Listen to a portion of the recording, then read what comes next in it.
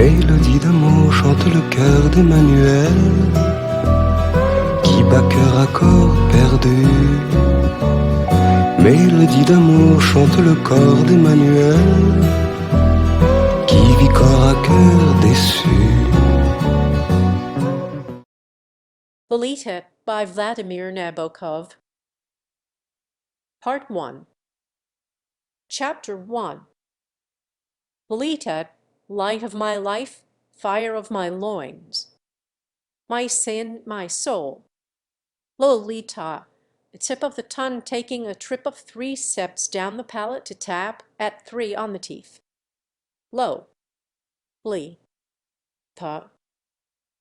She was low, plain low, in the morning, standing 4 feet 10 in one sock.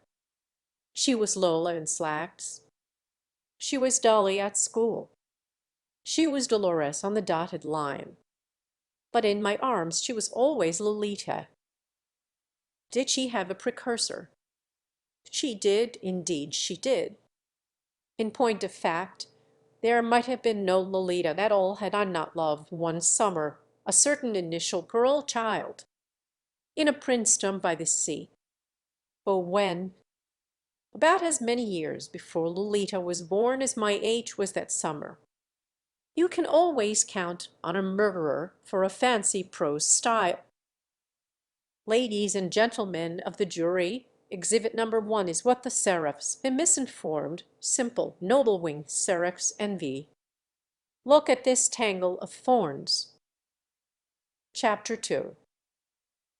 I was born in 1910 in Paris. My father was a gentle, easy-going person, a salad of racial genes, a Swiss citizen of mixed French and Austrian descent, with a dash of the Danube in his veins. I am going to pass around in a minute some lovely, glossy blue picture postcards. He owned a luxurious hotel on the Riviera. His father and 2 grandfathers had sold wine, jewels, and silk, respectively. At 30 he married an English girl, daughter of Giromedon, the alpinist, and granddaughter of 2 Dorset parsons, experts in obscure subjects, paleontology and Aeolian harps, respectively. My very photogenic mother died in a freak accident, picnic, lightning, when I was 3, and save for a pocket of warmth in the darkest past, nothing of her subsists within the hollows and dells of memory, over which, if you can still stand my style, I am writing under observation, the sun of my infancy had set. Surely you all know those redolent remnants of day suspended, with the midges, about some hedge in bloom, or suddenly entered and traversed by the rambler, at the bottom of a hill, in the summer dusk, of furry warmth, golden midges. My mother's elder sister, Sybil, whom a cousin of my father's had married and then neglected, served in my immediate family as a kind of unpaid governess and housekeeper. Somebody told me later that she had been in love with my father, and that he had light-heartedly taken advantage of it one rainy day and forgotten it by the time the weather cleared. I was extremely fond of her, despite the rigidity, the fatal rigidity of some of her rules. Perhaps she wanted to make of me, in the fullness of time, a better widower than my father. Aunt Sybil had pink-rimmed azure eyes and a waxen complexion. She wrote poetry. She was poetically superstitious. She said she knew she would die soon after my 16th birthday, and did. Her husband, a great traveler in perfumes, spent most of his time in America, where eventually he founded a firm and acquired a bit of real estate. I grew, a happy, healthy child in a bright wood of illustrated books, clean sand, orange trees, friendly dogs, sea vistas, and smiling faces. Around me the splendid Hotel Marana revolved as a kind of private universe, a whitewashed cosmos within the blue greater one that blazed outside. From the aproned pot scrubber to the flannelled potentate, everybody liked me, everybody petted me. elderly American ladies leaning on their canes listed towards me like towers of Pisa, ruined Russian princesses who could not pay my father bought me expensive bonbons.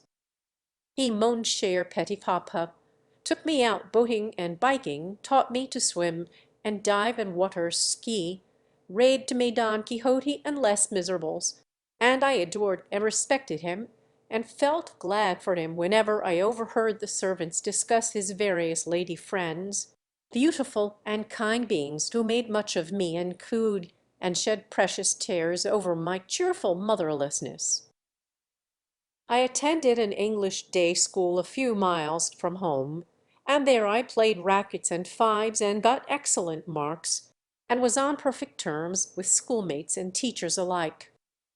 The only definite sexual events that I can remember as having occurred before my 13th birthday, that is, before I first saw my little Annabel, were a solemn, decorous, and purely theoretical talk about probable surprises in the rose garden of the school with an American kid, the son of a then celebrated motion picture actress, whom he seldom saw in the three-dimensional world, and some interesting reactions on the part of my organism to certain photographs, pearl and umbra, with infinitely soft partings, in Pichin's sumptuous Le But Humain that I had filched from under a mountain of marble-bound graphics in the hotel library.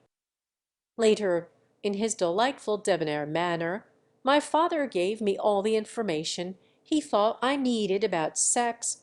This was just before sending me, in the autumn of 1923, to a Lycean Lion, where we were to spend 3 winters. But alas, in the summer of that year he was touring Italy with Mdr. And her daughter and I had nobody to complain to, nobody to consult. Chapter 3. Annabel was, like the writer, of mixed parentage, half English, half Dutch in her case. I remember her features far less distinctly today than I did a few years ago, before I knew Lolita. There are 2 kinds of visual memory. One when you skillfully recreate an image in the laboratory of your mind, with your eyes open, and then I see Annabel in such general terms as honey-colored skin, thick arms, brown bobbed hair, long lashes, thin bright mouth, and the other when you instantly evoke, with shut eyes on the dark inner side of your eyelids, the objective, absolutely optical replica of a beloved face, a little ghost in natural colors, and this is how I see Lolita. Let me therefore primly limit myself in describing Annabel to saying she was a lovely child a few months my junior. Her parents were old friends of my aunt's, and as stuffy as she. They had rented a villa not far from Hotel Marana. Bold brown Lee and fat, powdered Lee born 27 Ness. How I loathed them! At first, Annabel and I talked of peripheral affairs. She kept lifting handfuls of fine sand and letting it pour through her fingers. Our brains were turned the way those of intelligent European pre-adolescents were in our day and set, and I doubt if much individual genius should be assigned to our interest in the plurality of inhabited worlds, competitive tennis, infinity, solipsism, and so on. The softness and fragility of baby animals caused us the same intense pain. She wanted to be a nurse in some famished Asiatic country. I wanted to be a famous spy. All at once we were madly, clumsily, shamelessly, agonizingly in love with each other, hopelessly, I should add, because that frenzy of mutual possession might have been assuaged only by our actually imbibing and assimilating every particle of each other's soul and flesh. But there we were, unable even to mate as slum children would have so easily found an opportunity to do. After one wild attempt we made to meet at night in her garden, of which more later, the only privacy we were allowed was to be out of earshot. but not out of sight on the populous part of the Plage. There, on the soft sand, a few feet away from our elders, we would sprawl all morning in a petrified paroxysm of desire, and take advantage of every blessed quirk in space and time to touch each other. Her hand, half hidden in the sand, would creep toward me, its slender brown fingers sleep-walking nearer and nearer. Then her opalescent knee would start on a long cautious journey. Sometimes a chance rampart built by younger children granted us sufficient concealment to graze each other's salty lips. These incomplete contacts drove our healthy and inexperienced young bodies to such a state of exasperation that not even the cold blue water, under which we still clawed at each other, could bring relief. Among some treasures I lost during the wanderings of my adult years, there was a snapshot taken by my aunt which showed Annabel, her parents, and the staid, elderly, lame gentleman, a cooper who that same summer courted my aunt, grouped around a table in a sidewalk cafe.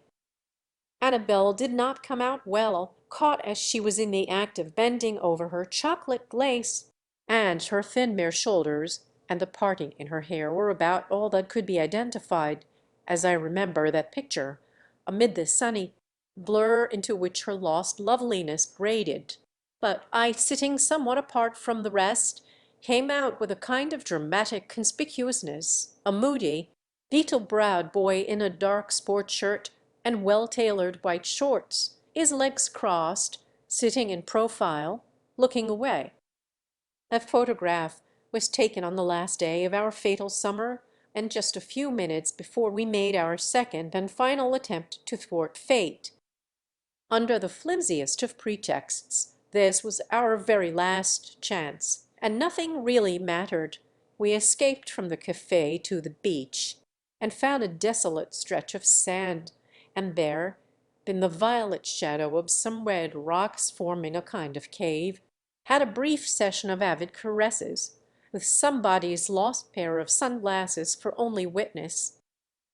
I was on my knees, and on the point of possessing my darling, when two bearded bathers, the old man of the sea and his brother, came out of the sea with exclamations of ribald encouragement, and 4 months later she died of typhus in Corfu. Chapter 4. I leaf again and again through these miserable memories, and keep asking myself, was it then, in the glitter of that remote summer, that the rift in my life began? Or was my excessive desire for that child only the first evidence of an inherent singularity?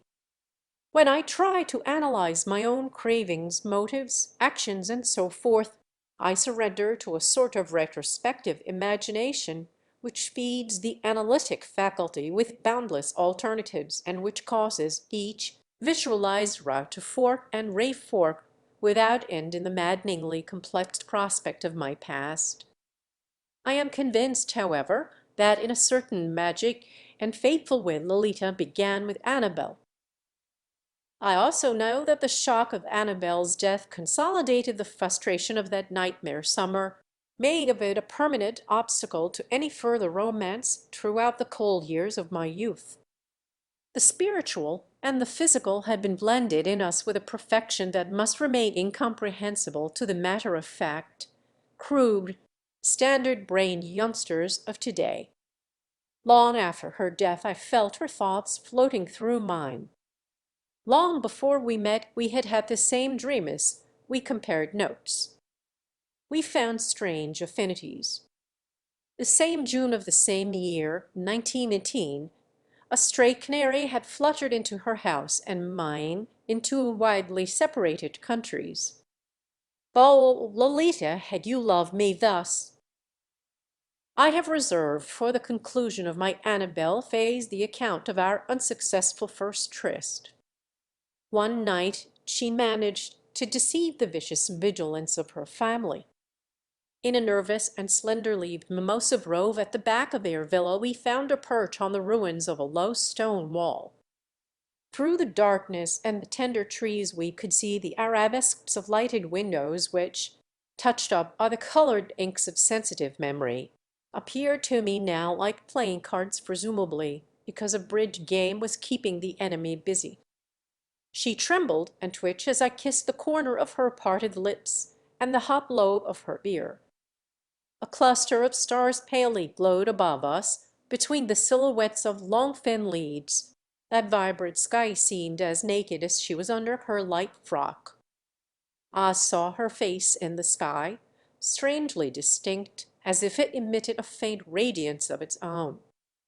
Her legs, her lovely little legs, were not too close together, and when my hand located what it sought, a dreamy and eerie expression, half pleasure, half pain, came over those childish features. She sat a little higher than I, and whenever in her solitary ecstasy she was led to kiss me, her head would bend with a sleepy, soft, drooping movement that was almost woeful, and her bare knees caught and compressed my wrist, and slackened again, and her quivering mouth, distorted by the acridity of some mysterious potion, with a sibilant intake of breath, came near to my face. She would try to relieve the pain of love by first roughly rubbing her dry lips against mine. Then my darling would draw away with a nervous toss of her hair, and then again come darkly nearer and let me feed on her open mouth, while with a generosity that was ready to offer her everything, my heart, my throat, my entrails, I have her to hold in her awkward fist the scepter of my passion. I recall the scent of some kind of toilet powder. I believe she stole it from her mother's Spanish-made a sweetish, lowly, musky perfume. It mingled with her own biscuity odor, and my senses were suddenly filled to the brim. A sudden commotion in a nearby bush prevented them from overflowing in as we drew away from each other, and with aching veins attended to what was probably a prowling cat, there came from the house her mother's voice calling her. With a rising, frantic note, Dr. Cooper ponderously limped out into the garden. But that mimosa grew the haze of stars, tingle, the flame, the honeydew, and the ache remained with me, and that little girl with her seaside limbs and ardent tongue haunted me ever since until at last, 24 years later, I broke her spell by incarnating her in another. Chapter 5. The days of my youth, as I look back on them, seem to fly away from me in a flurry of pale, repetitive scraps like those morning snow storms of used tissue paper that a train passenger sees whirling in the wake of the observation car. In my sanitary relations with women I was practical, ironical, and brisk. While a college student, in London and Paris, paid ladies sufficed me. My studies were meticulous and intense, although not particularly fruitful. At first, I planned to take a degree in psychiatry, and many manco talents do. But I was even more manco than that. A peculiar exhaustion, I am so oppressed, doctor, set in, and I switched to English literature, where so many frustrated poets end as pipe-smoking teachers in tweeds. Paris suited me. I discussed Soviet movies with expatriates. I sat with Uranists in the Dumagots. I published tortuous essays in obscure journals. I composed pastiches. Fraulein von Kulp may turn her hand upon the door, I will not follow her, nor Fresque, nor that gull. A paper of mine entitled The Prussian Theme in a Letter from Keats to Benjamin Bailey was chuckled over by the 6 or 7 scholars who read a. I launched upon an Histoire abrégée de la Poésie Anglaise for a prominent publishing firm, and then started to compile that manual of French literature for English-speaking students, with comparisons drawn from English writers, which was to occupy me throughout the 40s, and the last volume of which was almost ready for press by the time of my arrest. I found a job teaching English to a group of adults in Montreal. Then a school for boys employed me for a couple of winters. Now and then I took advantage of the acquaintances I had formed among social workers and psychotherapists to visit in their company various institutions, such as orphanages and reform schools, where pale pubescent girls with matted eyelashes could be stared at in perfect impunity, remindful of that granted one in Drimis. Now I wish to introduce the following idea. Between the age limits of 9 and 14 there occur maidens too, to certain bewitched travelers, twice or many times older than they, reveal their true nature, which is not human, but nymphic, that is, demoniac, and these chosen creatures I propose to designate as nymphets. It will be marked that I substitute time terms for spatial ones. In fact, I would have the reader see 9 and 14 as the boundaries, the merry beaches and rosy rocks of an enchanted island haunted by those nymphets of mind and surrounded by a vast misty sea. Between those age limits are all girl children nymphets? Of course not. Otherwise, we who are in the know, we lone voyagers, we nympholepts, would have long gone insane. Neither are good looks any criterion, and vulgarity, or at least what a given community terms so, does not necessarily impair certain mysterious characteristics, the fake grace, the elusive, chiffy, soul-shattering, insidious charm that separates the nymphet from such covels of hers as are incomparably more dependent on the spatial world of synchronous phenomena than on that intangible island of entranced time where Lolita plays with her lights. Within the same age limits the number of true nymphets is trickingly inferior to that of provisionally plain or just nice, or cute, or even sweet and attractive, ordinary, plumpish, formless, cold-skinned, essentially human little girls with tummies and pigtails, who may or may not turn into adults of great beauty. Look at the ugly dumplings in black stockings and white hats that are metamorphosed into stunning stars of the screen. A normal man given a group photograph of schoolgirls or Girl Scouts and asked to point out the comeliest one will not necessarily choose the nymphette among them. You have to be an artist and a madman, a creature of infinite melancholy, with a bubble of hot poison in your loins, and a supervoluptuous flame permanently aglow in your subtle spine. Oh, how you have to cringe and hide, in order to discern at once ineffable signs, the slightly feline outline of a cheekbone, the slenderness of a downy limb, and other indices which despair, and shame and tears of tenderness forbid me to tabulate a little deadly demon among the wholesome children. She stands unrecognized by them and unconscious herself of her fantastic power.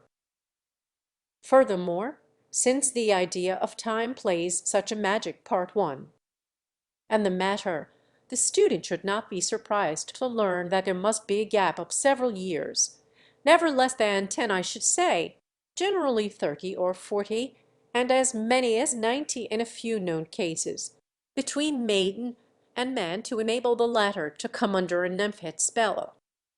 It is a question of focal adjustment, of a certain distance that the inner eye thrills to surmount, and a certain contrast that the mind perceives with a gasp of perverse delight.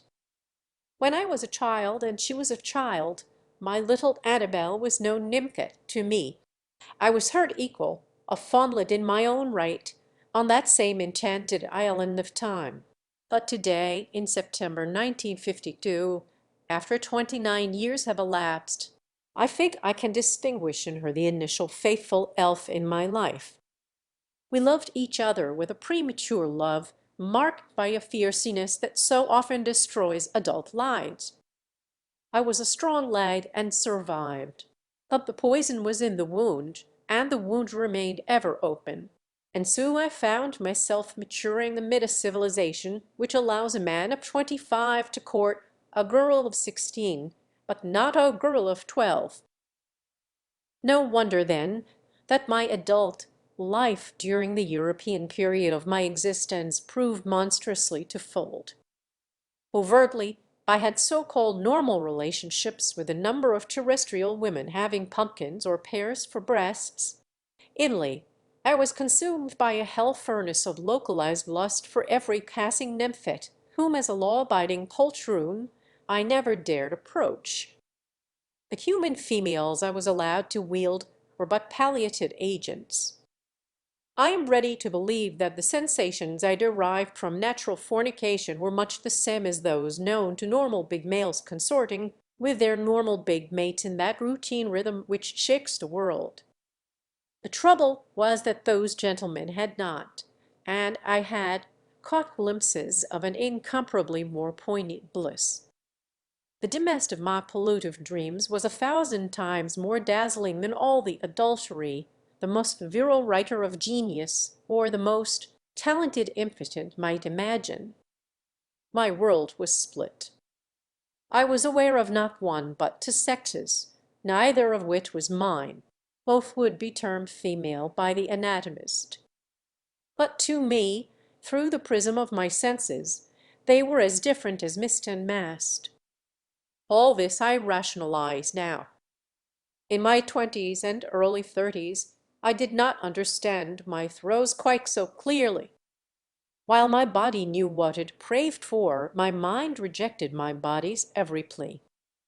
One moment I was ashamed and frightened, another recklessly optimistic.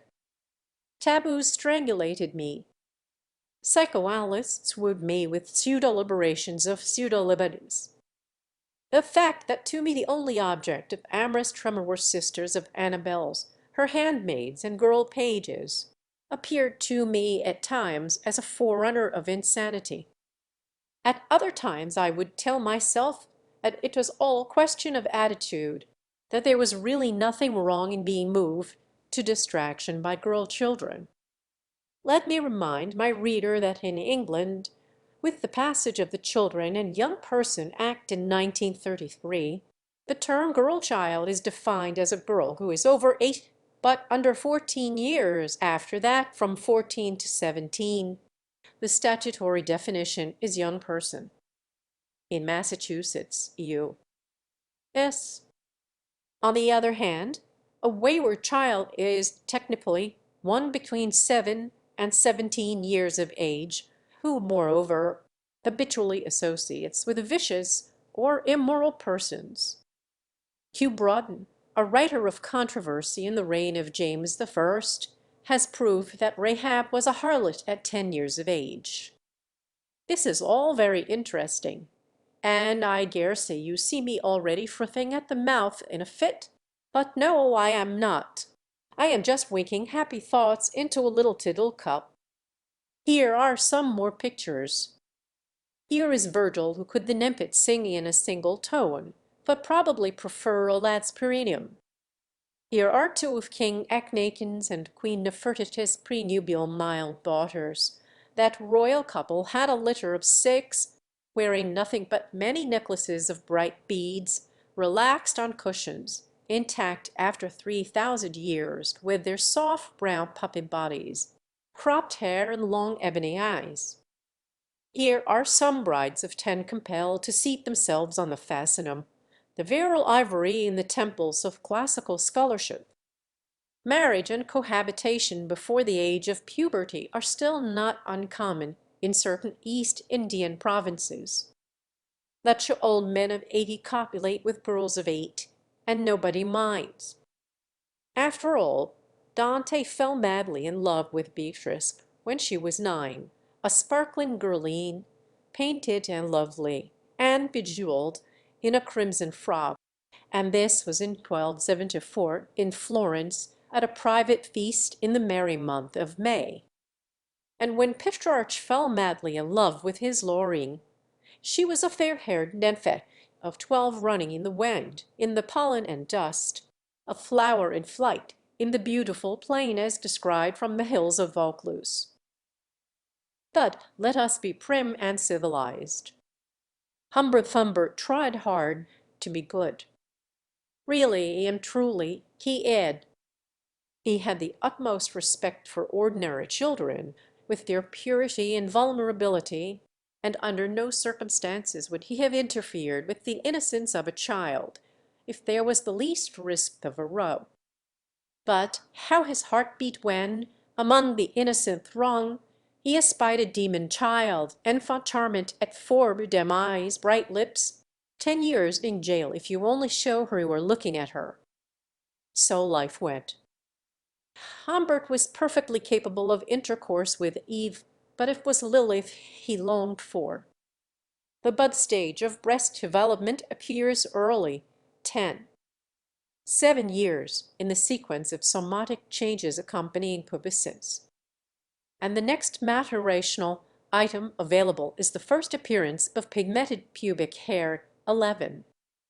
2 years. My little cup brims with tiddles. A shipwreck. An atoll. Alone with a drowned passenger's shivering child. Darling, this is only a game. How marvelous were my fancied adventures as I sat on a hard park bench pretending to be immersed in a trembling book. Ran the quiet scholar, Empfetz played freely, as if he were a familiar statue or part of an old tree's shadow and sheen.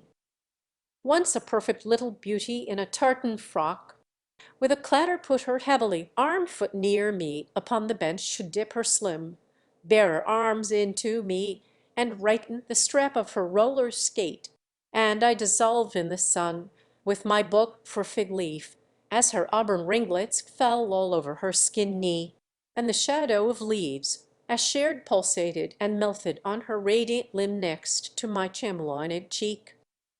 Another time the red-haired schoolgirl hung over me in the metro, and a revelation of axillary russet I obtained remained in my blood for weeks.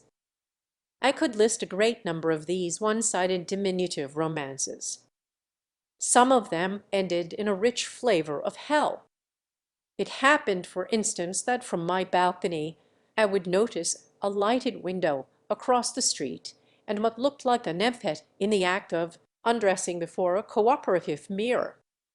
Thus isolated, thus removed, the vision acquired an especially keen charm that made me race with all speed toward my lone gratification. But abruptly, fiendishly, the tender pattern of nudity I had adored would be transformed into the disgusting lamp-lit bare arm of a man in his underclothes reading his paper by the open window in the hot, damp, hopeless summer night. Rope skipping hopscotch. The old woman in black who sat down next to me on my bench, on my rack of joy, a nymphet was groping under me for a lost marble, and asked if I had stomachicci, the insolent hag.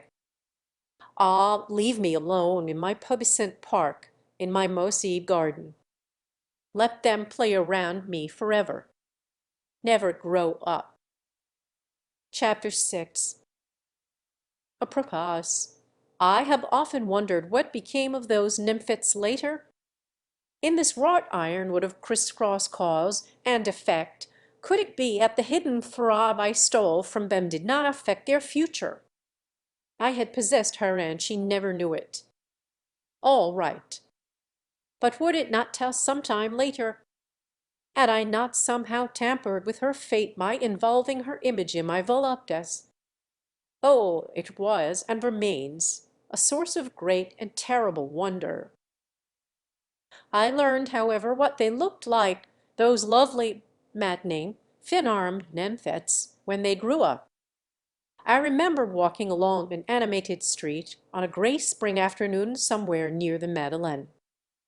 A short, slim girl passed me at a rapid, high-heeled, tripping step. We glanced back at the same moment. She stopped and I accosted her. She came hardly up to my chest hair and had the kind of dimpled, round little face French girls so often have, and I liked her long lashes and tight-fitting tailored dress, sheeing in pearl gray her young body which still retained, and that was the emphatic echo, the chill of delight, the leap in my loins, a childish something mingling with the professional frétillement of her small agile rump. I asked her price, and she promptly replied with melodious silvery precision, a bird, a very bird. Scent. I tried to haggle, but she saw the awful lone longing in my lowered eyes, directed so far down at her round forehead and rudimentary hat, a band, a posy, and with one beat of her lashes, "Tant pies," she said, and made as if to move away. Perhaps only 3 years earlier I might have seen her coming home from school. That evocation settled the matter. She led me up the usual steep stairs, with the usual bell clearing the way for the monsieur who might not care to meet another monsieur, on the mournful climb to the abject room, all bait and bited.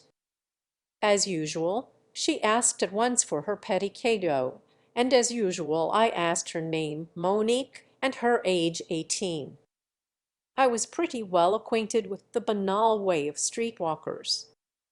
They all answer Dixwhitter Trintwitter, a note of finality and wistful deceit which they emit up to 10 times per day, the poor little creatures. But in Monique's case there could be no doubt she was, if anything, adding 1 or 2 years to her age. This I deduced from many details of her compact, neat, curiously immature body.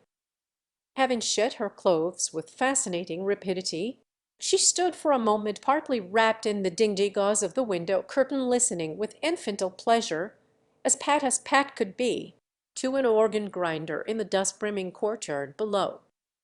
When I examined her small hands and drew her attention to their grubby finger-nails, she said with a naïve frown, "Oui, ce n'est pas bien," and went to the wash-basin.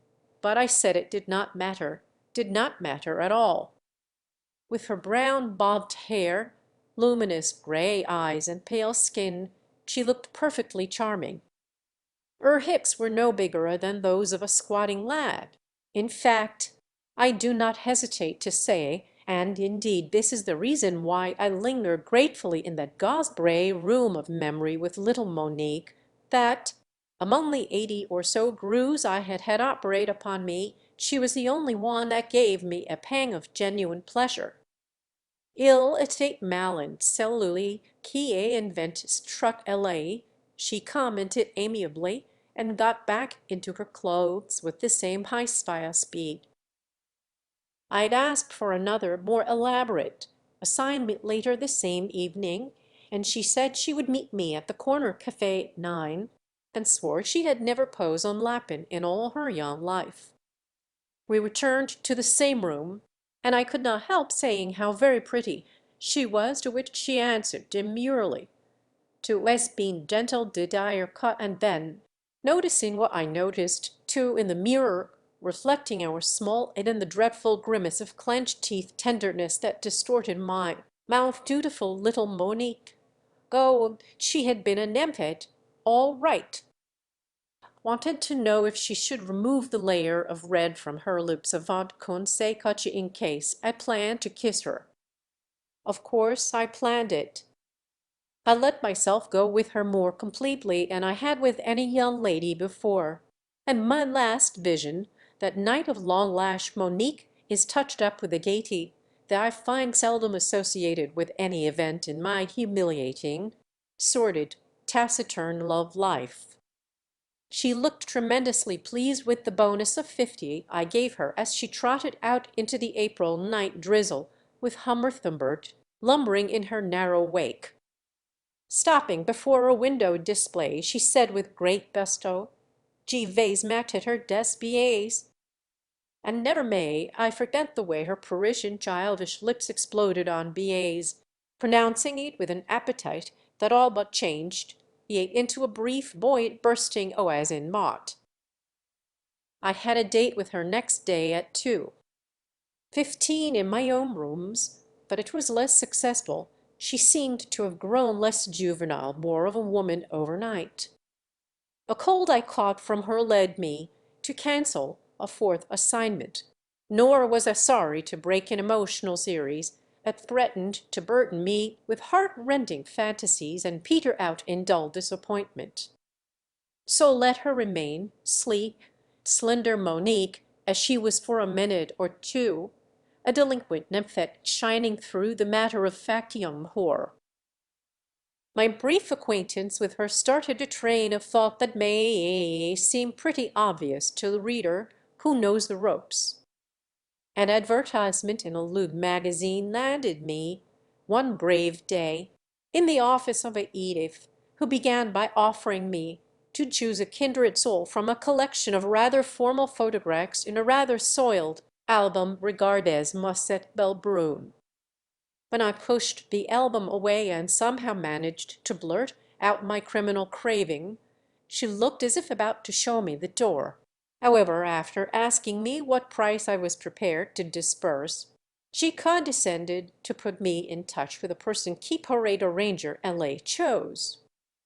Next day, an asthmatic woman, coarsely painted, garrulous, garlicky, with an almost farcical Provençal accent and a black mustache above a purple lip, took me to what was apparently her own domicile, and there, after explosively kissing the bunched tips of her fat fingers to signify the delectable rosebud quality of her merchandise, she theatrically drew aside a curtain to reveal what I judged was that part of the room where a large and unfastidious family usually slept. It was now empty save for a monstrously plump, sallow, repulsively plain girl of at least 15 with red-ribboned thick black braids, who sat on a chair perfunctorily nursing a bald doll. When I shook my head and tried to shuffle out of the trap, the woman, talking fast, began removing the dingy woolen jersey from the young Dianthus torso.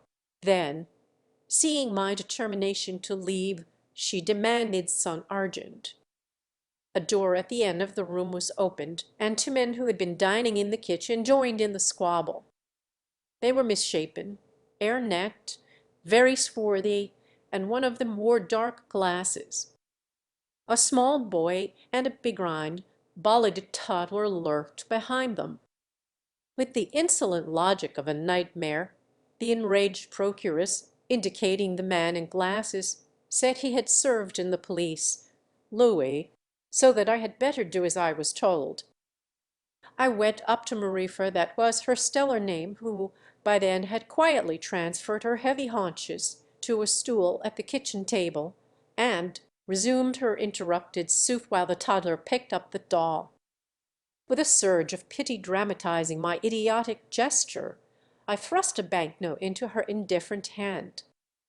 She surrendered my gift to the ex-detective, whereupon I was suffered to leave. Chapter 7. I do not know if the Pimp's album may not have been another link in the daisy chain, but soon after, for my own safety, I decided to marry. It occurred to me that regular hours, home-cooked meals, all the conventions of marriage, the prophylactic routine of its bedroom activities, and, who knows, the eventual flowering of certain moral values, of certain spiritual substitutes, might help me, if not to purge myself of my degrading and dangerous desires, at least to keep them under pacific control. A little money that had come my way after my father's death, nothing very grand, the Marana had been sold long before, in addition to my striking if somewhat brutal good looks, allowed me to enter upon my quest with equanimity. After considerable deliberation, my choice fell the daughter of a polished doctor. The good man happened to be treating me for spells of dizziness and tachycardia. We played chess. His daughter watched me from behind her easel and inserted eyes or knuckles borrowed from me into the cubistic trash that accomplished Mrs. Van painted instead of lilacs and lambs. Let me repeat with quiet force, I was, and still I am, despite Mies Malheurs, an exceptionally handsome male, slow-moving, tall, with soft dark hair and a gloomy but all the more seductive cast of demeanor. Exceptional virility often reflects in the subject's displayable features a sullen and congested something that pertains to what he has to conceal. And this was my case. Well did I know, alas, that I could obtain at the snap of my fingers any adult female I chose. In fact, It had become quite a habit with me of not being too attentive to women lest they come toppling blood-red into my cold lap. Had I been a Francais moine with a taste for flashy ladies, I might have easily found, among the many crazed beauties that lashed my grim rock, creatures far more fascinating than the Lyria. My choice, however, was prompted by consideration whose essence was, as I realized too late, a piteous compromise. All of which goes to show how dreadfully stupid poor Humbert always was in matters of sex. Chapter 8. Although I told myself I was looking merely for a soothing presence, a glorified pot au feu, an animated merkin, what really attracted me to Valeria was the imitation she gave of a little girl. She gave it not because she had divined something about me. It was just her style, and I fell for it.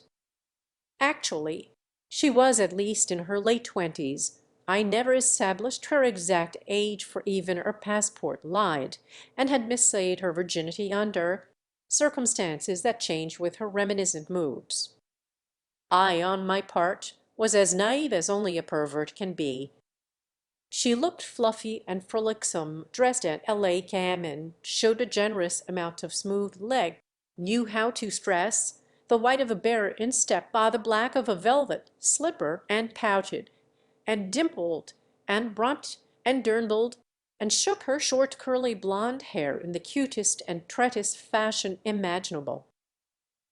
After a brief ceremony at the mairie, I tooled her to the new apartment I had rented, and, somewhat to her surprise, had her wear, before I touched her, a girl's plain nighture that I had managed to filch from the linen closet of an orphanage. I derived some fun from that nuptial night and had the idiot in hysterics by sunrise. But reality soon asserted itself. The bleached curl revealed its melanic root, the down turned to prickles on a shaved chin, the mobile moist mouth, no matter how I stuffed it with love, disclosed ignominiously its resemblance to the corresponding part one, and a treasured portrait of her todd like dead mamma. And presently, instead of a pale little guttered girl, Humbert had on his hands a large, puffy, short-legged, big-breasted, and practically brainless Bubba. This state of affairs lasted from 1935 to 1939.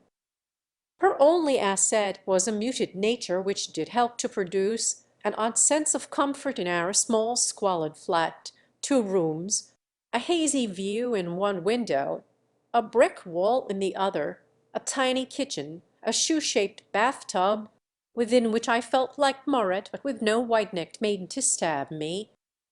We had quite a few cozy evenings together, she deep in her Paris soyer, working at a rickety table. We went to movies, bicycle races, and boxing matches.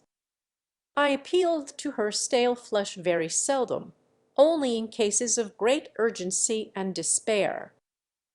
The grocer opposite had a little daughter whose shadow drove me mad, but with Valeria's help I did find after all some legal outlets to my fantastic predicament.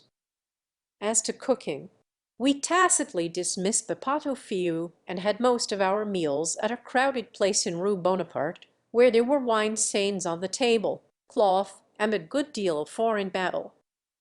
And next door, an art dealer displayed in his cluttered window a splendid, flamboyant green, red, golden, and inky blue, ancient American Estembe locomotive with a gigantic smokestack, great Baroque lamps, and a tremendous cowcatcher, hauling its mauve coaches through the swarmy prairie night and mixing a lot of spark-studded black smoke with the furry thunder clouds. Bees burst. In the summer of 1913, my uncle Demrek died, bequeathing me an annual income of a few $1,000s on condition I came to live in the States and showed some interest in his business. This prospect was most welcome to me. I felt my life needed a shake-up. There was another thing, too. Moth holes had appeared in the plush of matrimonial comfort. During the last weeks I had kept noticing that my fat Valeria was not her usual self, had acquired a queer restlessness, even showed something like irritation at times, which was quite out of keeping with the stock character she was supposed to impersonate. When I informed her we were shortly to sail for New York, she looked distressed and bewildered. There were some tedious difficulties with her papers. She had a Nansen, or better, sane nonsense, passport which for some reason a share in her husband's solid Swiss citizenship could not easily transcend, and I decided it was the necessity of queuing in the prefecture, and other formalities, that had made her so listless, despite my patiently describing to her America, the country of rosy children and great trees, where life would be such an improvement on dull dingy Paris. We were coming out of some office building one morning with her papers almost in order, when Valeria, as she waddled by my side, began to shake her poodle head vigorously without saying a word. I let her go on for a while and then asked if she thought she had something inside. She answered, I translate from her French, which was, I imagine, a translation in its turn of some Slavic platitude, "There is another man in my life." Now, these are ugly words for a husband to hear. They daze me, I confess. To beat her up in the street, there and then, as an honest vulgarian might have done, was not feasible. Years of secret sufferings had taught me superhuman self-control. So I ushered her into a taxi which had been invitingly creeping along the curb for some time, and in this comparative privacy I quietly suggested she comment her while talk. A mounting fury was suffocating me, not because I had any particular fondness for that figure of Von Humbert, but because matters of legal and illegal conjunction were for me alone to decide. And here she was, Valeria, the comedy wife, brazenly preparing to dispose in her own way of my comfort and fate. I demanded her lover's name. I repeated my question, but she kept up a burlesque babble, discoursing on her unhappiness with me and announcing plans for an immediate divorce. Mesky s.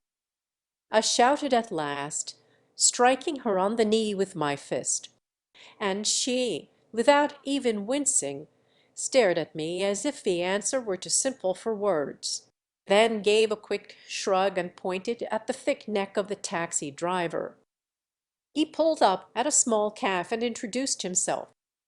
I do not remember his ridiculous name, but after all those years I still see him quite clearly, a stocky, White Russian ex-colonel with a bushy mustache and a crew cut.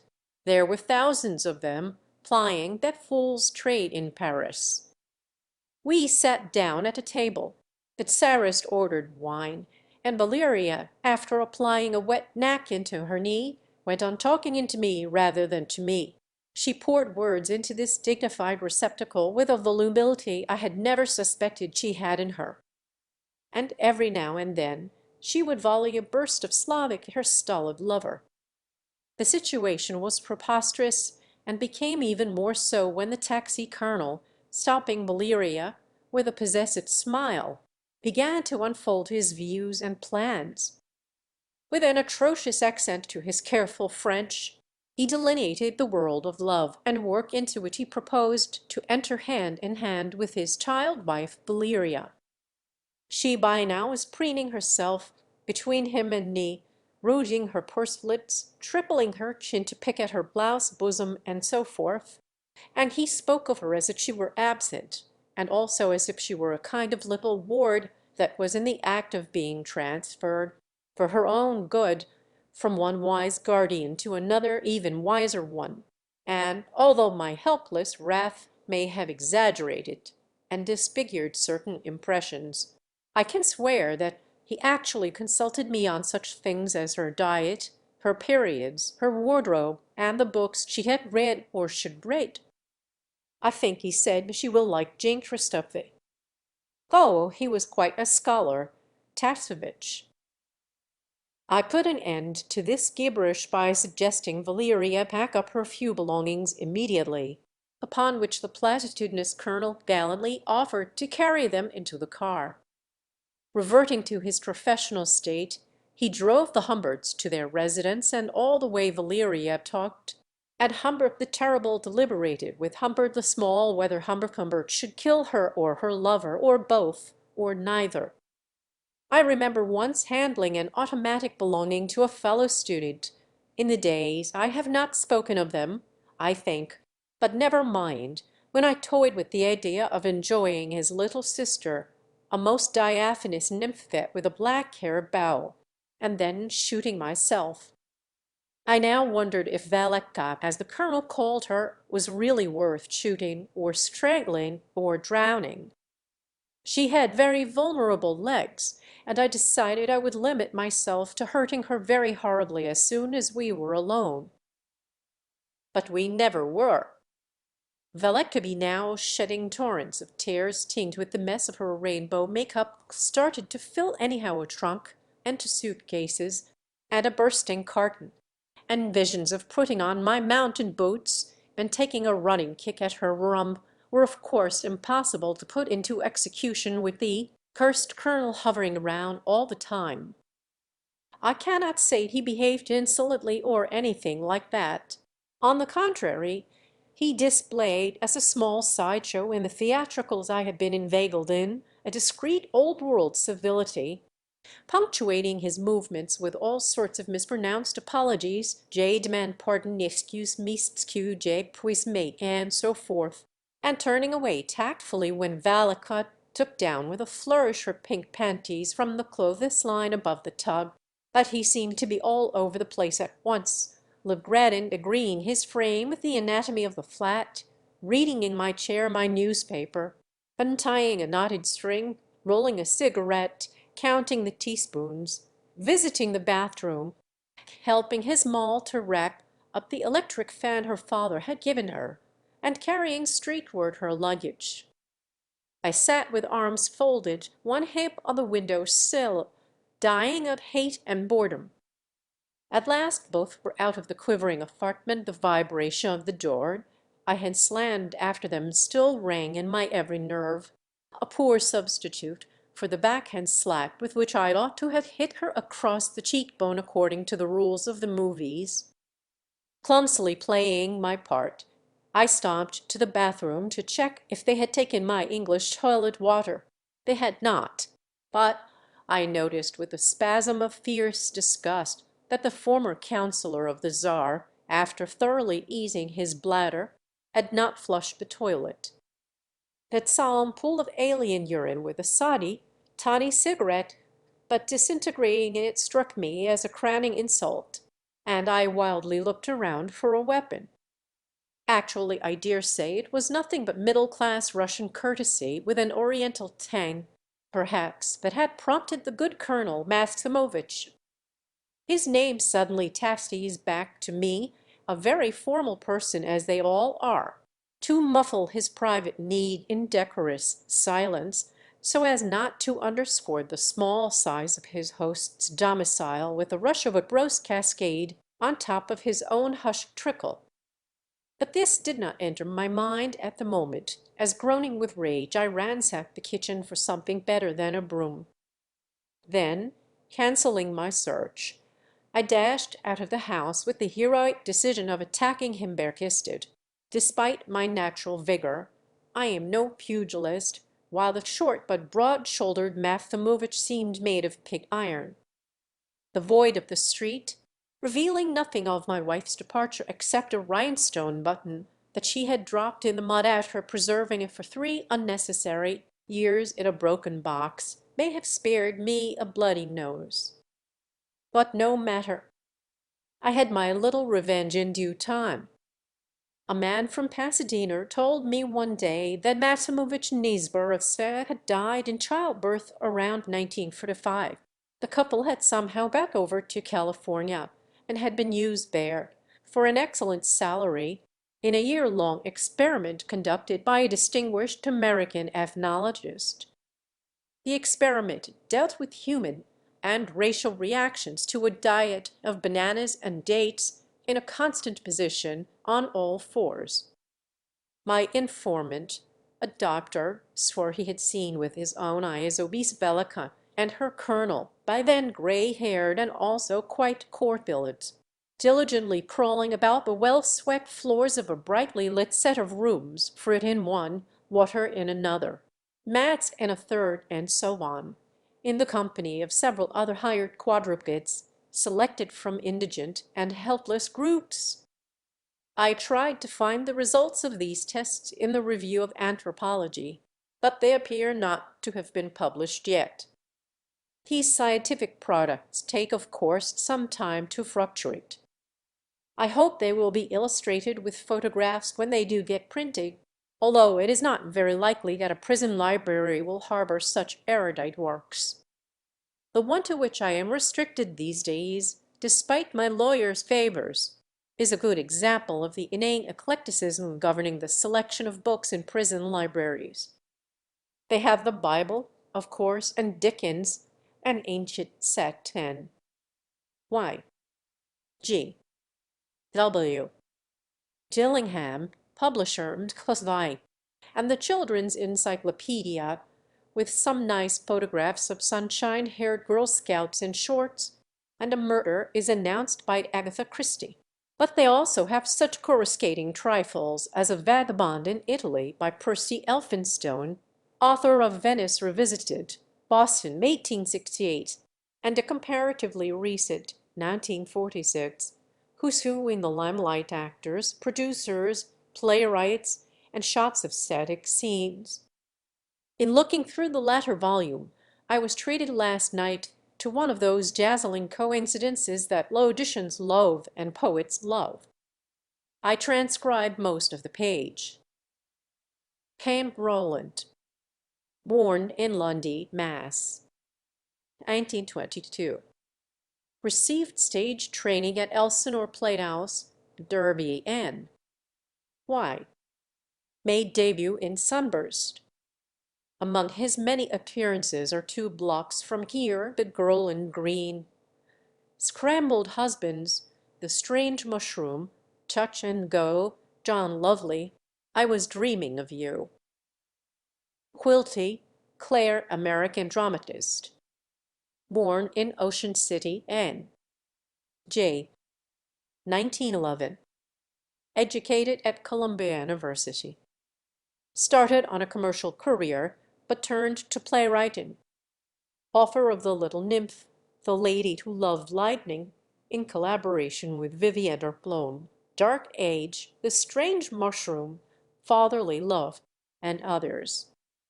His many plays for children are notable. Little Nymph, 1940, Travel 14,000 miles and played 20 performances on the road during the winter before ending in New York. Hobbies: fast cars, photography, pets. Quine Valoris, born in 1882 in Dayton, Ohio. Studied for stage at American Academy. First played in Ottawa in 1900. Made in New York debut in 1904 in Never Talk to Strangers. Has disappeared since, and a list of some 30 plays follows. How the look of my dear love's name, even affixed to some old hag of an actress, still makes me rock with helpless pain. Perhaps she might have been an actress too. For 1935.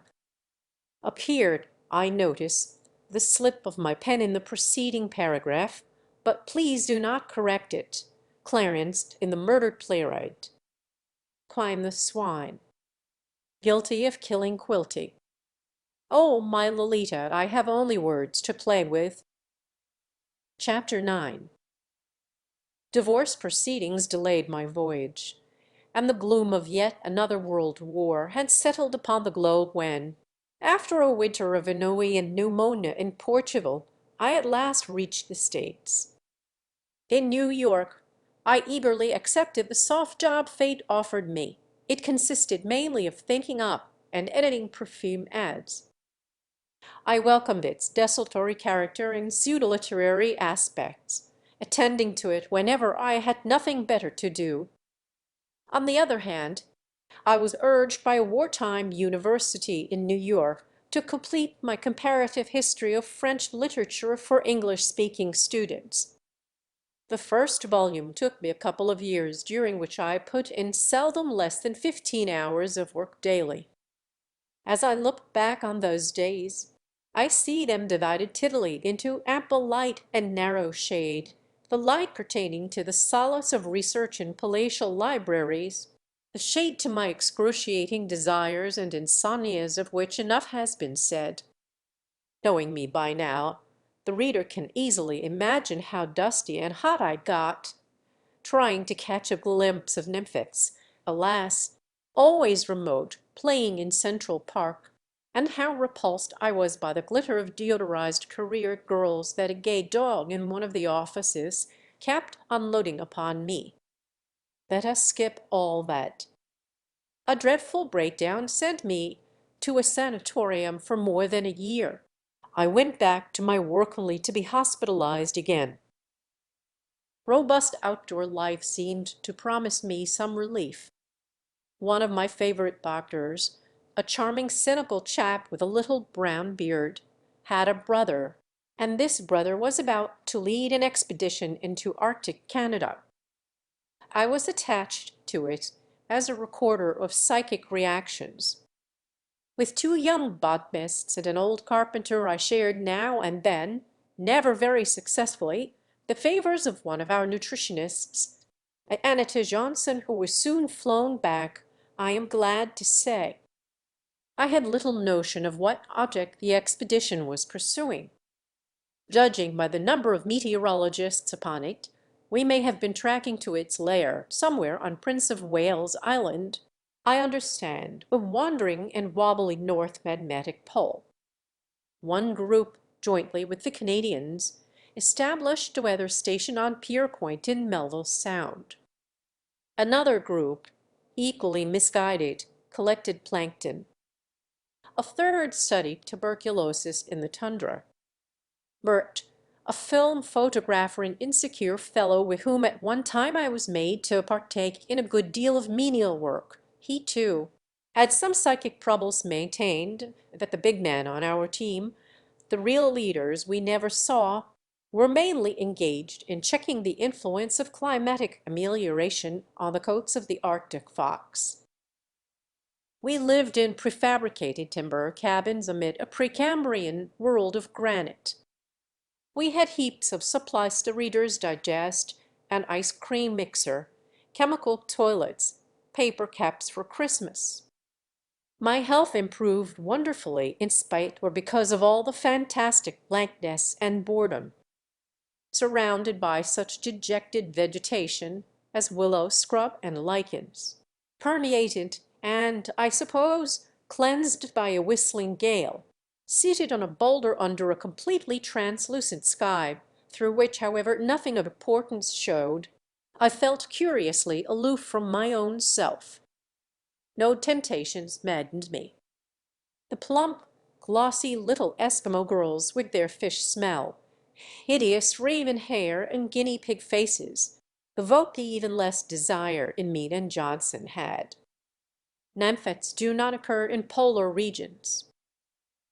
I left my betters the task of analyzing glacial drifts, drumlins and gremlins and kremlins, and for a time tried to jot down what I fondly thought were reactions. I noticed, for instance, that dreams under the midnight sun tended to be highly colored, and this my friend the photographer confirmed. I was also supposed to quiz my various companions on a number of important matters such as nostalgia, fear of unknown animals, food fantasies, nocturnal emissions, hobbies, choice of radio programs, changes in outlook, and so forth. Everybody got so fed up with this that I soon dropped the project completely, and only toward the end of my 20 months of cold labor, as one of the botanists jocosely put it, concocted a perfectly spurious and very racy report that the reader will find published in the Annals of Adult Psychophysics for 1945 or 1946, as well as in the issue of Arctic explorations devoted to that particular expedition, which, in conclusion, was not really concerned with Victoria Island copper or anything like that, as I learned later from my genial doctor, for the nature of its real purpose was what is termed hush-hush, and so let me add merely that whatever it was, that purpose was admirably achieved.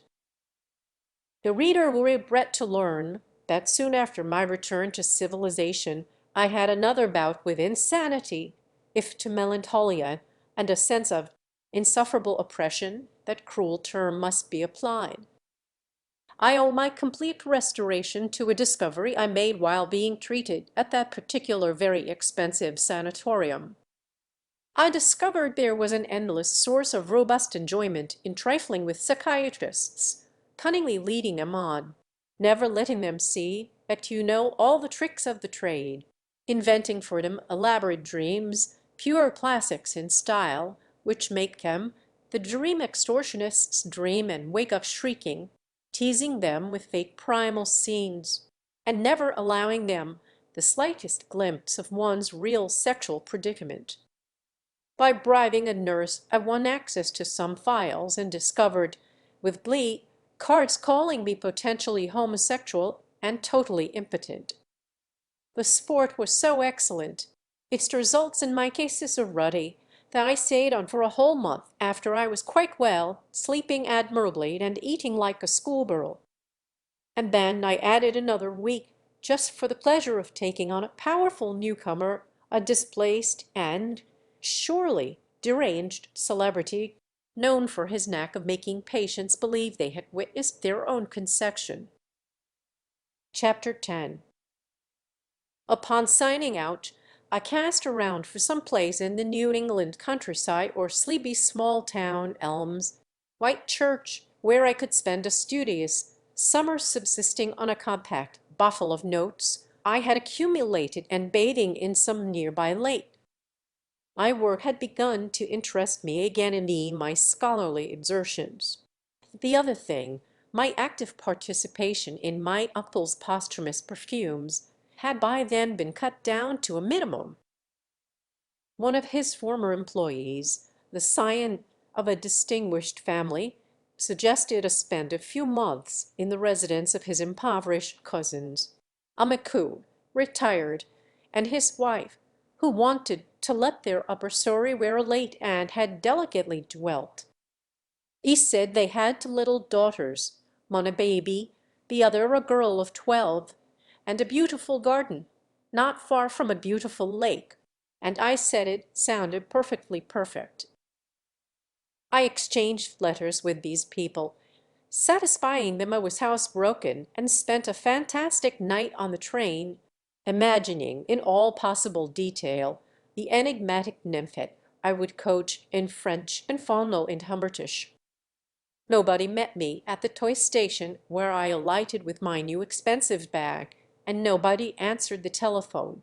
Eventually, however, a distraught McCoo in wet clothes turned up at the only hotel of green and pink Ramsdale with the news that his house had just burned down, possibly owing to the synchronous conflagration that had been raging all night in my veins. His family, he said, had fled to a farm he owned, and had taken the car, but a friend of his wife's, a grand person, Hayes of 34 to Lawn Street, offered to accommodate me. A lady who lived opposite Hayes had lent McCoo her limousine, a marvelously old-fashioned, square-topped affair, manned by a cheerful Negro. Now, since the only reason for my coming at all had vanished, the aforesaid arrangement seemed preposterous. All right, this house would have to be completely rebuilt. So what? Had he not insured it sufficiently? I was angry, disappointed, and bored, but being a polite European, could not refuse to be sent off to Lawn Street in that funeral car, feeling that otherwise McCoo would devise an even more elaborate means of getting rid of me. I saw him scamper away, and my chauffeur shook his head with a soft chuckle. En route, I swore to myself I would not dream of staying in Ramsdale under any circumstance, but would fly that very day to the Bermudas or the Bahamas or the Blazes. Possibilities of sweetness on technicolor beaches had been trickling through my spine for some time before, and Decoud's cousin had, in fact, sharply diverted that train of thought with his well-meaning, but as it transpired, now absolutely inane suggestion. Speaking of sharp turns, we almost ran over a meddlesome suburban dog, one of those who lie in wait for cars, as we swerved into Lawn Street. A little further, the Hayes house, a white frame horror, appeared, looking dingy and old, more gray than white at the kind of place you know will have a rubber tube affixable to the tub faucet in lieu of shower. I tipped the chauffeur and hoped he would immediately drive away so that I might double back unnoticed to my hotel and bag. But the man merely crossed to the other side of the street, where an old lady was calling to him from her porch. What could I do? I pressed the bell button. A colored maid let me in and left me standing on the mat while she rushed back to the kitchen where something was burning that ought not to burn. The front hall was graced with door chimes, a white-eyed wooden thingamabob of commercial Mexican origin, and that banal darling of the arty middle class, Van Gogh's origin. A door ajar to the right afforded a glimpse of a living room, with some more Mexican trash in a corner cabinet and a striped sofa along the wall. There was a staircase at the end of the hallway, and as I stood mopping my brow, only now did I realize how hot it had been out of doors, and staring, to stare at something, at an old gray tennis ball that lay on an oak chest, there came from the upper landing the contralto voice of Mrs. Hayes, who, leaning over the banisters, inquired melodiously, "Is that Monsieur Humbert?" A bit of cigarette ash dropped from there in addition. Presently the lady herself, sandals, maroon slacks, yellow silk blouse, squarish face, in that order came down the steps, her index finger still tapping upon her cigarette. I think I had better describe her right away, to get it over with. The poor lady was in her middle 30s. She has shiny forehead, plucked eyebrows, and quite simple but not unattractive features of a type that may be defined as a weak solution of Marlene Dietrich. Patting her bronze brown bun, she led me into the parlor and we talked for a minute about the Macouf fire and the privilege of living in Ramsdale. Her very wide-set sea-green eyes had a funny way of traveling all over you, carefully avoiding your own eyes. Her smile was but a quizzical jerk of one eyebrow, and uncoiling herself from a sofa as she talked, she kept making spasmodic dashes at 3 ashtrays and the near fender, where lay the brown core of an apple, whereupon she would sink back again, one leg folded under her. She was, obviously, one of those women whose polished words may reflect a book club or bridge club, or any other deadly conventionality, but never her soul. Women who are completely devoid of humor, women utterly indifferent at heart to the dozen or so possible subjects of a parlor conversation, but very particular about the rules of such conversations, through the sunny cellophane of which not very appetizing frustrations can be readily distinguished. I was perfectly aware that if by any wild chance I became her lodger, she would methodically proceed to do in regard to me what taking a lodger probably meant to her all along, and I would again be enmeshed in one of those tedious affairs I knew so well. But there was no question of my settling there. I could not be happy in that type of household with the draggled magazines on every chair and a kind of horrible hybridization between the comedy of so-called functional modern furniture and the tragedy of decrepit rockers and rickety lamp tables with dead lamps. I was led upstairs and to the left into my room. I inspected it through the mist of my utter rejection of it, but I did discern above my bed Renprenet's Kreutzer Sonata, and she called that servant maid's room a semi-studio.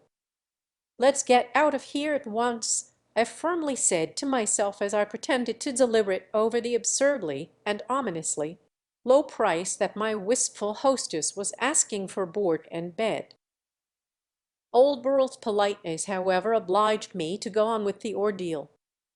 We crossed the landing to the right side of the house, where I and Low have our rooms, Lou being presumably the maid, and the lodger lover could hardly conceal a shudder when he, a very fastidious male, was granted a preview of the only bathroom, a tiny oblong between the landing and Low's room, with limp wet things overhanging the dubious tub, a question mark of a hair inside. And there were the expected coils of the rubber snake, and its complement a pinkish cozy, coyly covering the toilet lid. "I see you are not too favorably impressed," said the lady, letting her hand rest for a moment upon my sleeve. She combined a cool forwardness, the overflow of what I think is called poise, with a shyness and sadness that caused her detached way of selecting her words to seem as unnatural as the intonation of a professor of speech. "This is not a neat household, I confess," the doomed ear continued, "but I assure you," she looked at my lips, "you will be very comfortable indeed. Let me show you the garden," the last more brightly, with a kind of winsome toss of the voice. Reluctantly I followed her downstairs again, then through the kitchen at the end of the hall. On the right side of the house beside were also the dining room and the parlor were under my room on the left. There was nothing but a garage. In the kitchen the negro maid, a plump youngish woman, said, as she took her large glossy black purse from the knob of the door leading to the back porch, "I'll go now, Mrs. Hayes." "Yes, Louise," answered Mrs. Hayes with a sigh. "I'll settle with you Friday."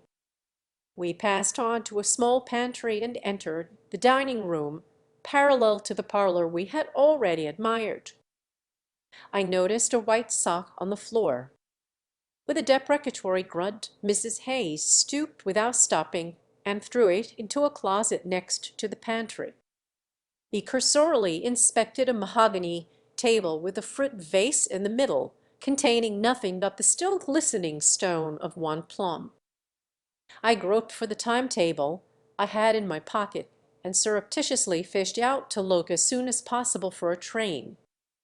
I was still walking behind Mrs. Hayes, though the dining room, when, beyond it, there came a sudden burst of greenery. The piazza sang out my leaguer, and then, without the least warning, a blue sea wave swelled under my heart, and from a mat in a pool of sun, half naked, kneeling, turning about on her knees, there was my Riviera love peering at me over dark glasses. It was the same chilt, the same frail, honey-hued shoulders, the same silky, supple bare back, the same chestnut head of hair.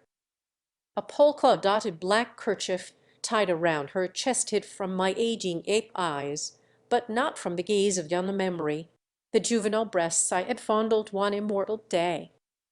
And as if I were the fairy tale nurse of some little princess, lost, kidnapped, discovered in gypsy rants, through which her nakedness smiled at the king and his hounds, I recognized the tiny dark brown mole on her side. With awe and delight, the king crying for joy, the trumpets blaring, the nurse drunk, I saw again her love-laden drawn abdomen where my south-bound mouth had briefly paused, and those puerile hips on which I had kissed the crenulated imprint left by the bend of her short-stepped last mad, immortal day behind the roach roses. The 25 years I had lived since then tapered to a palpitating point and vanished. I find it most difficult to express with adequate force that flash, at shiver, at impact of passionate recognition. In the course of the sunshot moment that my glance slithered over the kneeling child, her eyes blinking over those stern dark spectacles that little-haired doctor who was to cure me of all my aches, while I passed by her in my adult disguise, a great big handsome hunk of Movieland manhood. The vacuum of my soul managed to suck in every detail of her bright beauty, and these I checked against the features of my dead bride. A little later, of course, Chilot's Nouvelle, this Lolita, my Lolita, was to eclipse completely her prototype. All I want to stress is that my discovery of her was a fatal consequence of that princedom by the sea in my tortured past. Everything between the two events was but a series of gropings and blunders and false rudiments of joy. Everything they shared made one of them. I have no illusions, however. My judges will regard all this as a piece of mummery on the part of a madman with a gross liking for the fruit vert. Oh, fond, a mist bean gal!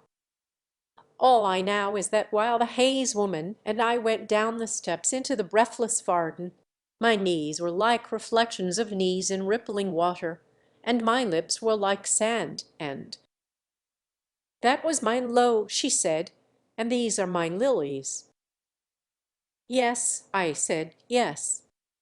They are beautiful, beautiful, beautiful." Chapter 11.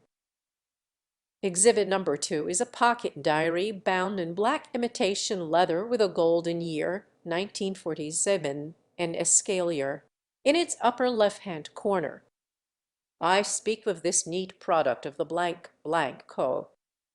Blankton, Mass., as if it were really before me.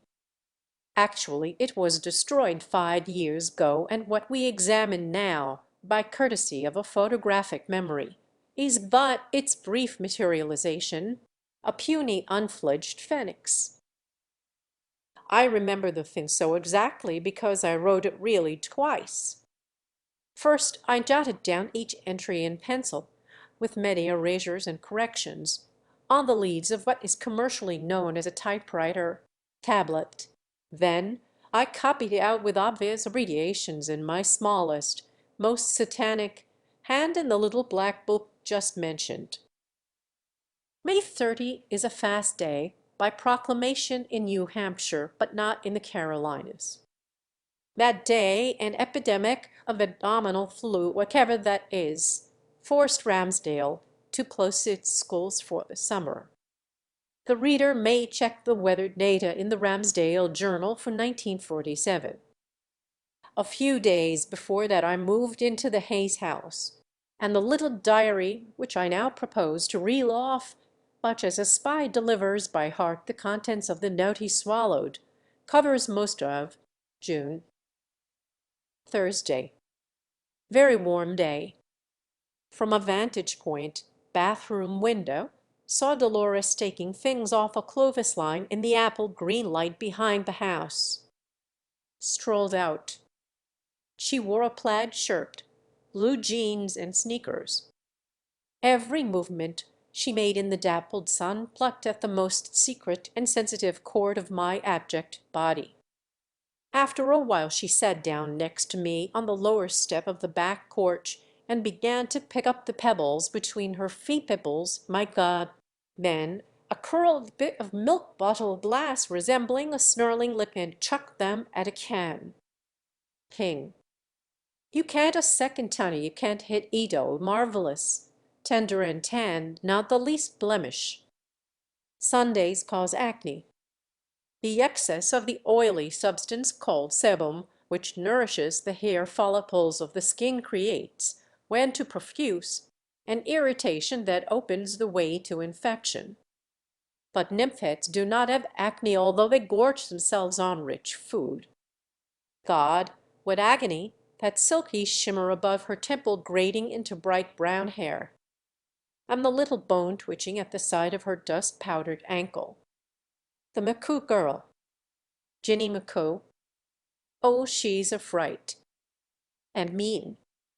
And lame. Nearly died of polio. King. The glistening tracery of down on her forearm. When she got up to take in the wash, I had a chance of adoring from afar the faded seat of her rolled-up jeans. Out of the lawn, bland Mrs. Hayes, complete with camera, grew up like a faker's spake tree, and after some heliotropic fussings it eyes up, glad eyes down, had the cheek of taking my picture as I sat blinking on the stacks. Humbert little bell. Friday. Saw her bowing somewhere with a dark girl called Rose. Why does the way she walks a child, mind you, a mere child, excite me so abominably? Analyze it. A faint suggestion of turned-in toes, a kind of wibbly looseness below the knee prolonged to the end of each footfall, the ghost of a drag, very infantile, infinitely meretricious. Humbert is also infinitely moved by the little one's slangy speech, by her harsh high voice. Later purred her volley crude nonsense at Rose across the fence, twanging through me in a rising rhythm. Cos. I must go now, kiddo. Saturday. Beginning perhaps amended. I know it is madness to keep this journal, but it gives me a strange thrill to do so, and only a loving wife could decipher my microscopic script. Let me state with a sob that today my L was sunbathing on the so-called piazza, but her mother and some other woman were around all the time. Of course, I might have sat there in the rocker and pretended to read. Playing safe, I kept away, for I was afraid that the horrible, insane, ridiculous and pitiful tremor that palsied me might prevent me from making my entree with any semblance of casualness. Sunday. Eve ripples still with us, a most Fierbonian week. This time I took up a strategic position, with obese newspaper and new pipe, in the piazza rocker before L. Arrived. To my intense disappointment, she came with her mother, both in two-piece bathing suits, black as new as my pipe. My darling, my sweetheart, stood for a moment near me, wanted the funnies, and she smelt almost exactly like the other one, the Riviera one, but more intensely so, with rougher overtones, a torrid odor that at once set my manhood astir, but she had already yanked out of me the coveted section and retreated to her near her Phocene mamma. There Maya beauty laid down on her stomach, showing the thousand eyes wide open in my eyed blood, her slightly raised shoulder blades, and the bloom along the incurvation of her spine, and the swellings of her tense narrow nates clothed in black, and the seaside of her schoolgirl thighs. Silently, the seventh grader enjoyed her green-red-blue comets. She was the loveliest nymphet green-red-blue Pripe himself could think of. As I looked on, drew prismatic layers of light, dry lip, focusing my lust and rocking slightly under my newspaper, I felt that my perception of her, if properly concentrated upon, might be sufficient to have me attain a beggar's bliss immediately. But, like some predator that prefers a moving prey to a motionless one, I planned to have this pitiful attainment coincide with the various girlish movements she made now and then as she read, such as trying to scratch the middle of her back and revealing a stippled armpit, but fat Hayes suddenly spoiled everything by turning to me and asking me for a light, and starting a make-believe conversation about a fake book by some popular fraud. Monday. Delectatio amorosa. I spend my doleful days in dumps and dollars. We, Mother Hayes, Dolores, and I, were to go to our glass lake this afternoon and bathe and bask, but a nacreous morn degenerated at noon into rain, and lo made a scene. The median age of coubescence for girls has been found to be 13 years and 9 months in New York and Chicago. The age varies for individuals from 10 or earlier to 17. Virginia was not quite 14 when Harriet Edgar possessed her. He gave her lessons in algebra. G. Imagine Sella. They spent their honeymoon, at Petersburg Flat. Monsieur Po, as that boy in one of Monsieur Humbert's classes in Paris called the poet. I have all the characteristics which, according to writers on the sex interests of children, start the responses stirring in a little girl: clean-cut jaw, muscular hand, deep sonorous voice, broad shoulder. Moreover, I am said to resemble some crooner or actor chap on whom Lowe has a crush. Tuesday. Rain. Lake of the Rains. Mamma out shopping. Fell. I knew it was somewhere quite near. In result of some stealthy maneuvering, I came across her in her mother's bedroom. Prying her left, I opened to get rid of a speck of something. Checked frock. Although I do love that intoxicating brown fragrance of hers, I really think she should wash her hair once in a while. For a moment we were both in the same warm green bath of the mirror that reflected the top of a poplar with us in the sky. Held her roughly by the shoulders, then tenderly by the temples, and turned her about. "It's right there," she said. "I can feel it." Swiss peasant would use the top of her tongue. Licked it out. Yet. Shall we try? "Sure," she said. Gently I pressed my quivering sting along her rolling salty eyeball. "Goody," she said, dictating. "It is gone. Now the other." "You do," she began. There is not, but here she noticed the pucker of my approaching lips. "Okay," she said cooperatively, and bending toward her warm, upturned russet face, somber Humber pressed his mouth to her fluttering eyelid. She laughed and brushed past me out of the room. My heart seemed everywhere at once. Never in my life, Nat, even when fondling my child love in France, never. Night. Never have I experienced such agony. I would like to describe her face, her ways, and I cannot, because my own desire for her blinds me when she is near. I am not used to being with nymphets, damn it. If I close my eyes I see but an immobilized fraction of her, a cinematographic still, a sudden smooth nether loveliness, as with one knee up under her tartan skirt she sits tying her shoe. Dolores Hayes, ni n'entres pas vos amis. This is her mother, who thinks she knows French. A poet me's to yours. I composed a madrigal to the soot-black lashes of her pale gray vacant eyes, to the 5 asymmetrical freckles on her bobbed nose, to the blonde down of her brown limbs. But I tore it up, and cannot recall it today. Only in the treatest of terms, diary resumed, can I describe Lowe's features. I might say her hair is auburn, and her lips as red as licked red candy, the lower one prettily plumpo, that I were a lady writer who could have her pose naked in a naked light. But instead I am lanky, big-boned, woolly-chested Humbert with thick black eyebrows and a queer accent, and a cesspoolful of rotting monsters behind his slow boyish smile. And neither is she the fragile child of a feminine novel. What drives me insane is the twofold nature of this nymphet of every nymphet, perhaps, this mixture in my Lolita of tender dreamy childishness and a kind of eerie vulgarity, stemming from the snub-nosed cuteness of ads and magazine pictures, from the blurry pingness of adolescent maidservants in the old country, smelling of crushed daisies and sweat, and from very young harlots despised as children in provincial brothels.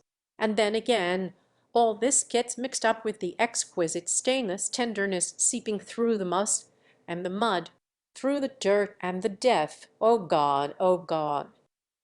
And what is most singular is that she, this Lolita, by Lolita, has individualized the writer's ancient lust, so that above and over everything there is Lolita.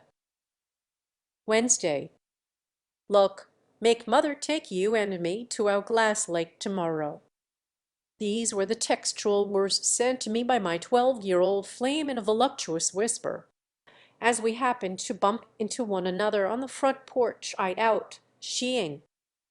The reflection of the afternoon sun, a dazzling white diamond with innumerable iridescent spikes, quivered on the round back of a parked car. The leafage of a voluminous elm played its mellow shadows upon the clapboard wall of the house. Two poplars shivered and shook. You could make out the formless sounds of remote traffic, a child calling Nancy, Nancy. In the house, Lolita had put on her favorite little Carmen record which I used to call dwarf conductors, making her snort with mock derision at my mock wit. Thursday. Last night we sat on the piazza, the Hayes woman, Lolita, and I. Warm dusk had deepened into amorous darkness. The old girl had finished relating in great detail the plot of a movie she and L had seen sometime in winter. The boxer had fallen extremely low when he met the good old priest, who had been a boxer himself in his robust youth and could still slut a sinner. We sat on cushions heaped on the floor, and L was between the woman and me. She had squeezed herself in, the pet. In my turn, I launched upon a hilarious account of my Arctic adventures. The muse of invention handed me a rifle, and I shot a white bear who sat down and said, "Ah!" All the while I was acutely aware of L. S nearness, and as I spoke I gestured in the merciful dark and took advantage of those invisible gestures of mine to touch her hand, her shoulder, and a ballerina of wool and gauze which she played with and kept sticking into my lap, and finally, when I had completely enmeshed my glowing darling in this weave of ethereal caresses, I dared stroke her bare leg along the gooseberry fuzz of her shin, and I chuckled at my own jokes, and trembled and concealed my tremors, and once or twice felt with my rapid lips the warmth of her hair as I treated her to a quick nuzzling, humorous aside, and caressed her plaything. She, too, fidgeted a good deal, so that finally her mother told her sharply to quit it and sent the doll flying into the dark, and I laughed and addressed myself to Hayes across Lo's legs to let my hand creep up my nymphet's thin back and feel her skin through her boy's shirt. But I knew it was all hopeless, and was sick with longing, and my clothes felt miserably tight, and I was almost glad when her mother's quiet voice announced in the dark, "And now we all think that Lo should go to bed." "I think you stink," said Lo. "Which means there will be no picnic tomorrow," said Hayes. "This is a free country," said Lo. When angry Lo, with a Bronx cheer, had gone, I stayed on from sheer inertia, while Hayes smoked her 10th cigarette of the evening and complained of Lo. She had been spiteful, if you please, at the age of 1, when she used to throw her toys out of her crib so that her poor mother should keep picking them, the villainous infant. Now, at 12, she was a regular pest, said Hayes. All she wanted from life was to be one day a strutting and prancing baton twirler or a jitterbug. Her grades were poor, but she was better adjusted in her new school than in Piskey. Piskey was the Hayes hometown in the Middle West. The Ramsdale house was her late mother-in-law's. They had moved to Ramsdale less than 2 years ago. Why was she unhappy there? "Oh," said Hayes, "poor me should know. I went through that when I was a kid, boys twisting one's arm, banging into one with loads of books, pulling one's hair, hurting one's breasts, flipping one's skirt. Of course, moodiness is a common concomitant of growing up, but Lo exaggerates. Sullen and evasive, rude and defiant. Struck Viola, an Italian schoolmate, in the seat with a fountain pen. Know what I would like? If you, monsieur, happened to be still here in the fall, I'd ask you to help her with her homework. You seem to know everything. Geography, mathematics, French." "Oh, everything," answered Mr. "At means," said Hayes quickly, "you'll be here—" I wanted to shout that I would stay on eternally if only I could hope to caress now and then my incipient pupil. But I was wary of Hayes. So I just grunted and stretched my limbs non-concomitantly, Wilmot just, and presently went up to my room. The woman, however, was evidently not prepared to call it a day. I was already lying upon my cold bed, both hands pressing to my face Olita's fragrant ghost, when I heard my indefatigable landlady creeping stealthily up to my door to whisper through, "Just to make sure," she said. I was through with the glance and gulp magazine I had borrowed the other day. From her room, low yelled she headed, "We are quite a lending library in this house. Thunder of Pod." Friday. I wonder what my academic publishers would say if I were to quote in my textbook Ronsard's "Elay Vermeulet Fent" or Remy Below's and Petty Montfutur de Moustlicate, Tract sur le milieu d'un filet escarlate, and so forth. I shall probably have another breakdown if I stay any longer in this house, under the strain of this intolerable temptation, by the side of my darling me life and my bride. Has she already been initiated by Mother Nature to the mystery of the menarche? Bloated feelings. The curse of the Irish. Falling from the roof. Grandma is visiting. Mr. Uterus, I quote from a girl's magazine, starts to build a thick soft wall on the chance a possible baby may have to be bedded down there. The tiny med man in his padded cell. Incidentally, if I ever commit a serious murder. Mark the if. The urge should be something more than the kind of thing that happened to me with Lyria.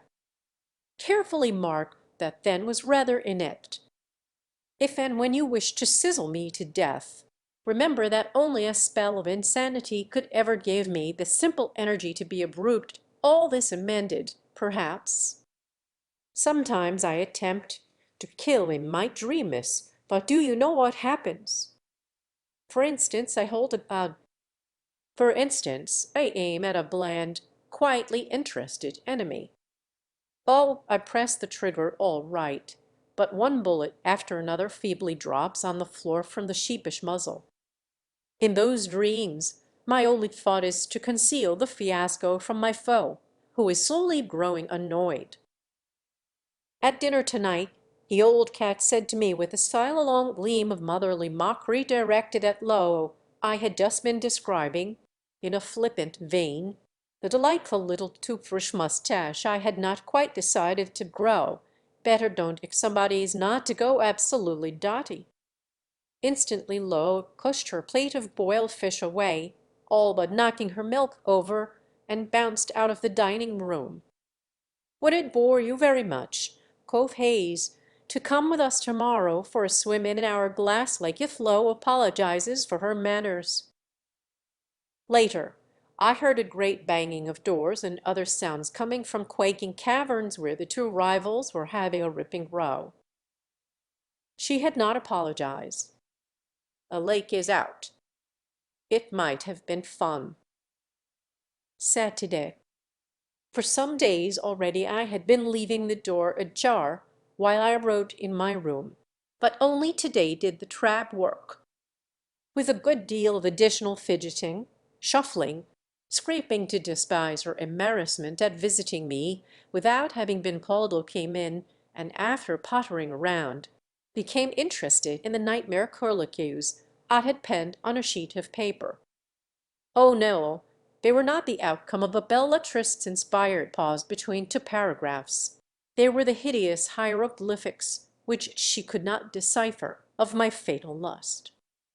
As she bent her brown curves over the desk at which I was sitting, Humbert the horse put his arm around her in a miserable imitation of blood relationship, and still studying, somewhat short-sightedly, the piece of paper she held, My innocent little visitor slowly sank to a half-sitting position upon my knee.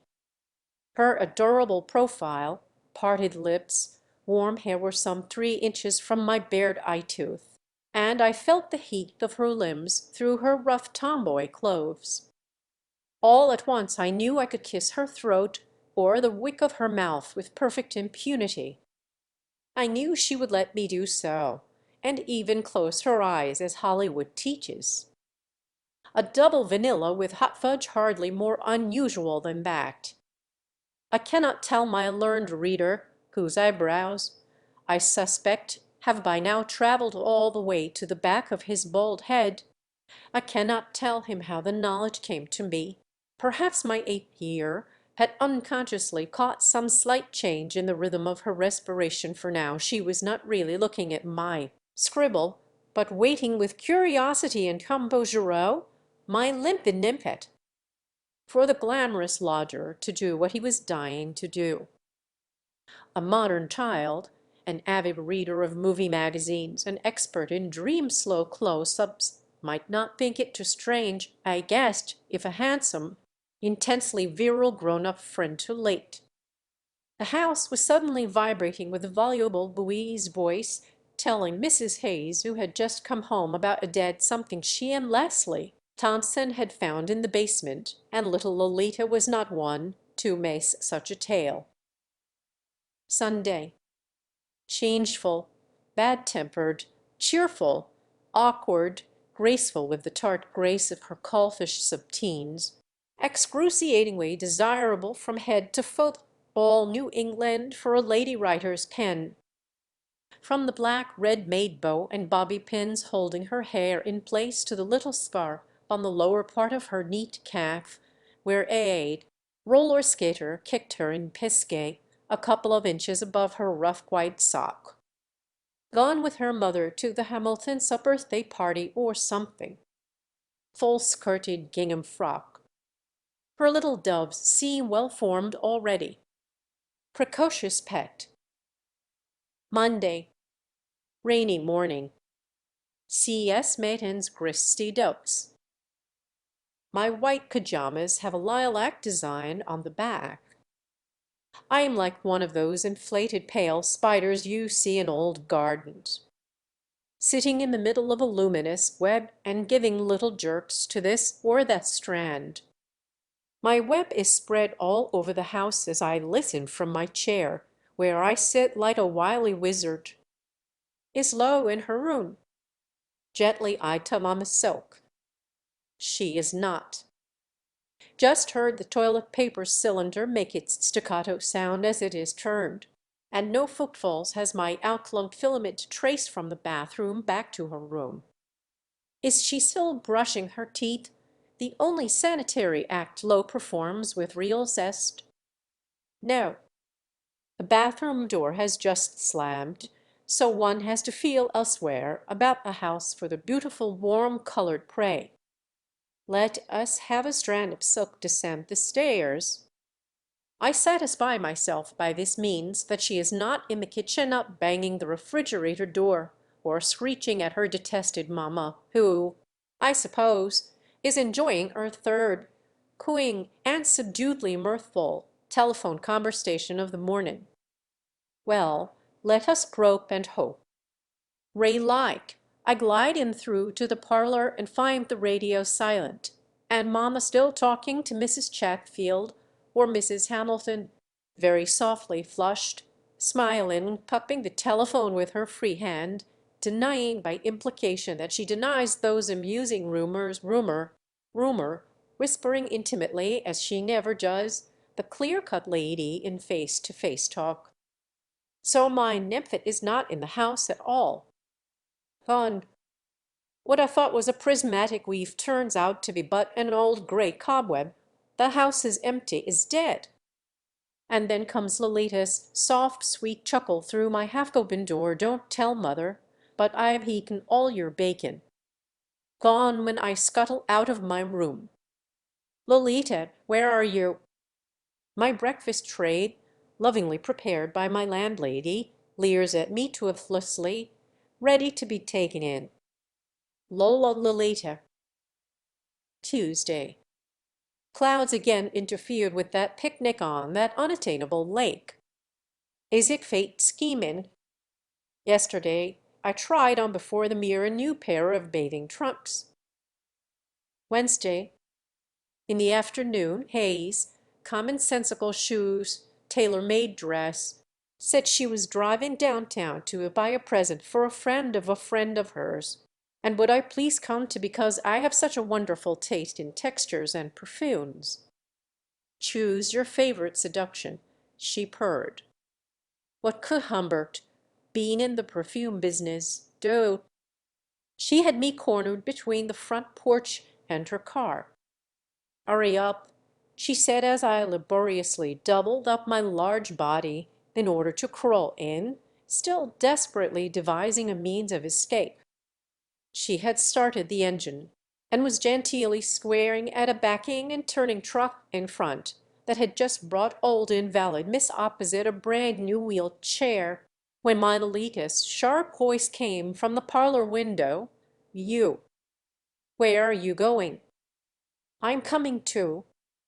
"Wait." "Ignore her," yelped Hayes, killing the motor. Alas for my fair driver! Lowe was already pulling at the door on my side. "This is intolerable," began Hayes, but Lowe had scrambled in, shivering with glee. "Move your bottom," you said, Lowe. "Lowe," cried Hayes, side glancing at me, hoping I would throw rude Lowe out. And behold, said Lowe, not for the first time, as I jerked back, as the car leapt forward. "Is intolerable," said Hayes, violently getting into second, "that a child should be so ill-mannered, and so very persevering, when she knows she is unwanted, and needs a bath." My knuckles lay against the child's blue jeans.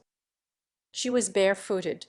Her toenails showed remnants of cherry red polish, and there was a bit of adhesive tape across her big toe. And God, what would I not have given to kiss then and there those delicate-boned, long-toed monkeish feet! Suddenly her hand slipped into mine, and without our chaperon's seeing, I held and stroked and squeezed that little hot paw all the way to the store. The wings of the diver's marlness nose shone, having shed or burned up their ration of powder, and she kept up an elegant monologue anent the local traffic, and smiled in profile, and pouted in profile, and beat her painted lashes in profile, while I prayed we would never get to that store, but we did. I have nothing else to report, save, primo, that Hayes had little hay sit behind on our way home, and secundo, that the lady decided to keep Humbert's choice for the backs of her own shapely ears. Thursday. We are paying with hail and gale for the tropical beginning of the month. In a volume of the Young People's Encyclopedia, I found a map of the states that a child's pencil had started copying out on a sheet of light-weight paper, upon the other side of which, counter to the unfinished outline of Florida and the Gulf, there was a mimeographed list of names referring, evidently, to her class at the Ramsdale School. It is a poem I know already by heart. Angel, Grace. Austin, Floyd. Beale, Jack. Beale, Mary. Buck, Daniel. Iron, Marguerite. Campbell, Alice. Carmine, Rose. Chatfield, Phyllis. Park, Gordon. Cowan, John. Cowan, Marion. Duncan, Walter. Falter, Ted. Fantasia, Stella. Flashman, Irving. Fox, George. Glive, Mabel. Goodale, Donald. Green, Lucinda. Hamilton, Mary Rose. Hayes Dolores, Honak Rosalie, Knight Kenneth, McCoo Virginia, McChrystal Vivian, McFate Aubrey, Miranda Anthony, Miranda Viola, Rosato Emile, Schlenker Lena, Scott Donald, Sheridan Agnes, Sherva Oleg, Smith Hazel, Talbot Edgar, Talbot Edwin, Wayne Lull, Williams Ralph, Windmuller Louise. A poem, forsooth. So strange and sweet was it to discover this Hayes Dolores she, in its special bower of names, with its bodyguard of roses, a fairy princess between her two maids of honor. I am trying to analyze the spine thrill of delight it gives me, this name among all those others. What is it that excites me almost to tears, hot opalescent, thick tears that poets and lovers shed? What is it? The tender anonymity of this name with its formal veil Dolores, and that abstract transposition of first name and surname, which is like a pair of new pale gloves or a mask. Is mask the keyword? Is it because there is always delight in the semi-translucent mystery, the flowing Kirchhoff, through which the flesh and the eye you alone are elected to know smile in passing at you alone? Or is it because I can imagine so well the rest of the colorful classroom around my Dolores and hazy darling, Grace and her ripe pimples, Ginny and her lagging leg, Gordon, the haggard masturbator, Duncan, the foul-smelling clown, nail-biting Agnes, Viola of the blackheads and the bouncing bust, pretty Rosalie, dark Mary Rose, adorable Stella, who has let strangers touch her, Ralph, who bullies and steals, Irving, for whom I am sorry. And there she is there, lost in the middle, knowing a pencil, detested by teachers, all the boys' eyes on her hair and neck, my Lolita. Friday. I long for some terrific disaster. Earthquake. Spectacular explosion. Her mother is messily but instantly and permanently eliminated, along with everybody else for miles around. Lita whimpers in my arm as a free man. I enjoy her among the ruins. Her surprise, my explanations, demonstrations, elations. Idle and idiotic fancies. A brave Humbert would have played with her most disgustingly yesterday, for instance, when she was again in my room to show me her drawings. School work, he might have bribed her and got away with it. A simpler and more practical fellow would have soberly stuck to various commercial substitutes as if you know where to go. I don't. Despite my many looks, I am horribly timid. My romantic soul gets all clammy and shivery at the thought of running into some awful indecent unpleasantness. Those ribald sea monsters. Miss Alles why. Annabel skipping on one foot to get into her shorts. I seasick with rage, trying to screen her. Same date, later, quite late. I have turned on the light to take down a dream. It had an evident antecedent. Days et der had benevolently proclaimed that since the Weather Bureau promised a sunny weekend, we would go to the lake Sunday after church. As I lay in bed, erotically musing before trying to go to sleep, I thought of a final scheme how to profit by the picnic to come. I was aware that Mother Hayes hated my darling for her being sweet on me. So I planned my late day with a view to satisfying the mother. To her alone would I talk, but at some appropriate moment I would say I had left my wrist-watch or my sunglasses in that blade yonder and plunge with my nymphet into the Wood. Reality at this juncture withdrew, and the quest for the glasses turned into a quiet little orgy with a singularly knowing, cheerful, corrupt and compliant Lolita behaving as reason knew she could not possibly behave. At 3 I swallowed a sleeping pill, and presently a dream that was not a sequel but a parody revealed to me, with a kind of meaningful clarity, the lake I had never yet visited. It was glazed over with a sheet of emerald ice, and a pock-marked Eskimo was trying in vain to break it with a pickaxe, although it imported mimosas and oleanders flower on its gravelly banks. I am sure Dr. Blanche Schwarzman would have paid me a sack of shillings for adding such a libidinum to her files. Unfortunately, the rest of it was frankly eclectic. Big Hayes and Little Hayes rode on horseback around the lake, and I rode too, dutifully bobbing up and down. Bowlegs astraddle, although there was no horse between them, only elastic iron of those little omissions due to the absent-mindedness of the dream agent. Saturday. My heart is still thumping. I still squirm and emit low moans of remembered embarrassment. Dorsal view. Glimpse of shiny skin between t-shirt and white gym shorts. Bending over a window sill, in the act of tearing off leaves from a poplar outside while engrossed in torrential talk with a newspaper boy below, Kenneth Knight, I suspect, who had just propelled the Ramsdale Journal with a very precise thud onto the porch. I began creeping up to her, crippling up to her, as pantomimists say.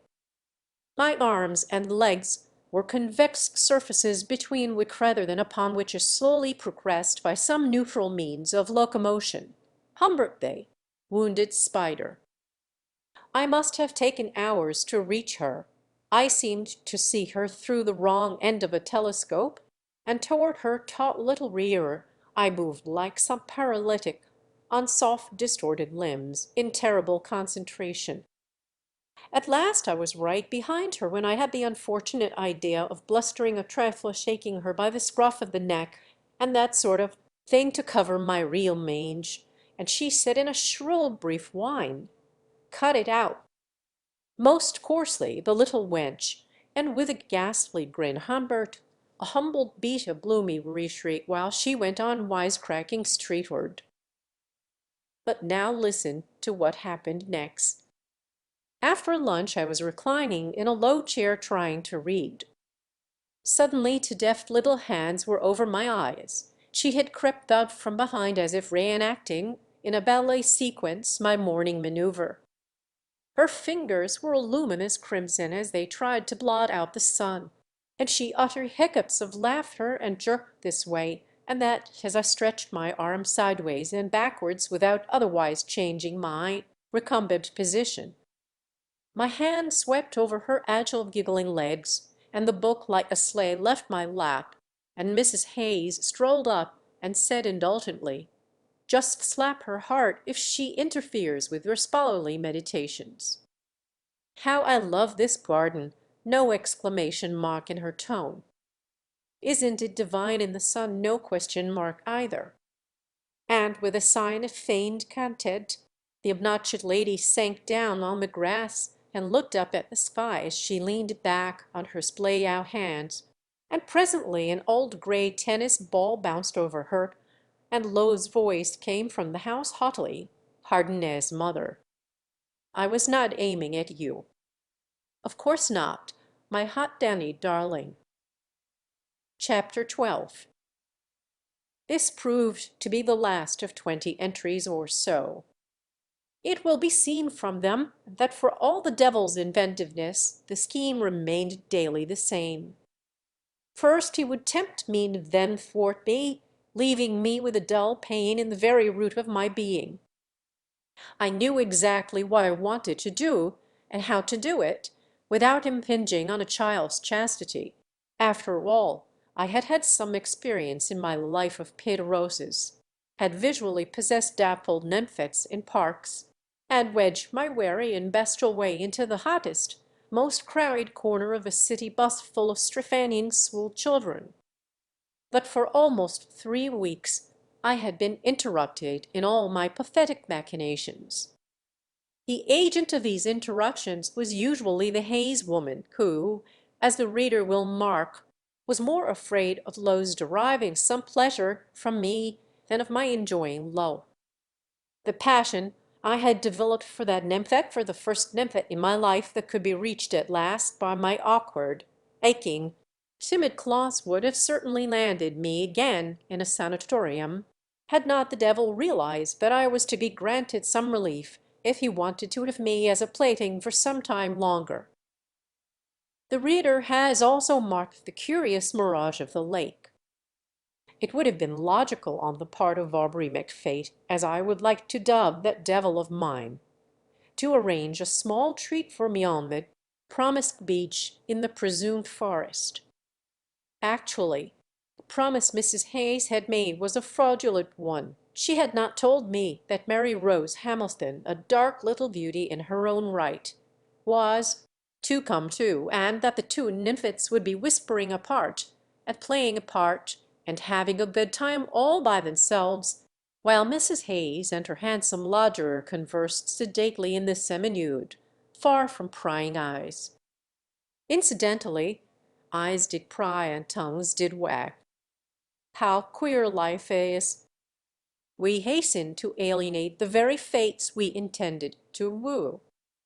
Before my actual arrival, my landlady had planned to have an old spinster, a Miss Fallon, whose mother had been cook in Mrs. Hayes' family, come to stay in the house with Lolita and me, while Mrs. Hayes, a career girl at heart, sought some suitable job in the nearest city. Mrs. Hayes had seen the whole situation very clearly, the bespectacled, round-backed Herr Humbert coming with his Central European trunks to gather dust in his corner behind a heap of old books, the unloved, ugly little daughter firmly supervised by Miss Fallon, who had already once had my Lowe under her buzzard wing. Lowe recalled that 1944 summer with an indignant shudder, and Mrs. Hayes, herself engaged as a receptionist in a great elegant city. But a not too complicated event interfered with that program. Miss Fallon broke her hip in Savannah, Got. On the very day I arrived in Ramsdale. Chapter 13. The Sunday after the Saturday already described proved to be as bright as the weatherman had predicted. When putting the breakfast things back on the chair outside my room for my good landlady to remove at her convenience, I gleaned the following situation by listening from the landing across which I had softly crept to the banisters in my old bedroom slipper-sleep, only old things about me. There had been another row. Mrs. Hamilton had telephoned that her daughter was running a temperature. Mrs. Hayes informed her daughter that the picnic would have to be postponed. Pot little Hayes informed big cold Hayes that if so, she would not go with her to church. Mother said very well and left. I had come out on the landing straight after shaving, so be eloped, still in my white pajamas with the cornflower blue, not the lilac, design on the back. I now wiped off the soap, perfume in my hair and armpits, slit on a purple silk dressing gown, and, humming nervously, went down the stairs in quest of Lowe. I want my learned readers to participate in the scene I am about to replay. I want them to examine its every detail and see for themselves how careful, how chaste, the whole wine-sweet event is if viewed with what my lawyer has called, in a private talk we have had, impartial sympathy. So let us get started. I have a difficult job before me. Main character, Humbert the Hummer. Time, Sunday morning in June. Place, sunlit living room. Props, old, candy-striped Davenport, magazines, phonograph, Mexican knickknacks, the late Mr. Harold E. Hazavad, bless the good man, had engendered my darling at the siesta hour in a blue washroom on a honeymoon trip to Vera Cruz, and mementos among these dolores were all over the place. She wore that day a pretty print dress that I had seen on her once before, ample in the skirt, tight in the bodice, short-sleeved, pink, checkered with darker pink, and to complete the color scheme, she had painted her lips and was holding in her hollowed hands a beautiful, banal, Eden red apple. She was not shod, however, for church, and her white Sunday purse lay discarded near the phonograph. My heart beat like a drum as she sat down, cool skirt ballooning, subsiding on the sofa next to me, and played with her glossy fruit. She tossed it up into the sun-dusted air and caught it made a cupped, polished plot. Humbert intercepted the apple. "Give it back," she pleaded, showing the marbled flush of her palm as I produced delicious. She grasped it and bit into it, and my heart was like snow under thin crimson skin, and with the Nankiish nimbleness that was so typical of that American nymphette, she snatched out of my abstract grip the magazine I had opened. Pity no film had recorded the curious pattern, the monogrammic linkage of our simultaneous or overlapping moves. Rapidly, partly hampered by the disfigured apple, she held. Lo flipped violently through the pages in search of something she wished Humbert to see. Found it at last. I faked interest by bringing my head so close that her hair touched my temple, and her arm brushed my cheek as she wiped her lips with her wrist. Because of the burnished mist through which I peered at the picture, I was slow in reacting to it, and her bare knees rubbed and knocked impatiently against each other. Dimly there came into view a surrealist painter relaxing supine on a beach, and near him, likewise supine, a plaster replica of the Venus de Milo half buried in sand. "Picture of the week," said the legend. I whisked the whole obscene thing away. Next moment, in a sham effort to retrieve it, she was all over me. Caught her by her thin knobby wrist. The magazine escaped to the floor like a flustered fowl. She twisted herself free, recoiled, and lay back in the right-hand corner of the davenport. Then, with perfect simplicity, the impudent child extended her legs across my lap. By this time I was in a state of excitement bordering on insanity, but I also had the cunning of the insane. Sitting there on the sofa, I managed to attune, by a series of stealthy movements, my masked lust to her guileless limbs. It was no easy matter to divert the little maiden's attention while I performed the obscure adjustments necessary for the success of the trick. Talking fast, lagging behind my own breath, catching up with it, mimicking a sudden to explain the breaks in my patter, and all the while keeping a maniac's inner eye on my distant golden bowl, I cautiously increased the magic friction that was doing away, in an illusional if not factual sense, with the physically irremovable but psychologically verifiable texture of the material divide, pajamas and robe, between the weight of two sunburnt legs, resting athwart my lap, and the hidden tumor of an unspeakable passion. Having, in the course of my patter, hit upon something nicely mechanical, I recited, garbling them slightly, the words of a foolish song that was then popular. "Oh, my Carmen, my little Carmen, something, something, those something nights, and the stars, and the cars, and the bars, and the barman." I kept repeating this automatic stuff and holding her under its special spell because of the garbling, and all the while I was mortally afraid that some act of God might interrupt me, might remove the golden load in the sensation of which all my being seemed concentrated. And this anxiety forced me to work, for the first minute or so, more hastily than was consensual with deliberately modulate enjoyment. The stars that sparkled, and the cars that parkled, and the bars and the barmen were presently taken over by her. Her voice stole and corrected the two I had been mutilating. She was musical and apple-sweet. Her legs twitched a little as they lay across my live lap. I stroked them. There she lolled in the right-hand corner, almost asprawl, Lola the Bodhisattva, devouring her immemorial fruit, singing through its juice, losing her slipper, rubbing the heel of her slipperless foot in its sloppy anklet against the pile of old magazines heaped on my left on the sofa, and every movement she made, every shuffle and ripple, helped me to conceal and to improve the secret system of tactile correspondence between beast and beauty, between my gaunt, bursting beast and the beauty of her dimpled body in its innocent cotton frock. Under my glancing fingertips I felt the minute hairs bristle ever so slightly along her shins. I lost myself in the pungent but healthy heat which like summer haze hung about little Hayes. Let her stay, let her stay. As she strained to chuck the core of her abolished apple into the fender, her young weight, her shameless innocent checks and round bottom, shifted in my tense, tortured, surreptitiously laboring lap, and all of a sudden a mysterious change came over my senses.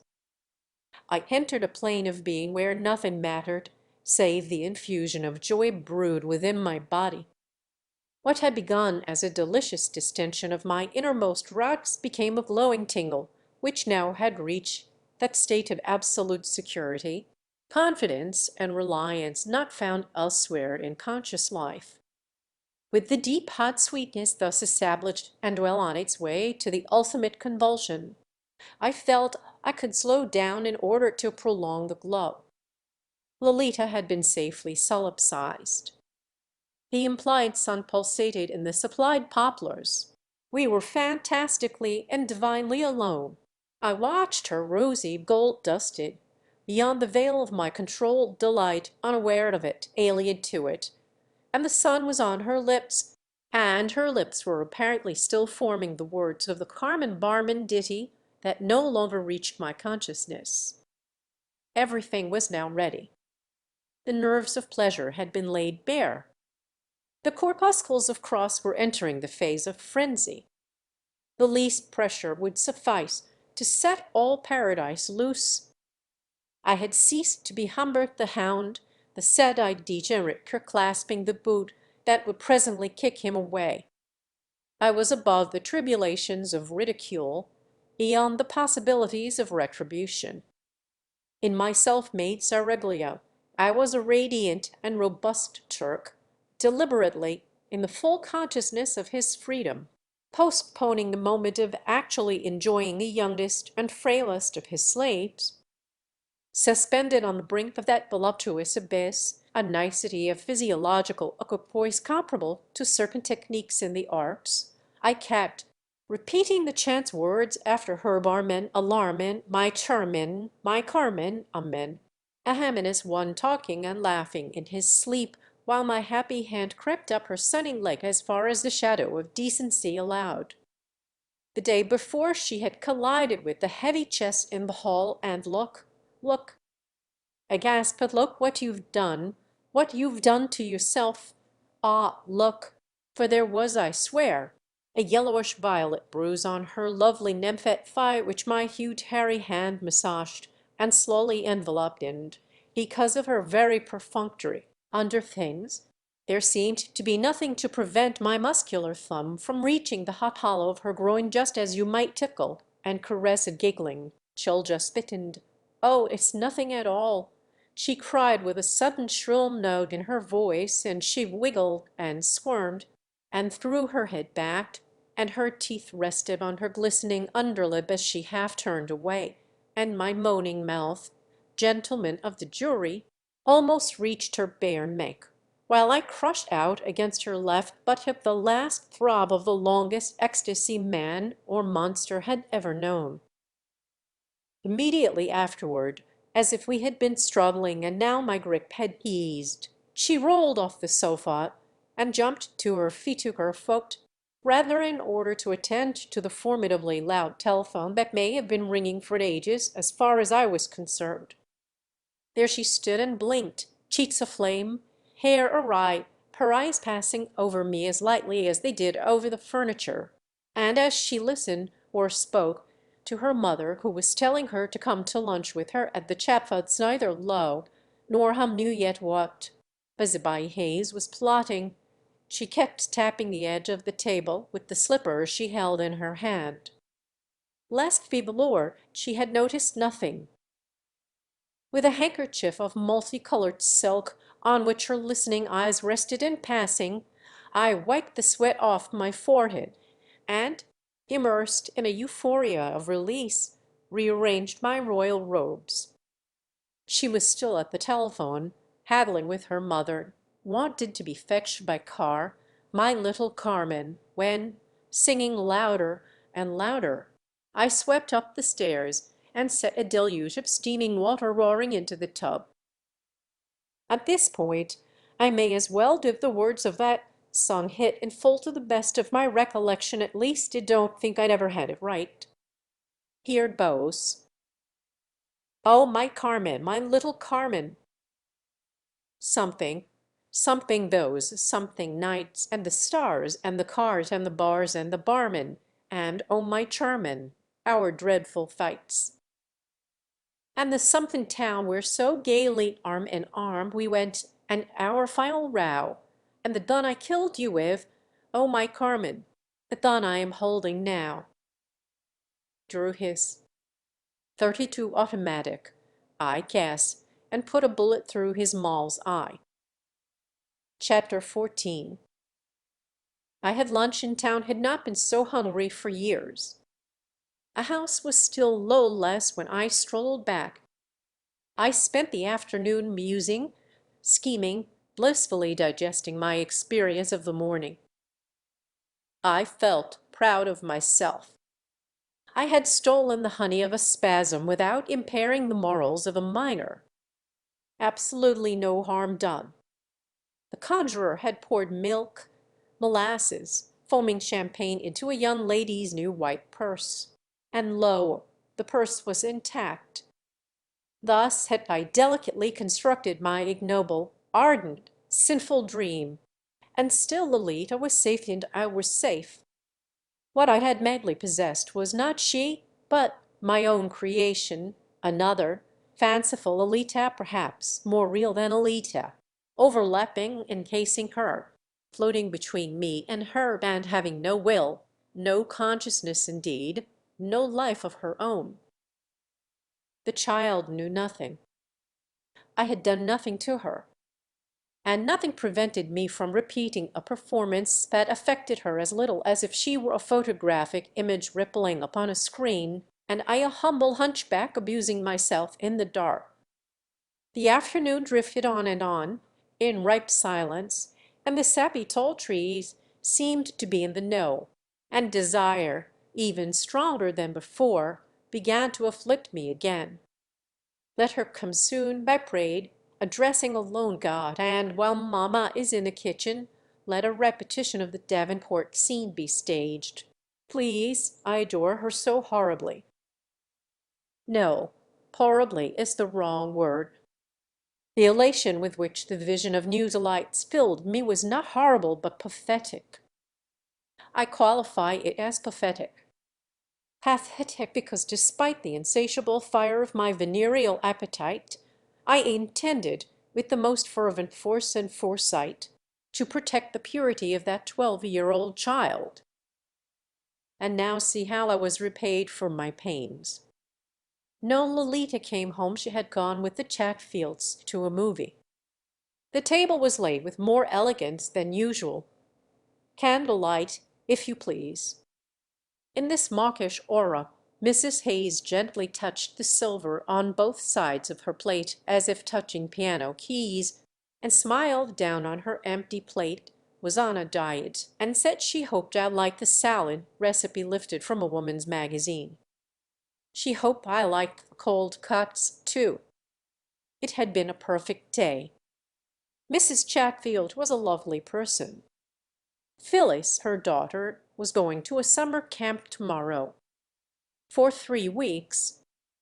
Lolita, it was decided, would go Thursday, instead of waiting till July as had been initially planned, and stay there after Phyllis had left, till school began.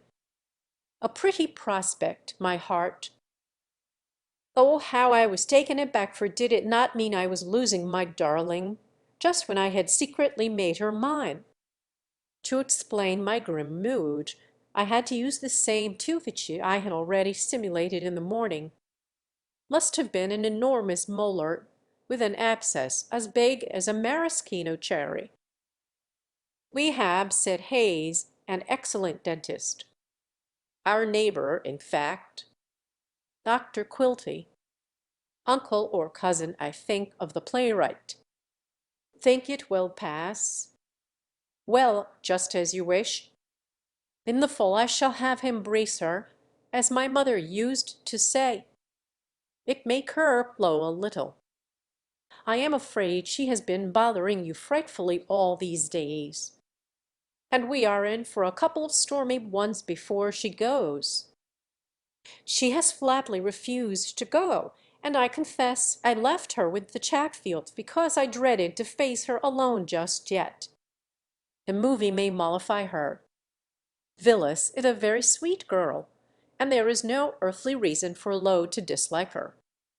Really, monsieur, I am very sorry about that tooth of yours. It would be so much more reasonable to let me contact Ivor Quilty first thing tomorrow morning, if it still hurts.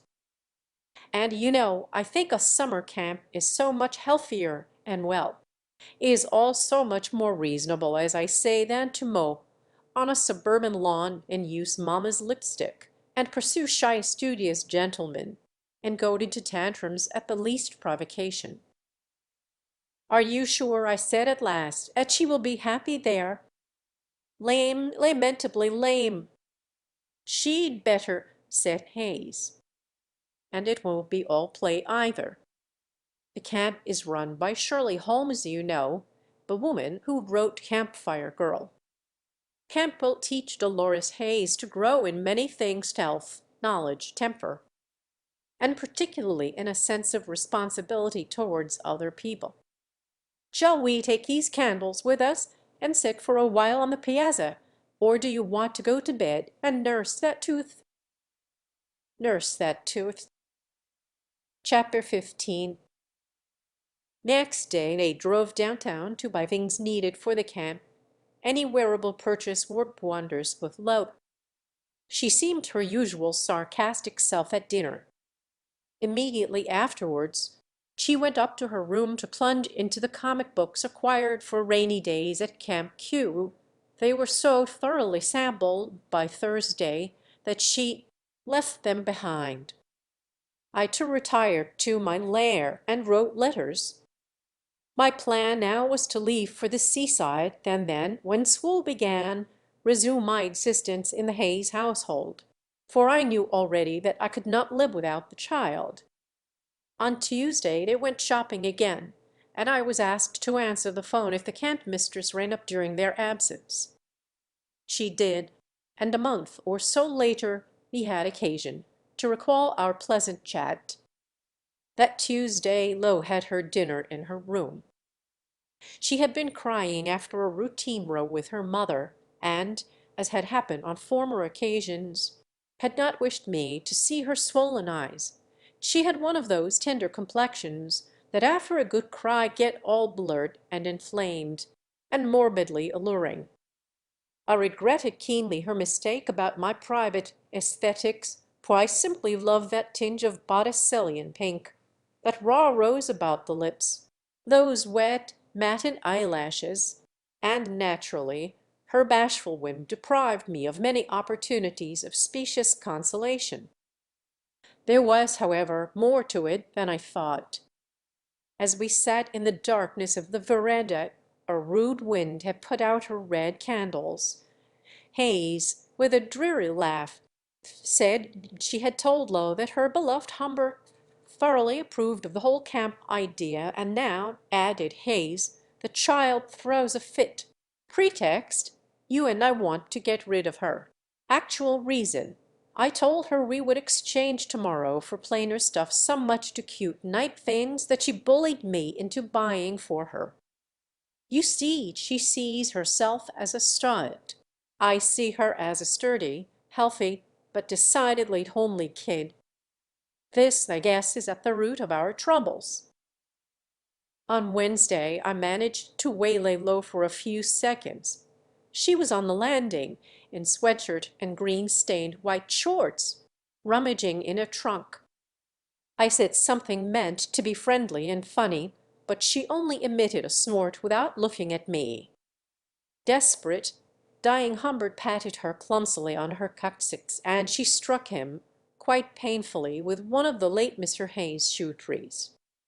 "Double-crosser," she said as I crawled downstairs, rubbing my arm with a great show of rue. She did not condescend to have dinner with Hum and Mum, washed her hair, and went to bed with her ridiculous books. And on Thursday quite Mrs. Hayes drove her to Camp Kew. As greater authors than I have put it, let readers imagine, etc. On second thought, I may as well give those imaginations a kick in the pants. I knew I had fallen in love with Lolita forever, but I also knew she would not be forever Lolita. She would be 13 on January 1. In 2 years or so she would cease being a nymphet and would turn into a young girl, and then into a college girl at horror of horrors. The word forever referred only to my own passion, to the eternal Lolita as reflected in my blood.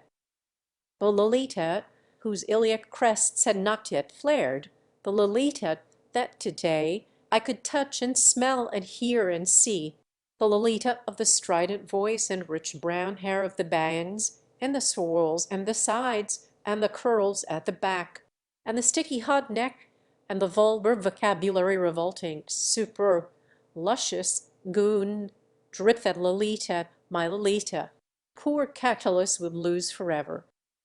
So how could I afford not to see her for 2 months of summer insomnias? 2 whole months out of the 2 years of her remaining nymphage. Should I disguise myself as a sombre old-fashioned girl, gawky Mull Humbert, and put up my tent on the outskirts of Camp Kew, in the hope that its russet nymphets would clamor, "Let us adopt that deep-voiced P," and drag the said shyly smiling Berthy O'Grand Pye to their rustic hearth, where they will sleep with Dolores Hayes. Idle dry dreamist 2 months of beauty, 2 months of tenderness, would be squandered forever, and I could do nothing about it, but nothing, Mace Rhine. 1 drop of rare honey, however, Beck Thursday did hold in his acorn cup. Hayes was to drive her to the camp in the early morning. Upon sundry sounds of departure reaching me, I rolled out of bed and leaned out of the window. Under the poplars the car was already athrob. On the sidewalk Louise stood shading her eyes with her hand, as if the little traveler were already riding into the low morning sun. The gesture proved to be premature. "Hurry up!" shouted Hayes. My Lolita, who was half in and about to slam the car door, wind down the glass, waved to Louise and the poplars whom and which she was never to see again, interrupted the motion of fate. She looked if and dashed back into the house, Hayes furiously calling after her. A moment later I heard my sweetheart running up the stairs. My heart expanded with such force that it almost blotted me out. I hitched up the pants of my pajamas, flung the door open, and simultaneously Lolita arrived in her Sunday frock, stamping, panting, and then she was in my arms, her innocent mouth melting under the ferocious pressure of dark male jaws, my palpitating darling. The next instant I heard her alive. Unrep had clattered downstairs. The motion of fate was resumed. The blonde lead was pulled in, the car door was re-slammed, and driver Hayes at the violent wheel, rubber red lips writhing in angry, Inaudible speech swung my darling away, while unnoticed by them or Louise, old Miss Opposite, an invalid, feebly but rhythmically waved from her vined veranda. Chapter 16. The hollow of my hand was still ivory full of Lolita, full of the feel of her pre-adolescently incurved back, that ivory smooth, sliding sensation of her skin through the thin frock that I had worked up and down while I held her. I marched into her tumbled room, threw open the door of the closet, and plunged into a heap of crumpled things that had touched her. There was particularly one pink texture, sleazy, torn, with the faintly acrid odor in the seam. I wrapped in it Humbert's huge ingorged heart. A poignant chaos was welling within me, but I had to drop those things and hurriedly regain my composure as I became aware of the maid's velvety voice calling me softly from the stairs. She had a message for me, she said, and topping my automatic thanks with a kindly "You're welcome, good Louise," left an unstamped, curiously clean-looking letter in my shaking hand. This is a confession. I love you, so the letter began, and for a distorted moment I mistook its hysterical scrawl for a schoolgirl's scribble. Last Sunday in church, Medu, who refused to come to see our beautiful new windows. Only last Sunday, my dear one, when I asked the Lord what to do about it, I was told to act as I am acting now. You see, there is no alternative. I have loved you from the minute I saw you. I am a passionate and lonely woman, and you are the love of my life. Ah, my dearest, dearest mon cher, cher monsieur, you have read this. Now you know. So will you please at once pack and leave? This is a landlady's order. I am dismissing a lodger. I am kicking you out. Go. Scram. Departeth. I shall be back by dinner time, if I do 80 both ways and don't have an accident, but what would it matter? And I do not wish to find you in the house.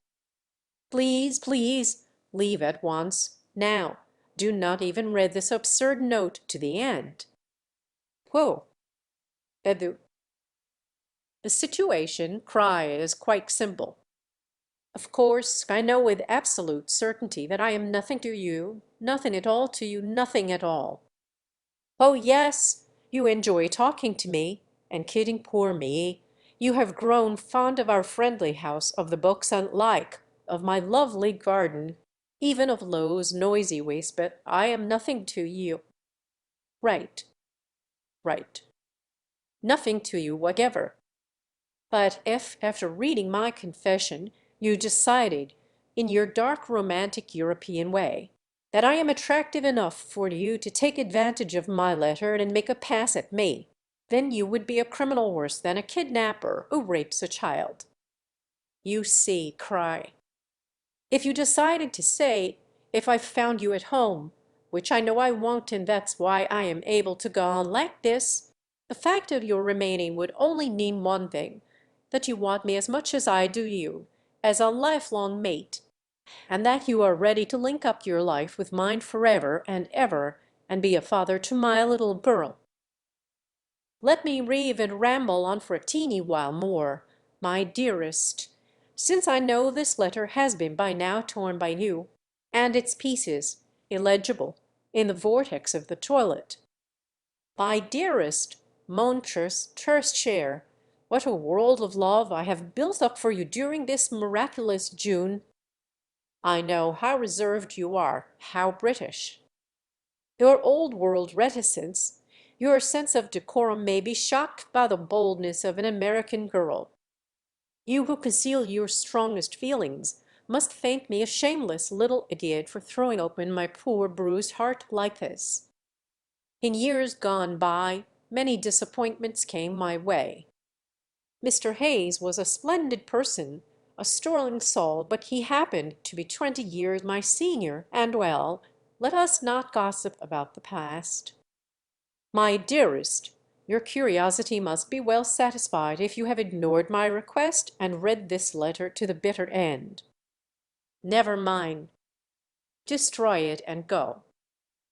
Do not forget to leave the key on the desk in your room, and some scrap of address so that I could refund the $12 I owe you till the end of the month.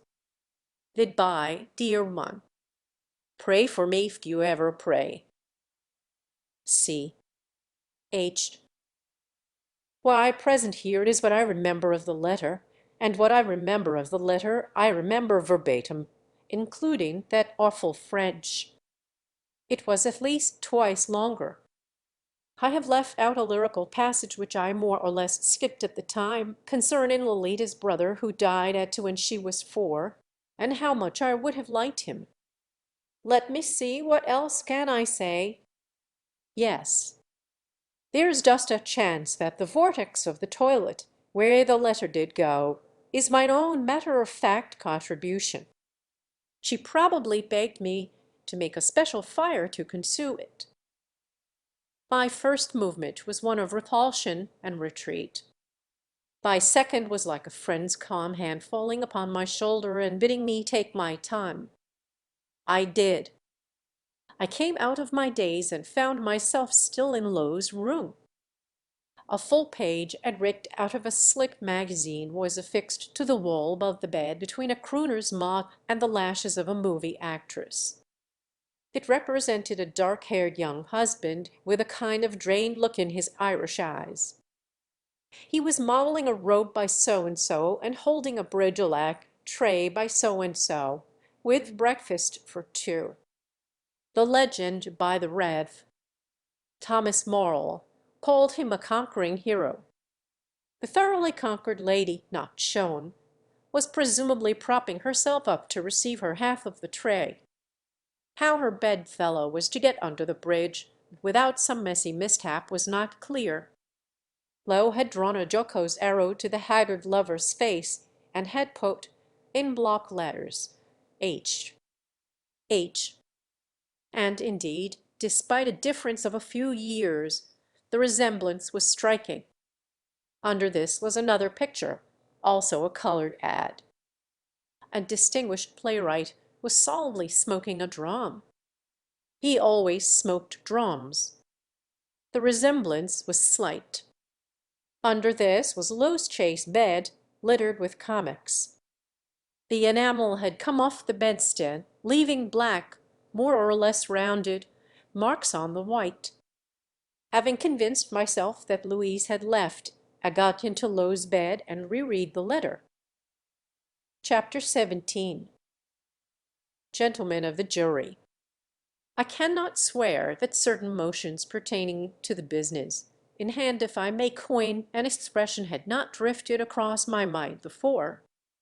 My mind had not retained them in any logical form or in any relation to definitely recollected occasions, but I cannot swear let me repeat that I had not toyed with them to rig up yet another expression in my dimness of thought, in my darkness of passion. There may have been times, there must have been times. If I know my Humbert when I had brought up for detached inspection the idea of marrying a mature widow, say, Charlotte Hayes, with not one relative left in the wide gray world, merely in order to have my way with her child, Lolita. I am even prepared to tell my tormentors that perhaps once or twice I had cast an appraiser's cold eye at Charlotte's coral lips and bronze hair and dangerously low neckline, and had vaguely tried to fit her into a plausible daydream. This I confess under torture. Imaginary torture, perhaps, but all the more horrible. I wish I might digress and tell you more of the paver nocturnus that would rack me at night hideously after a chance term had struck me in the random readings of my boyhood, such as Pine Forte et Dure. What a genius of pain must have invented that, or the dreadful, mysterious, insidious words trauma, traumatic event and transom. But my tale is sufficiently incandescent already. After a while I destroyed the letter and went to my room and ruminated and rumpled my hair, and mottled my purple robe, and moaned through clenched teeth, and suddenly, gentlemen of the jury, I felt the Dostoevskian grin dawning through the very grimace that twisted my lips like a distant and terrible sun. I imagined, under conditions of new and perfect visibility, all the casual caresses her mother's husband would be able to lavish on his Alita. I would hold her against me 3 times a day, every day. All my troubles would be expelled. I would be a healthy man. To hold thee lightly on a gentle knee, and print on thy soft cheek a parent's kiss. Well read, Humbert. Then, with all possible caution, on mental tiptoe so to speak, I conjured up Charlotte as a possible mate. By God, I could make myself bring her that economically halved grapefruit, that sugarless breakfast. Humbert, sweating in the fierce white light, and howled at and trodden upon by sweating policemen, is now ready to make a further statement, Puelmot, as he turns his conscience inside out and rips off its innermost lining. I did not plan to marry poor Charlotte in order to eliminate her in some vulgar, gruesome, and dangerous manner, such as killing her by placing 5 bichloride of mercury tablets in her prandial sherry or anything like that, but a delicately allied pharmacopoeial thought did tinkle in my sonorous and clouded brain. I limit myself to the modest masked caress I had tried already. Other visions of venery presented themselves to me, swaying and smiling. I saw myself administering a powerful sleeping potion to both mother and daughter, so as to fondle the latter though the night with perfect impunity. The house was full of Charlotte's snore, while Lolita hardly breathed in her sleep, as still as a painted girl child. Mother, I swear, Kenny never even touched me. You either lie, Dolores Hayes, or it was an incubus. No, I would not go that far. So Humbert the Cubus schemed and dreamed in the red sun of desire and decision, but 2 things that create a live world rose higher and higher, while upon a succession of balconies a succession of libertines, sparkling glass in hand, toasted the bliss of past and future nights. Then, figuratively speaking, I shattered the glass and boldly imagined, for I was drunk on those visions by then and underrated the gentleness of my nature, how eventually I might blackmail no that it too strong a word of male becays into letting me consort with the little Hayes by gently threatening the poor doting big dove with desertion if she tried to bar me from playing with my legal stepdaughter. In a word, before such an amazing offer, before such a vastness and variety of vistas, I was as helpless as Adam at the preview of early Oriental history merged in his apple orchard. And now take down the following important remark. The artist in me has been given the upper hand over the gentleman. It is with a great effort of will that in this memoir I have managed to tune my style to the tone of the journal that I kept when Mrs. Hayes was to me but an obstacle. That journal of mine is no more, but I have considered it my artistic duty to preserve its intonations, no matter how false and brutal they may seem to me now. Fortunately, my story has reached a point where I can cease insulting poor Charlotte for the sake of retrospective verisimilitude. Wishing to spare poor Charlotte 2 or 3 hours of suspense on a winding road, and avoid, perhaps, a head-on collision that would shatter our different dreams, I made a thoughtful but abortive attempt to reach her at the camp by telephone. She had left half an hour before, and getting low instead. I told her, trembling and brimming with my mastery over Feta, that I was going to marry her mother. I had to repeat it twice because something was preventing her from giving me her attention. "Gee, that's swell," she said, laughing. "When is the wedding?" "Hold on a sec. The pup that put here has got hold of my sock." "Listen. and she added she guessed she was going to have loads of fun. And I realized as I hung up that a couple of hours at that camp had been sufficient to blot out with new impressions the image of handsome Humbert from little Lolita's mind. But what did it matter now? I would get her back as soon as a decent amount of time after the wedding had elapsed. The orange blossom would have scarcely withered on the grave, as a poet might have said. But I am no poet. I am only a very conscientious recorder. After Louise had gone, I inspected the icebox, and finding it much too puritanic, walked to town and bought the richest foods available. I also bought some good liquor and 2 or 3 kinds of vitamins. I was pretty sure that with the aid of these stimulants and my natural resources, I would avert any embarrassment that my indifference might incur when called upon to display a strong and impatient flame. Again and again resourceful Humbert evoked Charlotte as seen in the raree show of a manly imagination.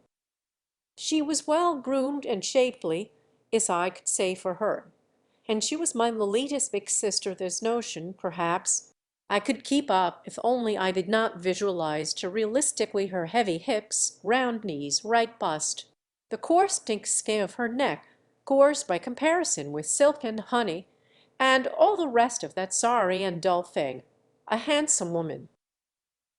The sun made its usual round of the house as the afternoon ripened into evening. I had a drink, and another, and yet another. Gin and pineapple juice, my favorite mixture, always double my energy. I decided to busy myself with our unkempt lawn. Unpetite attention.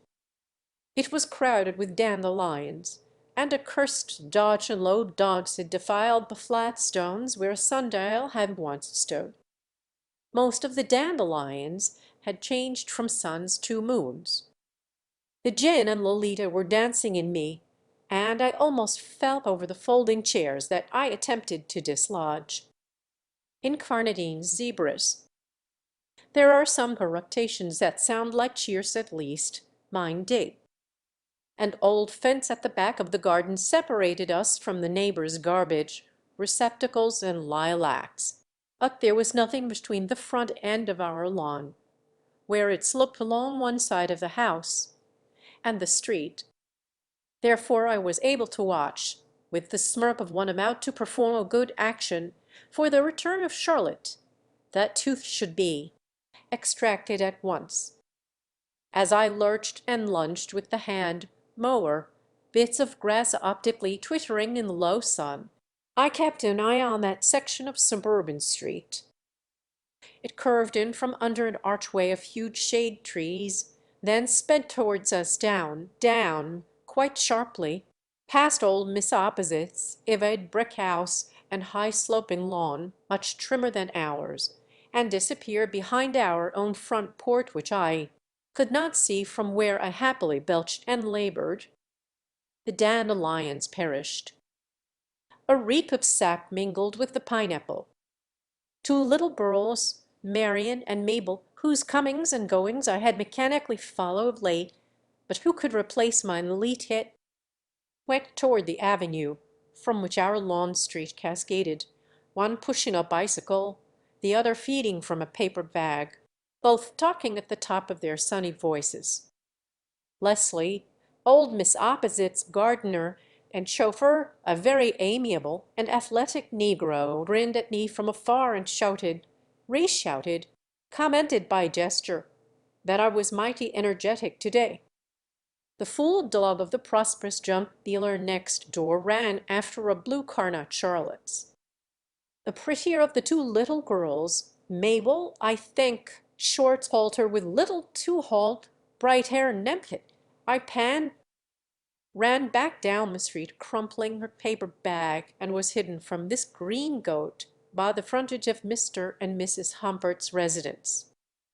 A station wagon popped out of the leafy shade of the avenue, dragging some of it on its roof before the shadows snapped, and swung by at an idiotic pace, the sweat-shirted driver roof-holding with his left hand, and the junkman's dog tearing alongside.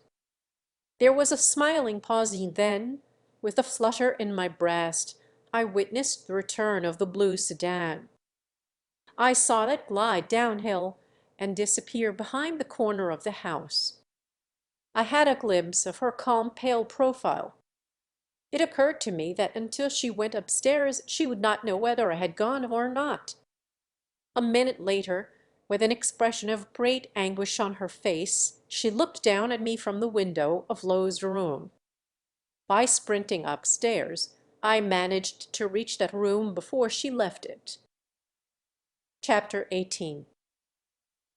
When the bride is a widow and the groom is a widower, when the former has lived in our great little town for hardly 2 years, and the latter for hardly a month, when Monsieur wants to get the whole damned thing over with as quickly as possible, and Adam gives in with a tolerant smile, then, my reader, the wedding is generally a quiet affair. The bride may dispense with a tiara of orange blossoms securing her finger-tip veil, nor does she carry a white orchid in a prayer book. The bride's little daughter might have added to the ceremonies uniting H and H a touch of vivid vermeil, but I knew I would not dare be too tender with Corner Lolita yet, and therefore agreed it was not worth while tearing the child away from her beloved Camp Kew. My soi-disant, passionate, and lonely Charlotte was in everyday life matter-of-fact and gregarious. Moreover, I discovered that although she could not control her heart or her cries, she was a woman of principle. Immediately after she had become more or less my mistress, despite the stimulant her nervous, eager cria heroic cry, at some initial trouble, for which, however, he amply compensated her by a fantastic display of old-world endearments, good Charlotte interviewed me about my relations with God. I could have answered that on that score my mind was open. I said, instead paying my tribute to a pious platitude, that I believed in a cosmic spirit. Looking down at her fingernails, she also asked me had not in my family a certain strange strain. I countered by inquiring whether she would still want to marry me if my father's maternal grandfather had been, say, a Turk. She said it did not matter a bit, but that if she ever found out I did not believe in our Christian God, she would commit suicide. She said it so solemnly that it gave me the creeps. It was then I knew she was a woman of principle. Oh, she was very genteel. She said excuse me whenever a slight burp interrupted her flowing speech, called an envelope and enveloped, and when talking to her lady friends referred to me as Mr. Humbert. I thought it would please her if I entered the community trailing some glamour after me. On the day of our wedding a little interview with me appeared in the society column of the Ramsdale Journal, with a photograph of Charlotte, one eyebrow up, and a misprint in her name, Azer. Despite this contretemps, the publicity warmed the porcelain cockles of her heart and made my rattles shake with awful glee. I engaging in church work as well as by getting to know the better mothers of low schoolmates. Charlotte, in the course of 20 months or so, had managed to become, if not a prominent, at least an acceptable citizen. But never before had she come under that thrilling rubric, and it was I could put her there, Mr. Edgar H. Humbert I threw in the ether just for the heck of it, writer and explorer. Aku's brother, when taking it down, asked me what I had written. Whatever I told him came out as several books on Peacock, Rainbow, and other poets.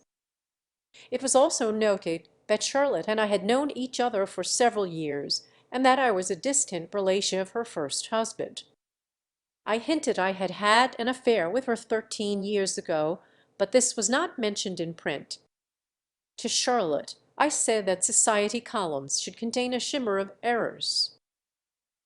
Let us go on with this curious tale. When called upon to enjoy my promotion from lodger to lover, Did I experience only bitterness and distaste? No. Mr. Humbert confesses to a certain titillation of his vanity, to some faint tenderness, even to a pattern of remorse daintily running along the steel of his conspiratorial dagger. Never had I thought that the rather ridiculous, through rather handsome Mrs. Hayes, with her blind faith in the wisdom of her church and book club, her mannerisms of elocution, her harsh, cold, contemptuous attitude toward an adorable, downy-armed child of 12, could turn into such a touching, helpless creature as soon as I laid my hands upon her, which happened on the threshold of Lolita's room, whither she tremulously backed, repeating no, no, please no. The transformation improved her looks. Her smile, that had been such a contrived thing, thenceforth became the radiance of utter adoration. A radiance having something soft and moist about it, in which, with wonder, I recognized a resemblance to the lovely, inane, lost look that Lowe had when gloating over a new kind of concoction at the soda fountain, or mutely admiring my expensive, always tailor-fresh clothes. Deeply fascinated, I would watch Charlotte while she swapped parental woes with some other lady, and made that national grimace of feminine resignation, eyes rolling up, mouth drooping sideways, which, in an infantile form, I had seen Lowe making herself. We had highballs before turning in, and with their help I would manage to evoke the child while caressing the mother. This was the white stomach within which my Nepenthe had been a little curved fish in 1934. This carefully dyed hair, so sterile to my sense of smell and touch, acquired at certain lamplit moments in the poster bed the tinge, if not the texture, of Lolita's curls. I kept telling myself, as I wielded my brand new large-as-life wife, that biologically this was the nearest I could get to Lolita, that at Lolita's age Lot had been as desirable a schoolgirl as her daughter was, and as Lolita's daughter would be some day. I had my wife unearthed from under a collection of shoes. Mr. Hayes had a passion for them. It appears a 30-year-old album, so that I might see how Lot had looked as a child, and even though the light was wrong and the dresses graceless, I was able to make out a dim first version of Lolita's outline, legs, cheekbones, bobbed nose. Lotelite, Lolichin. So I Tom peeped across the hedges of years into one little windows. And when, by means of pitifully ardent, naively lascivious caresses, she of the noble nipple and massive thigh prepared me for the performance of my knightly duty, it was still a Nepenth's scent that in despair I tried to pick up as I bayed through the undergrowth of dark, decaying forests. I simply can't tell you how gentle, how touching my poor wife was. At breakfast, in the depressingly bright kitchen, with its chrome glitter and hardware and co. Calendar and cute breakfast note simulating that coffee shop where in their college days Charlotte and Humbert used to coo together, she would sit robed in red, her elbow on the plastic-topped table, her cheek propped on her fist, and stare at me with intolerable tenderness as I consumed my ham and eggs. Humbert's face might twitch with neuralgia, but in her eyes inviting beauty and animation with the sun and shadows of leaves rippling on the white refrigerator. My solemn exasperation was to her the silence of love. My small income added to her even smaller one impressed her as a brilliant fortune, not because the resulting sum now sufficed for most middle-class needs, but because even my money shone in her eyes with the magic of my manliness, and she saw our joint account as one of those southern boulevards at midday that have sullen shade on one side and smooth sunshine on the other, all the way to the end of a prospect where pink mountains loom. Into the 50 days of our cohabitation Charlotte crammed the activities of as many years. The poor woman busied herself with a number of things she had foregone long before or had never been much interested in, as if to prolong these Proustian intonations, by my marrying the mother of the child I loved I had enabled my wife to regain an abundance of youth by proxy. With the zest of a banal young bride, she started to glorify the home. Knowing as I did its every cranny by heart since those days, when from my chair I mentally mapped out Lolita's course through the house, he had long entered into a sort of emotional relationship with it, with its very ugliness and dirt, and now I could almost feel the wretched thing cower in its reluctance to endure the bath of ecru and otcher and put-buff and snuff that Charlotte planned to give it.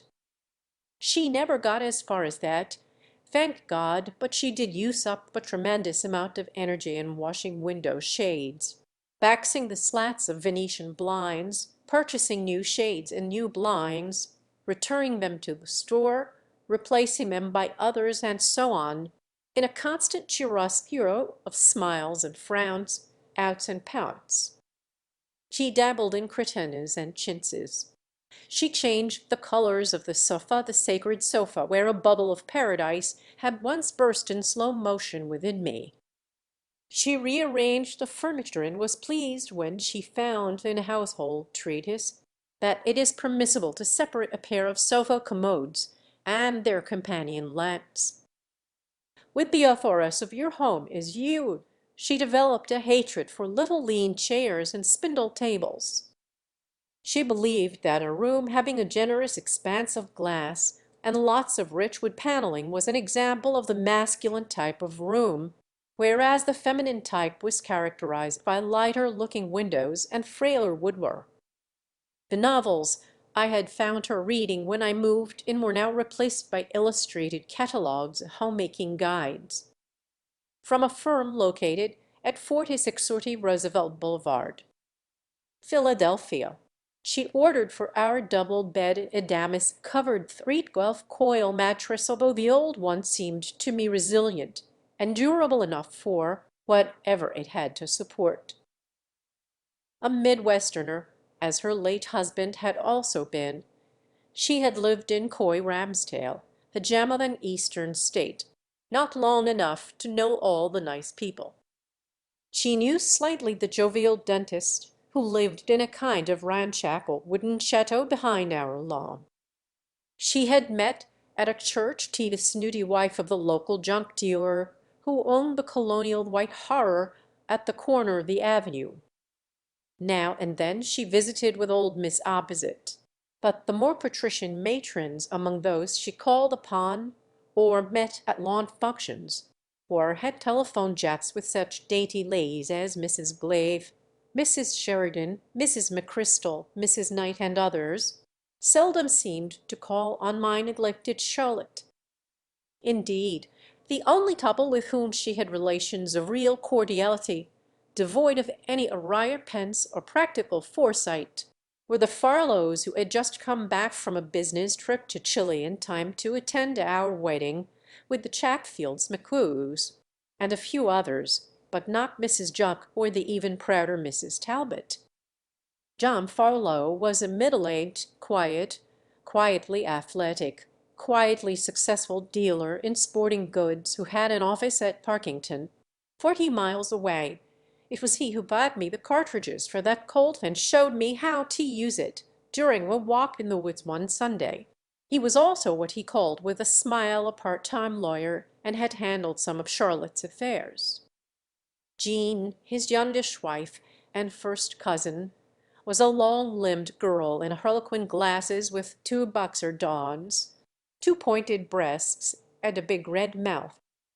She painted landscapes and portraits, and vividly do I remember praising, over cocktails, the picture she had made of a niece of hers, little Rosaline Honeck, a rosy honey in a Girl Scout uniform, barret of green worsted, belt of green webbing, charming shoulder-long curls, and John removed his pipe and said it was a Kitty Dolly, my Dollatan, and Rosaline were so critical of each other at school, but he hoped, and we all hoped, they would get on better when they returned from their respective camps.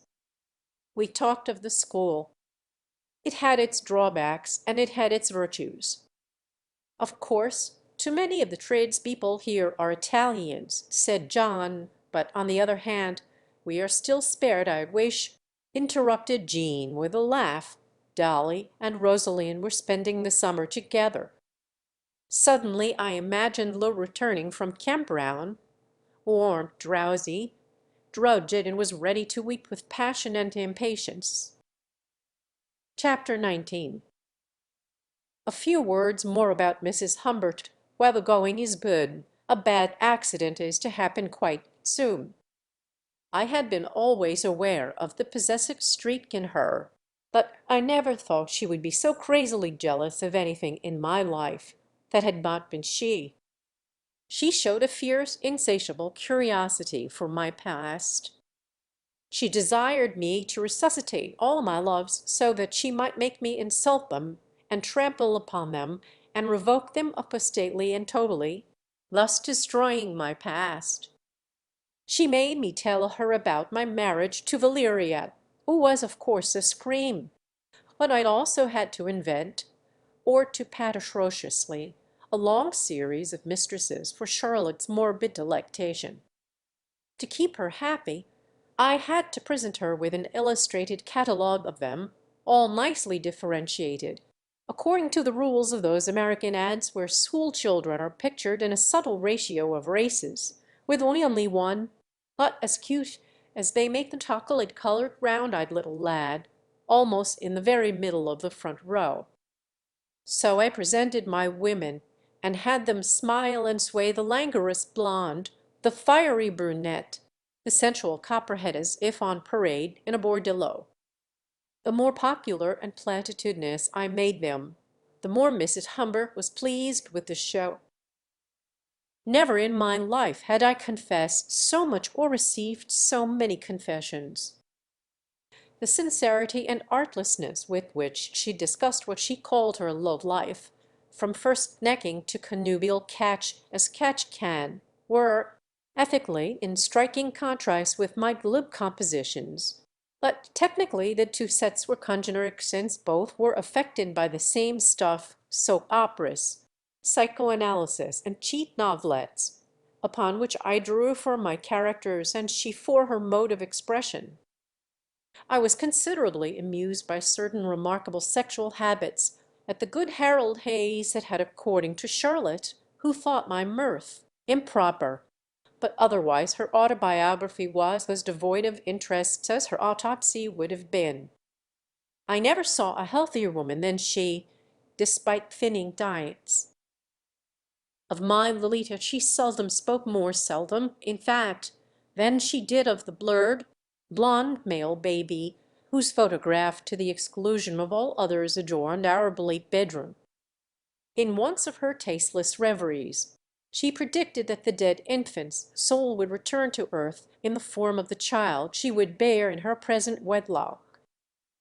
And although I felt no special urge to supply the Humbert line with a replica of Harold's production, Lolita, with an incestuous thrill I had grown to regard as my child, it occurred to me that a prolonged confinement, with a nice Caesarean operation and other complications in a safe maternity ward sometime next spring, would give me a chance to be alone with my Lolita for weeks, perhaps engorge the limp nymphet with sleeping pills. Oh, she simply hated her daughter. What I thought especially vicious was that she had gone out of her way to answer with great diligence the questionnaires in a fool's book she had, A Guide to Your Child's Development, published in Chicago. The rigmarole went year by year, and Mom was supposed to fill out a kind of inventory at each of her child's birthdays. On Lo's 12th, January 1, 1947, Charlotte Hayes, née Becker, had underlined the following epithets, 10 out of 40, under your child's personality: aggressive, boisterous, critical, distrustful, impatient, irritable, inquisitive, listless, negativistic, underlined twice, and obstinate.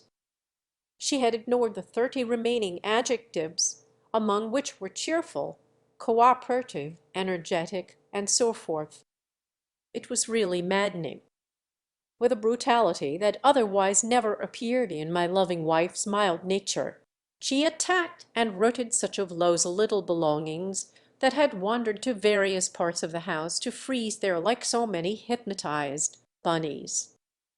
Little did the good lady dream that one morning, when an upset stomach, the result of my trying to improve on her sauces, had prevented me from accompanying her to church, I deceived her with one of Lolita's anklets. And then her attitude toward my saprous darling's letters. Dear Mummy and Hummy, hope you are fine. Thank you very much for the candy. I crossed out and rewritten again. I lost my new sweater in the woods. It has been cold here for the last few days. I'm having a time. Love, Dolly. The dumb child, said Mrs. Humbert, has left out a word before time. That sweater was all wool, and I wish you would not send her candy without consulting me. Chapter 20. There was a wood lake, Hourglass Lake not as I had thought it was spelled, a few miles from Ransdale, and there was 1 week of great heat at the end of July when we drove there daily. I am now obliged to describe in some tedious detail our last swim there together, one tropical Tuesday morning. We had left the car in a parking area not far from the road and were making our way down a path cut through the pine forest to the lake, when Charlotte remarked that Jean Farlow, in quest of rare light effects, Jean belonged to the old school of painting, had seen Leslie taking a dip in the Ebony as John had quit at 5 o'clock in the morning last Sunday. The water, I said, must have been quite cold. That is not the point, said the logical doomed, dear. He is submermal, you see. And she continued, in that carefully phrased way of hers that was beginning to tell on my health, I have a very definite feeling our Louise is in love with that moron. Feeling. We feel Dolly is not doing as well, etc. From an old school report. The Humberts walked on, sandaled and roped. Do you know, I have one most ambitious dream, pronounced Lady lowering her headshave that dreamed communing with the tawny ground. I would love to get hold of a real trained servant, made like that German girl the Talbots spoke of, and have her live in the house. No room, I said. Come, she said with her quizzical smile, surely, you underestimate the possibilities of the Humbert home. We would put her in Lo's room. I intended to make a guest room of that hole anyway. It's the coldest and meanest in the whole house. What are you talking about? I asked, the skin of my cheekbones tensing up. Bess, I take the trouble to note, only because my daughter's skin did the same when she felt that way. Disbelief, disgust, irritation. Are you bothered by romantic associations? Queried my wife in allusion to her first surrender. Hell no, said I. I just wonder where will you put your daughter when you get your guest or your maid? Ah, said Mrs. Humbert, dreaming, smiling, drawing out the simultaneously with the raise of one eyebrow and a soft exhalation of breath. Little Lo, I'm afraid, does not enter the picture at all. Little Lo goes straight from camp to a good boarding school with strict discipline and some sound religious training. And then Beardsley College. I have it all mapped out. You need not worry. She went on to say that she, Mrs. Humbert, would have to overcome her habitual sloth and write to Miss Balla's sister, who taught at Street. Algebra. Bedazzling Lake emerged. I said I had forgotten my sunglasses in the car and would catch up with her. I had always thought that wringing one's hands was a fictional gesture, the obscure outcome, perhaps, of some medieval ritual. But as I took to the woods for a spell of despair and desperate meditation, this was the gesture, look, Lord, at these chains, that would have come nearest to the mute expression of my mood. Had Charlotte been Valeria, I would have known how to handle the situation, and handle is the word I want.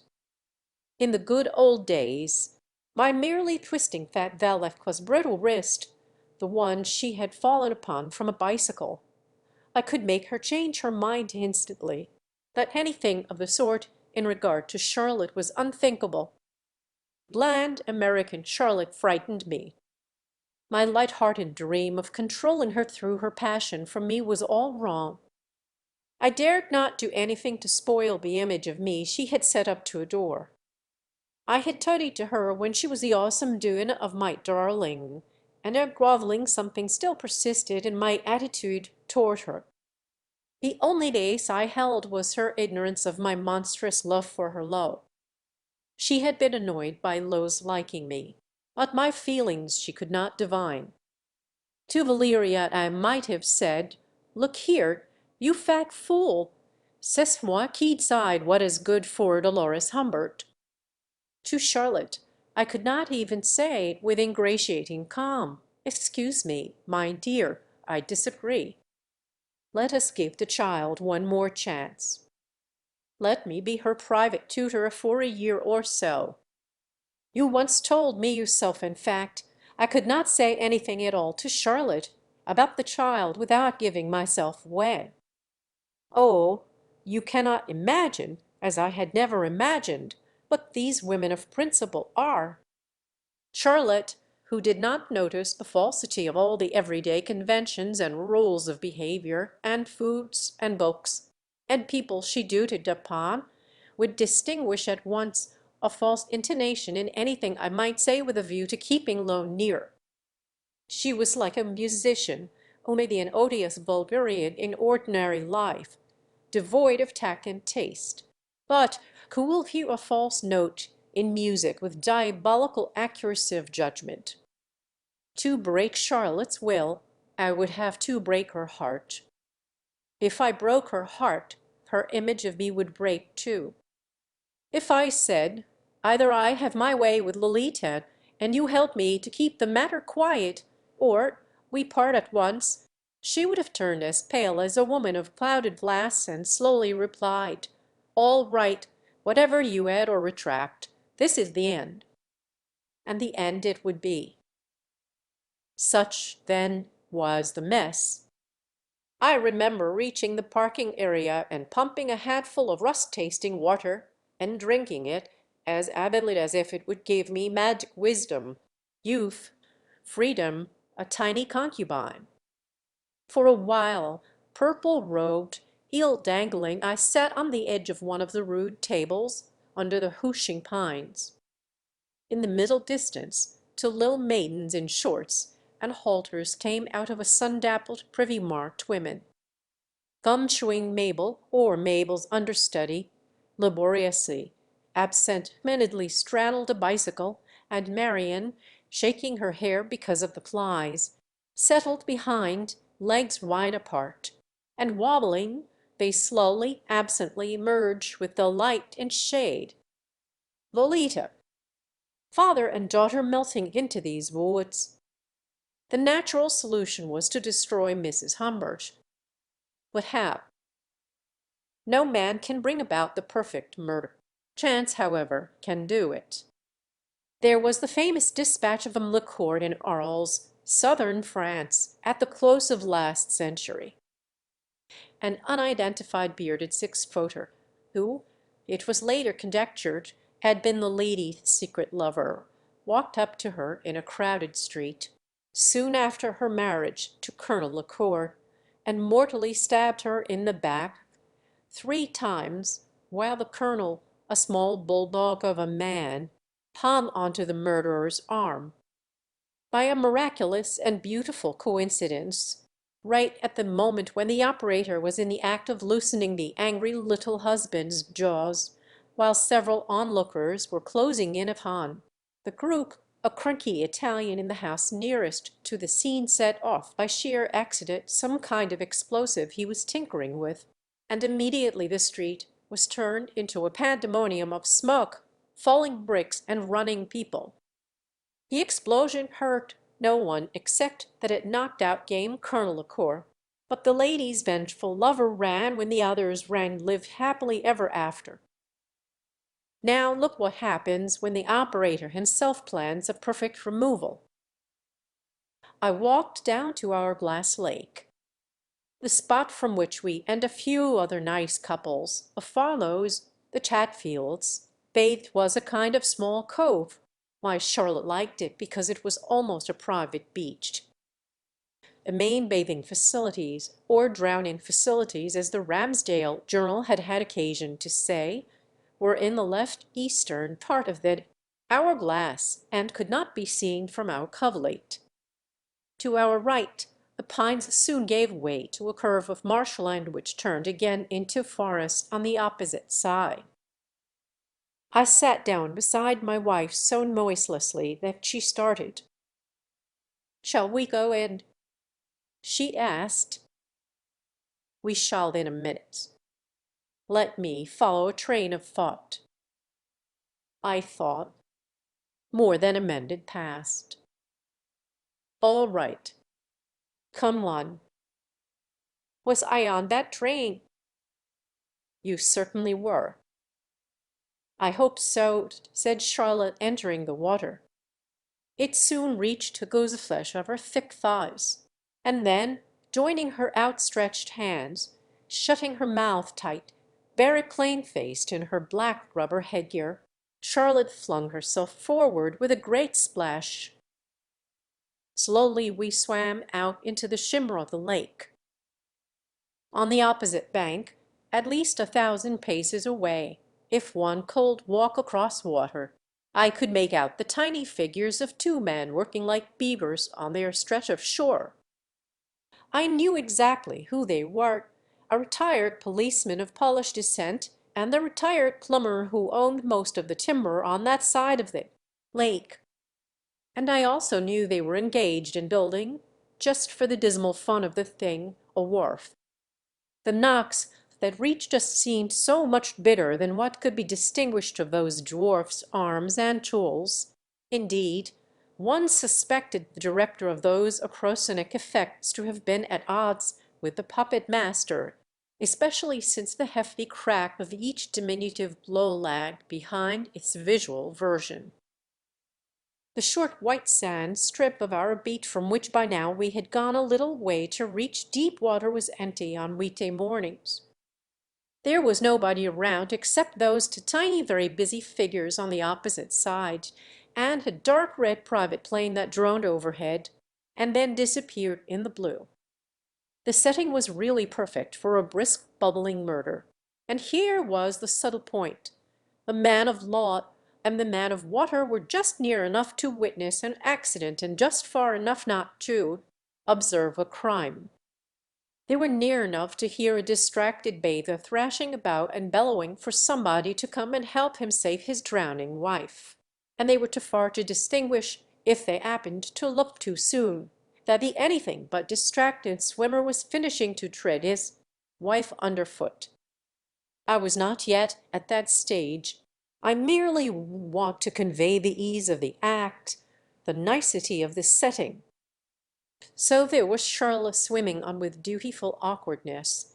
She was a very mediocre mermaid, but not without a certain solemn pleasure, for was not her merman by her side?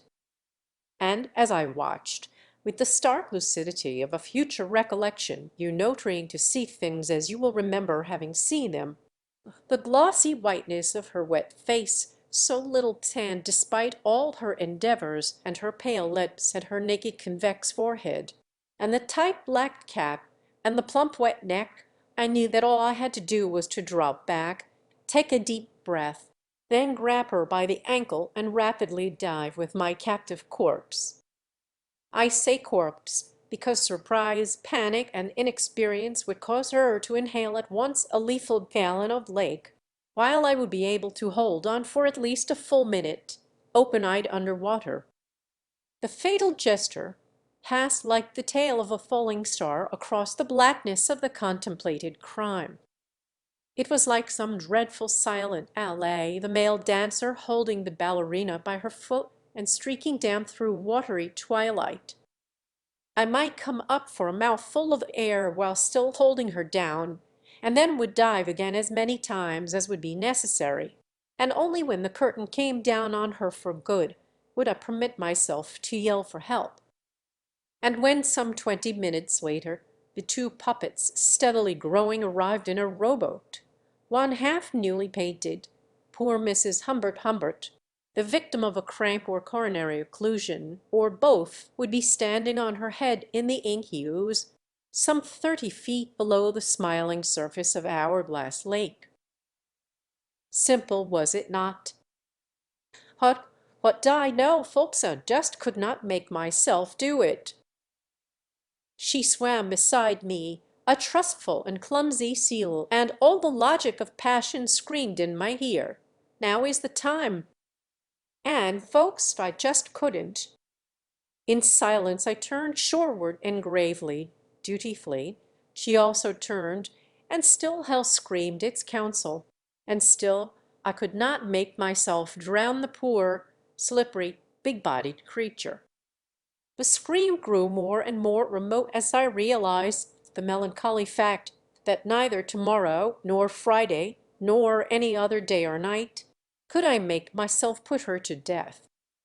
Oh, I could visualize myself slapping Valeria's breasts out of alignment, or otherwise hurting her, and I could see myself, no less clearly, shooting her lover in the underbelly and making him say "Ach" and sit down.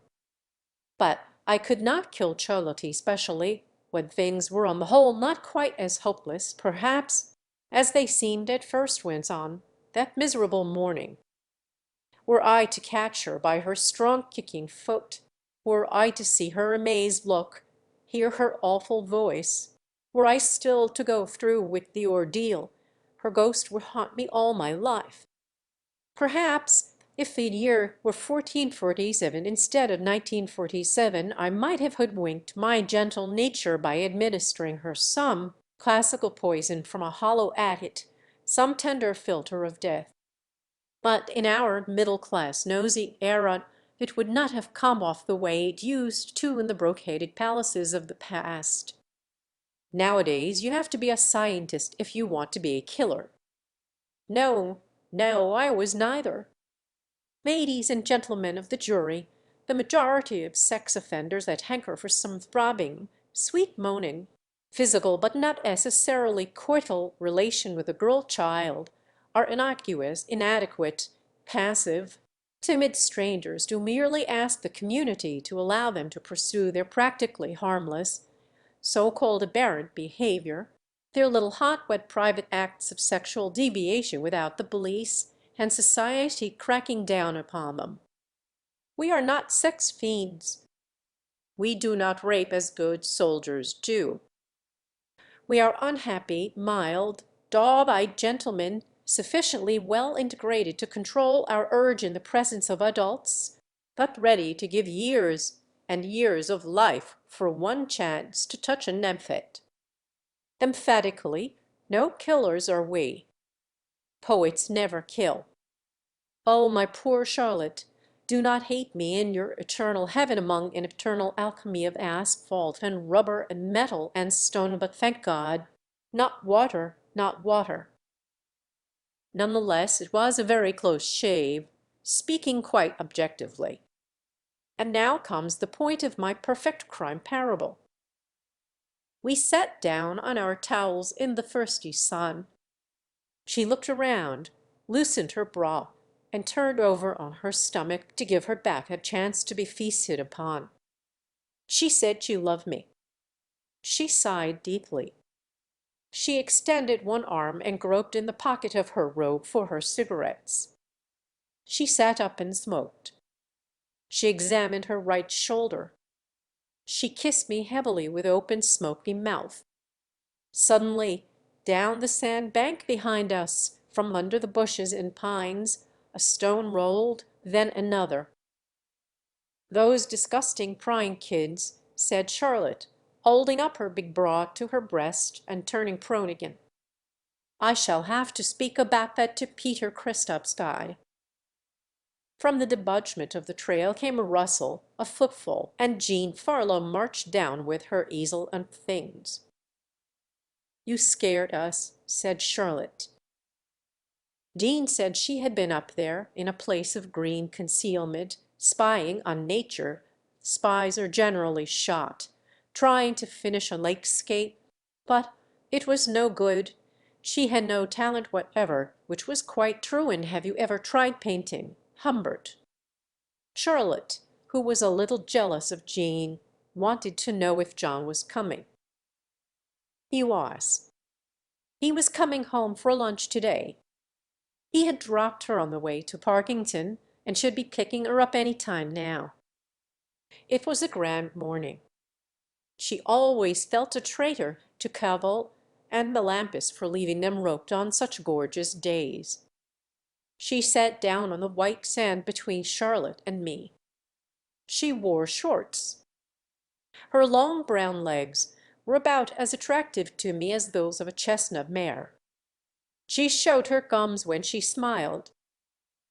"I almost put both of you into my lake," she said. "I'd even noticed something you overlooked. You addressing Humbert had your wrist watch on, Ain?" "Yes, sir, you had." "Waterproof," said Charlotte softly, making a fish mouth.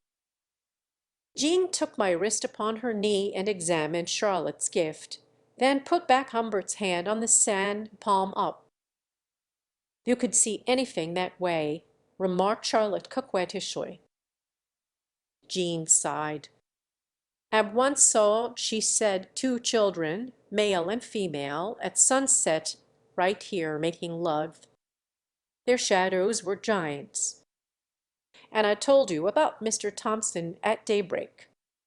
Next time I expect to see fat old Ivor in the ivory. He is really a freak, that man. Last time he told me a completely indecent story about his nephew.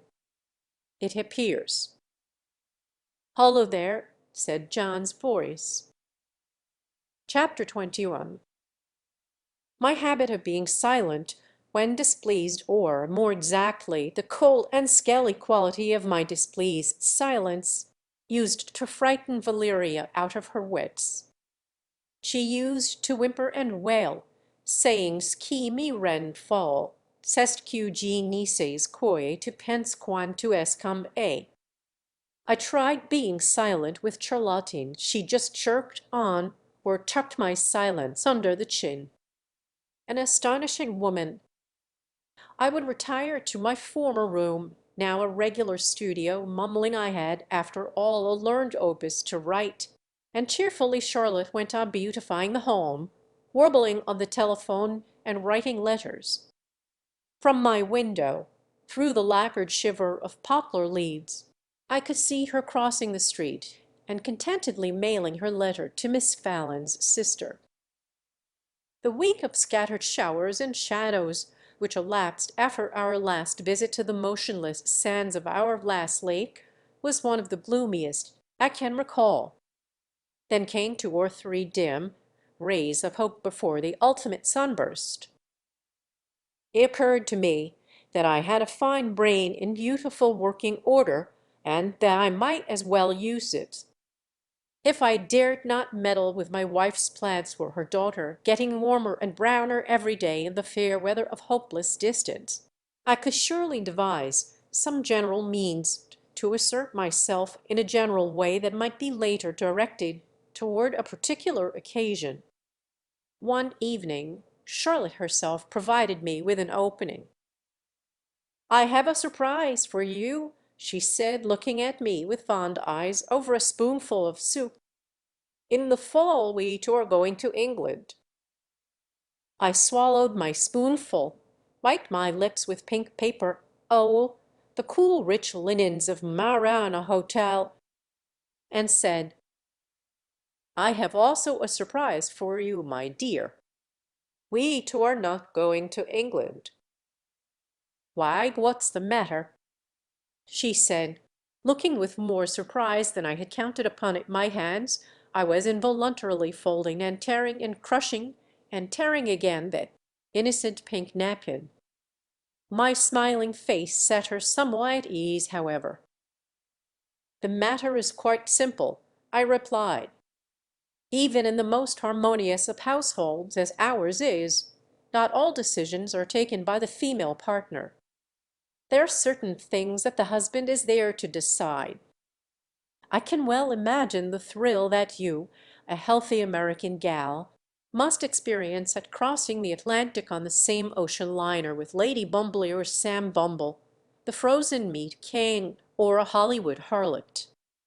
And I doubt not that you and I would make a pretty ad for the traveling agency when portrayed looking to, frankly starry-eyed, I controlling my envious admiration at the palace sentries or scarlet guards or beaver eaters or whatever they are called. But I happen to be allergic to Europe, including merry old England. As you well know, I have nothing but very sad associations with the old and rotting world. No colored ads in your magazines will change the situation." "My darling," said Charlotte, "I really—" "No, wait a minute. The present matter is only incidental. I am concerned with a general trend. When you wanted me to spend my afternoons sunbathing on the lake instead of doing my work, I gladly gave in and became a bronze glamour boy for your sake instead of remaining a scholar and, well, an educator. When you lead me to bridge and Bourbon with the charming Farlows, I meekly follow. No, please wait. When you decorate your home, I do not interfere with your schemes.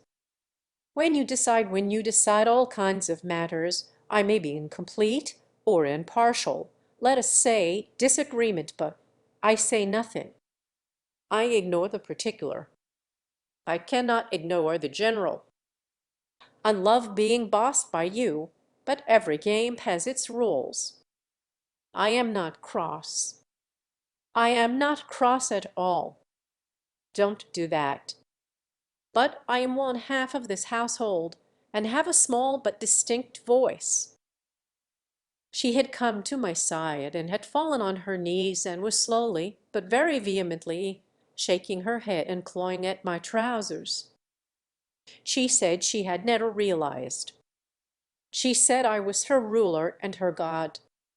She said Louise had gone and let us make love right away.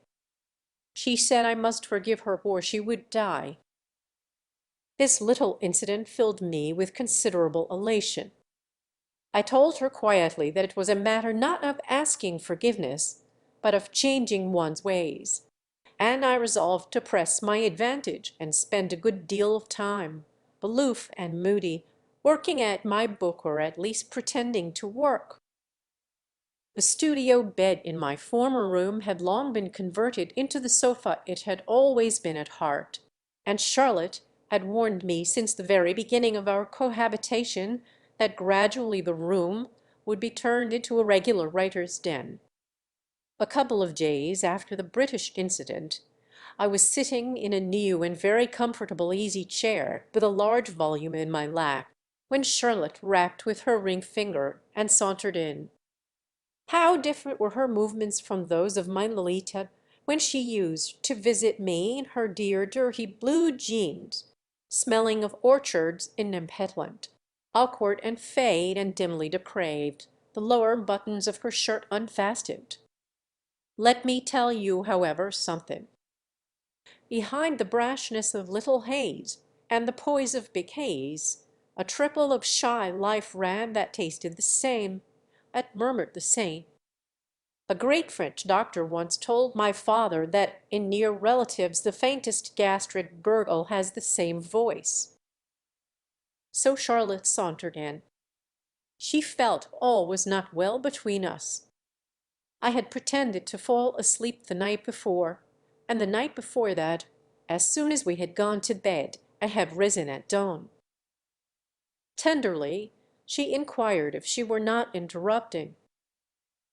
"Not at the moment," I said, turning volume C of the girl's encyclopedia around to examine a picture printed bottom edge, as printers say. Charlotte went up to a little table of imitation mahogany with a drawer. She put her hand upon it. The little table was ugly, no doubt, but it had done nothing to her.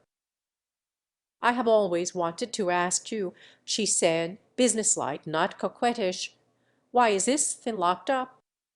Do you want it in this room? It's so abominably uncouth." "Leave it alone," I said. I was camping in Scandinavia. "Is there a key?" "Hidden." "Oh, hum." "Locked up love letters." She gave me one of those wounded doe looks that irritated me so much, and then, not quite knowing if I was serious, or how to keep up the conversation, stood for several slow pages, campus, Canada, candid camera, candy, peering at the window pane rather than through it, drumming upon it with sharp almond and rose fingernails. Presently, at canoeing or canvas back, she strolled up to my chair and sank down, tweedily weightily, on its arm, inundating me with the perfume my first wife had used. "Would his lordship like to spend the fall here?" she asked, pointing with her little finger at an autumn view in a conservative eastern state. "Why?" Very distinctly and slowly. She shrugged. Probably Harold used to take a vacation at that time. Open season. Conditional reflex on her part. "I think I know where that is," she said, still pointing. "There is a hotel I remember, Enchanted Hunters. Quaint, isn't it? And the food is a dream. And nobody bothers anybody." She rubbed her cheek against my temple. Valeria soon got over that. "Is there anything special you would like for dinner, dear?" "John and Jean will drop in later," I answered with a grunt. She kissed me on my underlip, and, brightly saying she would bake a cake, a tradition subsisted from my lodging days, that I adored her cakes, left me to my idleness. Carefully putting down the open book where she had sat, it attempted to send forth a rotation of waves, but an inserted pencil stopped the pages. I checked the hiding place of the key. Rather self-consciously it lay under the old expensive safety razor I had used before she bought me a much better and cheaper one. Was it the perfect hiding place there, under the razor, in the groove of its velvet-lined case? The case lay in a small trunk where I kept various business papers. Could I improve upon this? Remarkable how difficult it is to conceal things, especially when one's wife keeps monkeying with the furniture. Chapter 22. I think it was exactly a week after our last swim that the noon mail brought a reply from the second Miss Fallon. The lady wrote she had just returned to Street. Algebra from her sister's funeral. Euphemia had never been the same after breaking that hip. As to the matter of Mrs. Humbert's daughter, she wished to report that it was too late to enroll her this year, but that she, the surviving Fallon, was practically certain that if Mr. and Mrs. Humbert brought Dolores over in January, her admittance might be arranged. Next day, after lunch, I went to see our doctor, a friendly fellow whose perfect bedside manner and complete reliance on a few patented drugs adequately masked his ignorance of and indifference to medical science. The fact that Lowe would have to come back to Ramsdale was a treasure of anticipation. For this event I wanted to be fully prepared. I had in fact begun my campaign earlier, before Charlotte made that cruel decision of hers. I had to be sure when my lovely child arrived, that very night, and then night after night, until Street. Algebra took her away from me. I would possess the means of putting two creatures to sleep so thoroughly that neither sound nor touch should rouse them. Throughout most of July I had been experimenting with various sleeping powders, trying them out on Charlotte, a great taker of pills. The last dose I had given her, she thought it was a tablet of mild bromides to anoint her nerves, had knocked her out for 4 solid hours. I had put the radio at full blast. I had blazed in her face an Elizabeth-like flashlight. I had pushed her, pinched her, prodded her, and nothing had disturbed the rhythm of her calm and powerful breathing. However, when I had done such a simple thing as kiss her, she had awakened at once, as fresh and strong as an octopus. I barely escaped. This would not do, I thought. Had to get something still safer. At first, Dr. Ibarri did not seem to believe me when I said his last prescription was no match for my insomnia. He suggested I try again, and for a moment diverted my attention by showing me photographs of his family. He had a fascinating child of Dolly's age, but I saw through his tricks and insisted he prescribed the mightiest pill extant.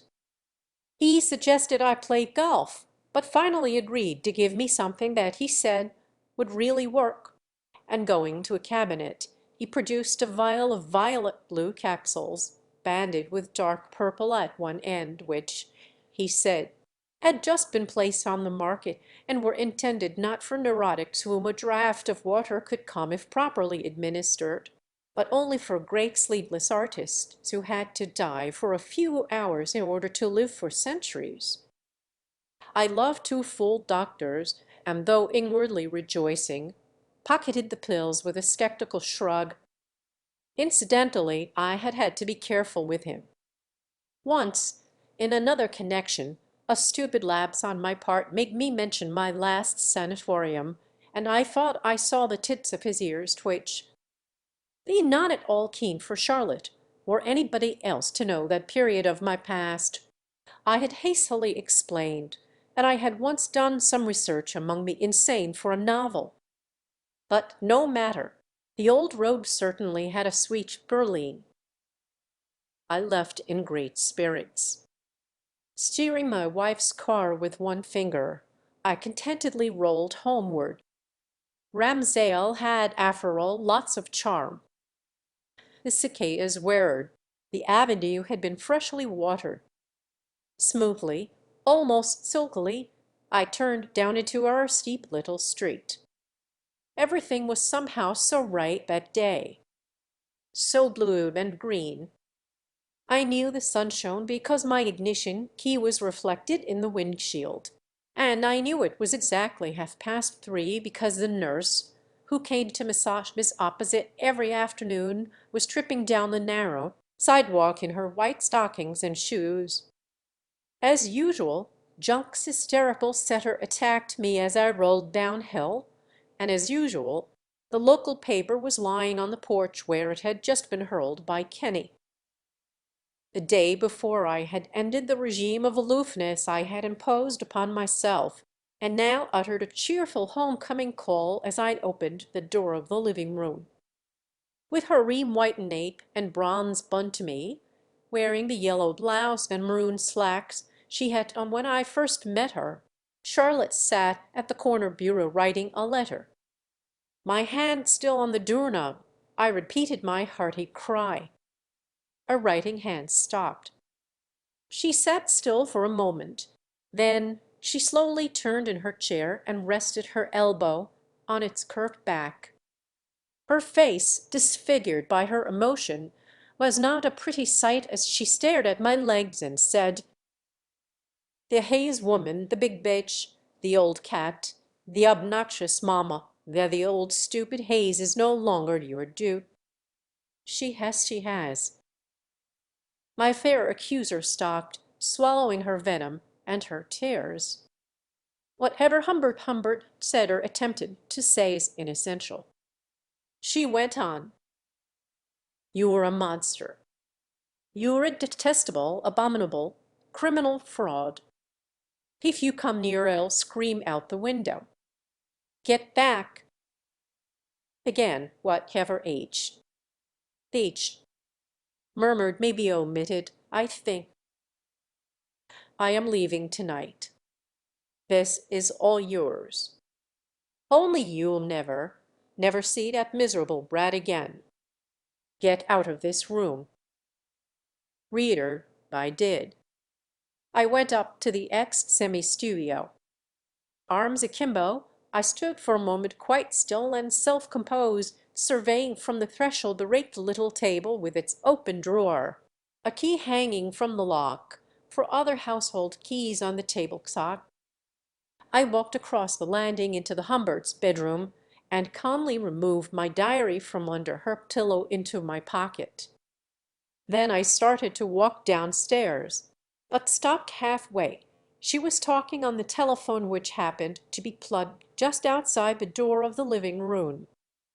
I wanted to hear what she was saying. She canceled an order for something or other and returned to the parlor.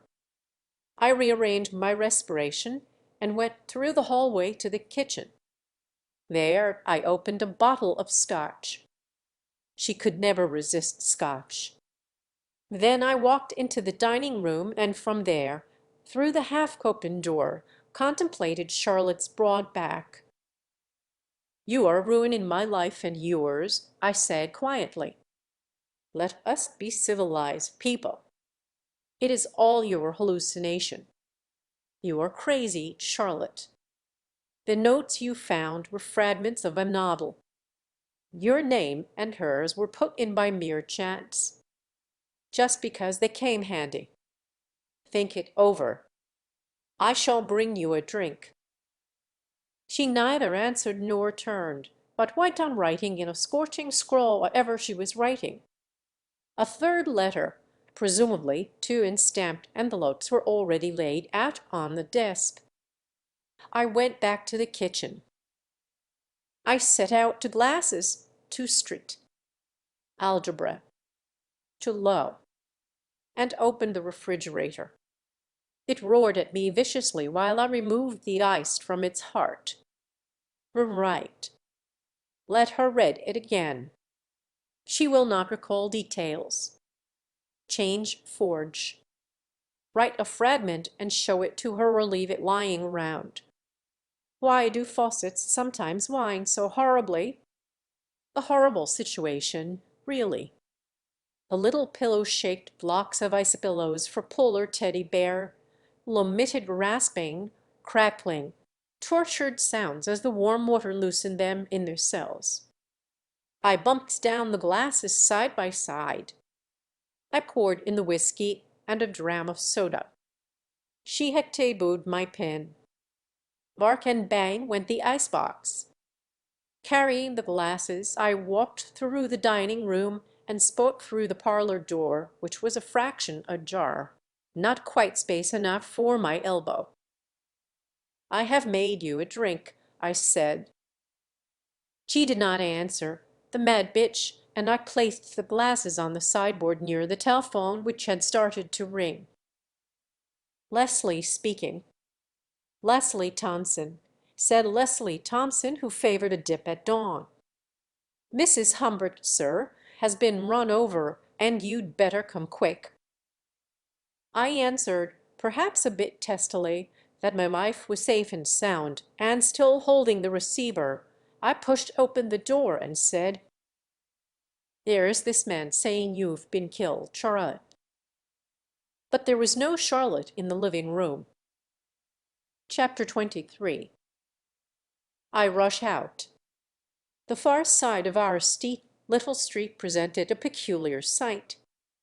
A big black lossy packer had climbed Miss Opposite's sloping lawn at an angle from the sidewalk where Tartan Lake Road had dropped into A heap, and stood there, shining in the sun, its doors open like wings, its front wheels deep in evergreen shrubbery. To the anatomical right of this car, on the trim turn of the lawn slope, an old gentleman with a white mustache, well-dressed double-breasted grey suit, polka-dotted bow-tie lace supine, his long legs together, like a death-size wax figure. I have to put the impact of an instantaneous vision into a sequence of words. Their physical accumulation in the page impairs the actual flash, the sharp unity of impression. Rudkeep, card, old man doll, Miss O. S. nurse running with a rustle, a half-empty tumbler in her hand, back to the screened porch where, the propped-up imprisoned, decrepit lady herself may be imagined screeching, but not loud enough to drown the rhythmical yaps of the junk setter walking from group to group from a bunch of neighbors already collected on the sidewalk near the bit of check stuff, and back to the car which he had finally run to earth, and then to another group on the lawn, consisting of Leslie, two policemen, and a sturdy man with tortoise-shell glasses. At this point I should explain that the prompt appearance of the patrolmen, hardly more than a minute after the accident, was due to their having been ticketing the illegally parked cars in a cross lane 2 blocks down the grade, that the fellow with the glasses was Frederick Beale, driver of the Packard, that his 79-year-old father, whom the nurse had just watered on the green bank, where he lay a banked bank or so to speak us not in a dead faint, but was comfortably and methodically recovering from a mild heart attack or its possibility, and finally that the late Roby on the sidewalk, where she had so often pointed out to me with disapproval the crooked green cracks, concealed the mangled remains of Charlotte Humbert, who had been knocked down and dragged several feet by the Beale car as she was hurrying across the street to drop 3 letters in the mail box at the corner of Miss Opposite's lawn. These were picked up and handed to me by a pretty child in a dirty pink frock, and I got rid of them by clawing them to fragments in my trouser pocket. 3 doctors and the Farlows presently arrived on the scene and took over. The widower, a man of exceptional self-control, neither wept nor raved. He sattered a bit, but he opened his mouth only to impart such information or issue such directions as were strictly necessary in connection with the identification, examination, and disposal of a dead woman, the top of her head a porridge of bone, brains, bronze hair, and blood. The sun was still a blinding red when he was put to bed in Dolly's room by his friends, gentle John and dewy-eyed Jean, who, to be near, retired to the Humberts' bedroom for the night, which, for all I know, they may not have spent as innocently as the solemnity of the occasion required. I have no reason to dwell in this very special memoir on the pre-funeral formalities that had to be attended to, or on the funeral itself, which was as quiet as the marriage had been. But a few incidents pertaining to those 4 or 5 days after Charlotte's simple death have to be noted. My first night of widowhood I was so drunk that I slept as soundly as the child who had slept in that bed. Next morning I hastened to inspect the fragments of letters in my pocket. They had got to thoroughly mix up to be sorted into 3 complete sets. I assumed that, and you had better find it because I cannot buy, came from a letter to Lowe, and other fragments seemed to point to Charlotte's intention of fleeing with Lowe to Parkington or even back to Piskey, lest the vulture smash her precious lamb. Other tatters and shreds, never had I thought I had such strong talents, obviously referred to an application not to Street, but to another boarding school which was said to be so harsh and grey and gaunt in its methods, although supplying croquet under the elms, as to have earned the nickname of reformatory for young ladies. Finally, the 3rd epistle was obviously addressed to me. I made out such items as, "After a year of separation we may," Oh, my dearest, oh, my! Worse than if it had been a woman you kept. Or, maybe, I shall die. But on the whole my gleanings made little sense. The various fragments of those three hasty missives were as jumbled in the palms of my hands as their element had been in poor Charlotte's. Ed. That day John had to see a customer, and Jean had to feed her dogs, and so I was to be deprived temporarily of my friend's company. The dear people were afraid I might commit suicide if left alone, and since no other friends were available, Miss Opposite was incommunicado. The McCoos were busy building a new house miles away, and the Chatfields had been recently called to Maine by some family trouble of their own. Leslie and Louise were commissioned to keep me company under the pretense of helping me to sort out and pack a multitude of orphan things. In a moment of superb inspiration I showed the kind and credulous Farlows we were waiting for Leslie to come for his paid tryst with Louise Hay, little photograph of Charlotte I had found among her affairs. From a boulder she smiled through blown hair. It had been taken in April 1934, a memorable spring. While on a business visit to the States, I had occasion to spend several months in Pisky. We met and had a mad love affair. I was married, alas, and she was engaged to Hayes, but after I returned to Europe we corresponded through a friend, now dead. Jean whispered she had heard some rumors and looked at the snapshot, and, still looking, handed it to John, and John removed his pipe and looked at lovely and fast Charlotte Becker and handed it back to me. Then they left for a few hours. Happy Louise was gurgling and scolding her swain in the basement.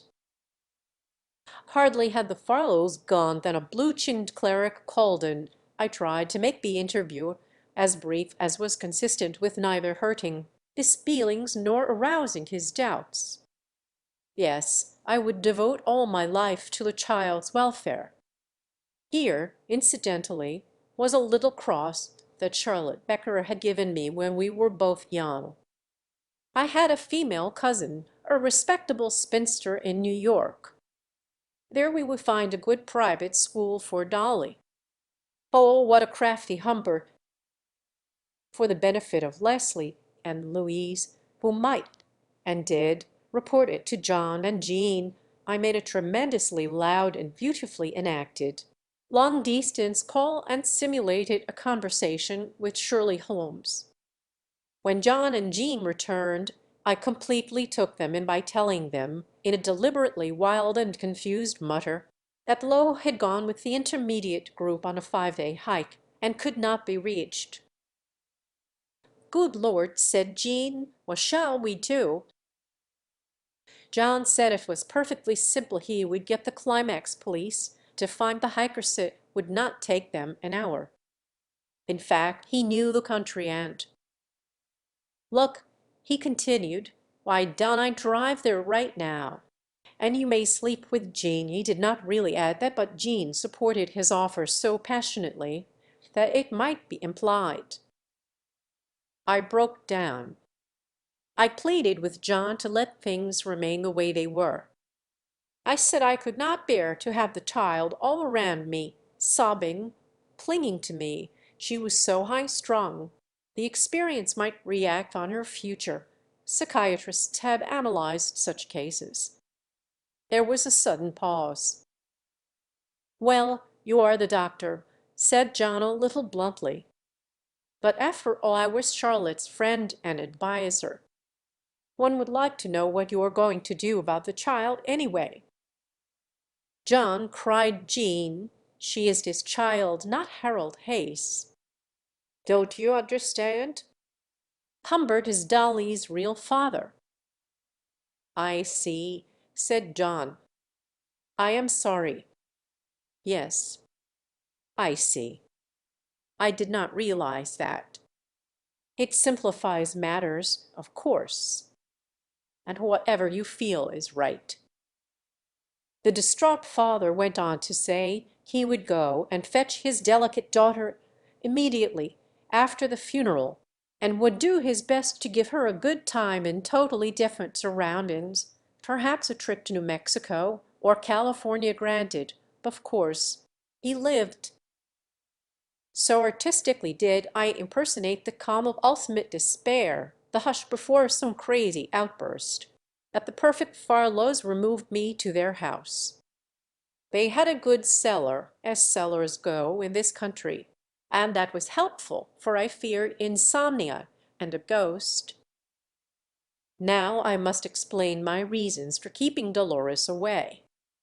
Naturally, at first, when Charlotte had just been eliminated and I re-entered the house a free father, and gulped down the 2 whiskey and sodas I had prepared, and topped them with a pint or 2 of my pen, and went to the bathroom to get away from neighbors and friends, there was but one thing in my mind and pulse, namely, the awareness that a few hours hence, warm, brown-haired, and mine, Belita would be in my arms, shedding tears that I would kiss away faster than they could well. But as I stood wide-eyed and flushed before the mirror, John Farlow tenderly tapped to inquire if I was okay, and I immediately realized it would be madness on my part to have her in the house with all those busybodies milling around and scheming to take her away from me. Indeed, unpredictable Lo herself might, who knows, show some foolish distrust of me. A sudden repugnance, vague fear, and the like and gone would be the magic praise at the very instant of triumph. Speaking of busybodies, I had another visitor friend, Beale, a fellow who eliminated my wife. Stodgy and solemn, looking like a kind of assistant executioner, with his bald jowls, small black eyes, thickly rimmed glasses, and conspicuous nostrils, he was ushered in by John, who then left us, closing the door upon us with the utmost tact. Suavely saying he had twins in my stepdaughter's class, my grotesque visitor unrolled a large diagram he had made of the accident. It was, as my stepdaughter would have put it, a billete with all kinds of impressive arrows and dotted lines in varicolored inks. Mrs. H. S. trajectory was illustrated at several points by a series of those little outline figures all like we career girl or what you used in statistics as visual aids.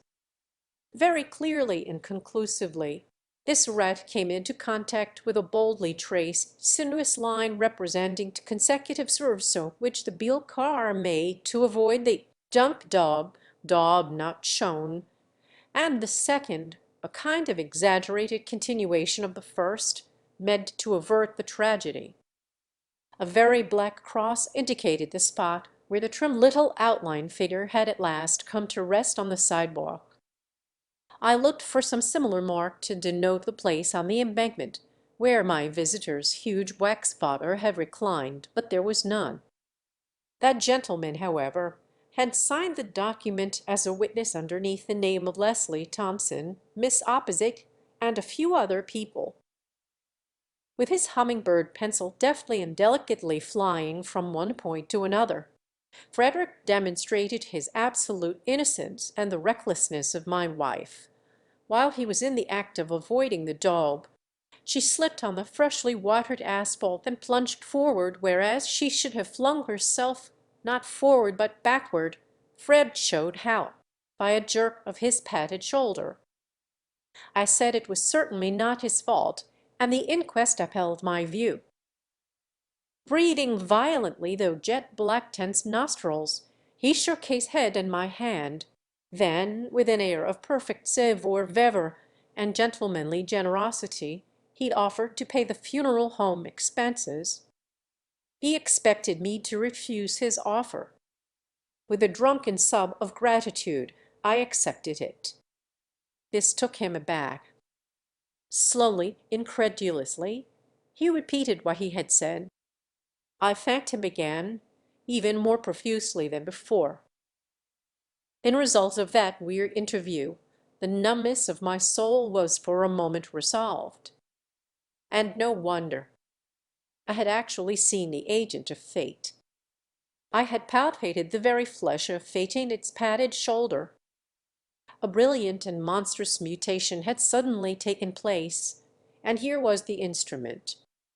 Within the intricacies of the pattern, currying housewife, slippery pavement, a pass of a doll, steep grade, big car, baboon at its wheel, I could dimly distinguish my own vile contribution.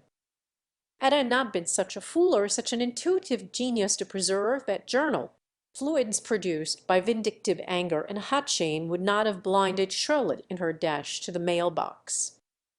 But even had they blinded her, still nothing might have happened had not precise fate, that synchronizing phantom, mixed within its alembic the car and the doll and the sun and the shade and the wag and the weak and the strong and the stone.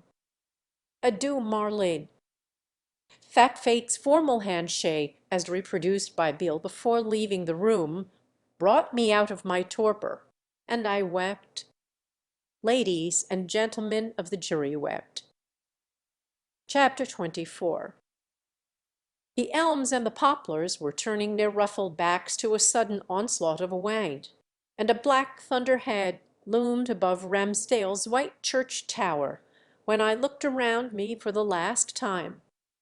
For unknown adventures, I was leaving the Livet house where I had rented a room only 10 weeks before. The shade is thrifty, practical bamboo shades were already down. On porches or in the house their rich textures lend modern drama. The house of heaven must seem pretty bare after that. A raindrop fell on my knuckles. I went back into the house for something or other while John was putting my bags into the car, and then a funny thing happened. I do not know if in these tragic notes I have sufficiently stressed the peculiar sending effect that the writer's good-looked pseudo-Celtic, attractively simian, boyishly manly het-home women of every age and environment. Of course, such announcements made in the first person may sound ridiculous, but every once in a while I have to remind the reader of by appearance much as a professional novelist who has given a character of his some mannerism or a dog, as to go on producing that dog or that mannerism every time the character crops up in the course of the book. There may be more to it in the present case. My bloomy good looks should be kept in the mind's eye if my story is to be properly understood. Pobicent low swooned to Humbert's charm as she did to hiccupy music. A dull lot loved me with the mature, possessive passion that I now deplore and respect more than I care to say. Jean Farlow, who was 31 and absolutely neurotic, had also apparently developed a strong liking for me. She was handsome in a carved Indian sort of way, with a burnt sienna complexion. Her lips were like large crimson polyps, and when she emitted her special barking laugh, she showed large dull teeth and pale grimace. She was very tall, wore either slacks with sandals or billowing skirts with ballet slippers, drank any strong liquor in any amount, had had 2 miscarriages, wrote stories about animals, painted, as the reader knows, lakescapes, was already nursing the cancer that was to kill her at 33, and was hopelessly unattractive to me. Judge then of my alarm when a few seconds before I left, she and I stood in the hallway. Jean, with her always trembling fingers, took me by the temples, and tears in her bright blue eyes attempted, unsuccessfully, to glue herself to my lips.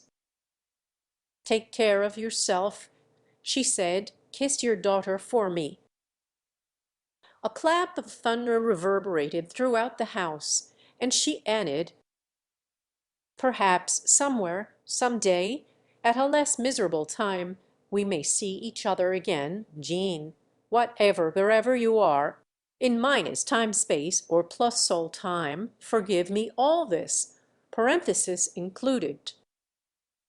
And presently I was shaking hands with both of them in the street, the sloping street, and everything was whirling and flying before the approaching white deluge, and a truck with a mattress from Philadelphia was confidently rolling down to an empty house, and dust was running and writhing over the exact slab of stone where Charlotte, when they lifted the lap robe for me, had been revealed, curled up, her eyes intact, their black lashes still wet, matted, like yours, Lolita. Chapter 25. One might suppose that with all blocks removed and a prospect of delirious and unlimited delights before me, I would have mentally sunk back, heaving a sigh of delicious relief. And mine, pas du tout. Instead of basking in the beams of smiling chance, I was obsessed by all sorts of purely ethical doubts and fears. For instance, might it not surprise people that Lo was so consistently debarred from attending festive and funeral functions in her immediate family? You remember we had not had her at our wedding. Or another thing, granted it was the long hairy arm of coincidence that had reached out to remove an innocent woman, might coincidence not ignore in a heathen moment what its twin lamb had done and hand Lo a premature note of commiseration? True, the accident had been reported only by the Ramsdale Journal, not by the Parkington Reporter or the Climax Herald, Camp Q being in another state, and local deaths having no federal news interest. But I could not help fancying that somehow Dolly Hayes had been informed already, and that at the very time I was on my way to fetch her, she was being driven to Ramsdale by friends unknown to me. Still more disquieting than all these conjectures and worries was the fact that Humbert Humbert, a brand new American citizen of obscure European origin, had taken no steps toward becoming the legal guardian of his dead wife's daughter, 12 years and 7 months old. Would I never dare kick those steps? I could not repress a shiver whenever I imagined my nudity hemmed in by mysterious statutes in the merciless glare of the common law. My scheme was a marvel of primitive art. I would whiz over to Camp Q, tell Lolita her mother was about to undergo a major operation at an invented hospital, and then keep moving with my sleepy Nempe from Maine to in while her mother got better and finally died. But as I traveled campward my anxiety grew. I could not bear to think I might not find Lolita there or find, instead, another, scared, Lolita clamoring for some family friend, not the Farlows. Thank God she hardly knew them, but might there not be other people I had not reckoned with? Finally, I decided to make the long-distance call I had simulated so well a few days before. It was raining hard when I pulled up in a muddy suburb of Parkington just before the Fork, one prong of which bypassed the city and led to the highway which crossed the hills to Lake Climax and Camp Q. I flipped off the ignition and for quite a minute sat in the car bracing myself for that telephone call and staring at the rain, at the inundated sidewalk, at a hydrant, a hideous thing, really, painted a thick silver and red, extending the red stumps of its arms to be varnished by the rain which like stylized blood dripped upon its argent chains. No wonder that sopping beside those nightmare cripples is taboo. I drove up to a gasoline station. A surprise awaited me when at last the coins had satisfactorily clanked down and a voice was allowed to answer mine. Holmes, the camp mistress, informed me that Dolly had gone Monday, this was Wednesday, on a hike in the hills with her group and was expected to return rather late today. Would I care to come tomorrow, and what was exactly, without going into details? I said that her mother was hospitalized, that the situation was grave, that the child should not be told it was grave, and that she should be ready to leave with me tomorrow afternoon. The two voices parted in an explosion of warmth and goodwill, and through some freak mechanical flaw all my coins came tumbling back, to me with a hitting the jackpot clatter that almost made me laugh despite the disappointment at having to postpone Bliss. One wonders if this sudden discharge, this spasmodic refund, was not correlated somehow in the mind of McFate. We might have invented that little expedition before ever learning of it, as I did now. What next? I proceeded to the business center of Harkington and devoted the whole afternoon. The weather had cleared. The wet town was like silver and glass, to buy in beautiful things for low. Goodness, what crazy purchases were prompted by the poignant predilection Humber had in those days for check weeds, bright cottons, frills, puffed out short sleeves, soft pleats, snug-fitting bodices, and generously full skirts. Oh, Lolita, you are my girl, as we was pose and be dandies, and what little girl would not like to whirl in a circular skirt and scanties? Did I have something special in mind? Coaxing voices asked me. Swimming suits. We had them in all shades. Dream pink, frosted aqua, blanze mauve, tulip red, ulala black. What about pazers? Slips? No slips. Lo, Ann, I loathe slips. One of my guides in these matters was an anthropometric entry made by her mother on Lo's 12th birthday. The reader remembers that Know Your Child book. I had the feeling that Charlotte, moved by obscure motives of envy and dislike, had added an inch here, a pound there. But since the nymphet had no doubt grown somewhat in the last 7 months, I thought I could safely accept most of those January measurements. Hip girth, 29 inches. Pike girth, just below the gluteal sulcus, 17. Calf girth and neck circumference, 11. Chest circumference, 27. Upper arm girth, 8. Waist, 23. Stature, 57 inches. Weight, 78 pounds. Figure, linear. Intelligence quotient, 12:1. Vermiform appendix present, thank God. Apart from measurements, I could of course visualize Lolita with hallucinational lucidity, and nursing as I did a tingle on my brass bond at the exact spot her silky top had come level once or twice with my heart, and feeling as I did her warm weight in my lap, so that, in a sense, I was always with Lolita as a woman is with child, I was not surprised to discover later that my computation had been more or less correct. Having moreover studied a midsummer sale book, it was with a very knowing air that I examined various pretty articles, sport shoes, sneakers, pumps of crushed kid for crushed kids. The painted girl in black, who attended to all these poignant needs of mine, turned parental scholarship and precise description into commercial euphemisms such as petite.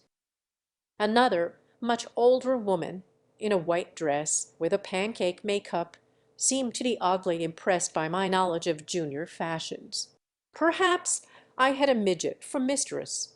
So, when shown a skirt with cute pockets in front, I intentionally put a naive male question and was rewarded by a smiling demonstration of the way the zipper worked in the back of the skirt. I had next great fun with all kinds of shorts and brief phantom little Lolitas dancing, falling, dazing all over the counter. We rounded up the deal with some prim cotton pajamas in popular butcher boy style. Humbert, the popular butcher. There is a touch of the mythological and the enchanted in those large stores where, according to ads, a career girl can get a complete desk-to-date wardrobe, and where little sister can dream of the day when her wool jersey will make the boys in the back row of the classroom drool. Life-size plastic figures of snub-nosed children with dun-colored, greenish, brown-dotted, faunish faces floated around me. I realized I was the only shopper in that rather eerie place where I moved about Fishhack in a Blackus aquarium. I sensed strange thoughts form in the minds of the languid ladies that escorted me from counter to counter, from rock ledge to seaweed, and the belts and the bracelets I chose seemed to fall from siren hands into transparent water. I bought an elegant valise, had my purchases put into it, and repaired to the nearest hotel, well pleased with my day. Somehow, in connection with that quiet, poetical afternoon of fastidious shopping, I recalled the hotel wherein with the seductive name of the Enchanted Hunters which Charlotte had happened to mention shortly before my liberation. With the help of a guidebook, I located it in the secluded town of Brisland, a 4-hour drive from Low's Camp. I could have telephoned, but fearing my voice might go out of control and lapse into coy croaks of broken English, I decided to send a wire ordering a room with twin beds for the next night. What a comic, clumsy, wavering Prince Charming I was! How some of my readers will laugh at me when I tell them the trouble I had with the wording of my telegram. What should I put? Humbert and daughter. Humbert and small daughter. Humbert and immature girl. Humbert and child. The droll mistake of the G at the end which eventually came through may have been a telepathic echo of these hesitations of mine. And then, in the velvet of a summer night, my broodings over the fire I had with me. Oh, miserly Hamburg! Was he not a very enchanted hunter, as he deliberated with himself over his buffel of magic ammunition? To rout the monster of insomnia, should he try himself one of those amethyst capsules? There were 40 of them, all told 40 nights, with a frail little sleeper at my throbbing side. Could I rob myself of one such night in order to sleep? Certainly not. Much too precious was each tiny plum, each microscopic planetarium with its lit stardust. Oh, let me be mawkish for the nonce. I am so tired of being cynical. Chapter 26.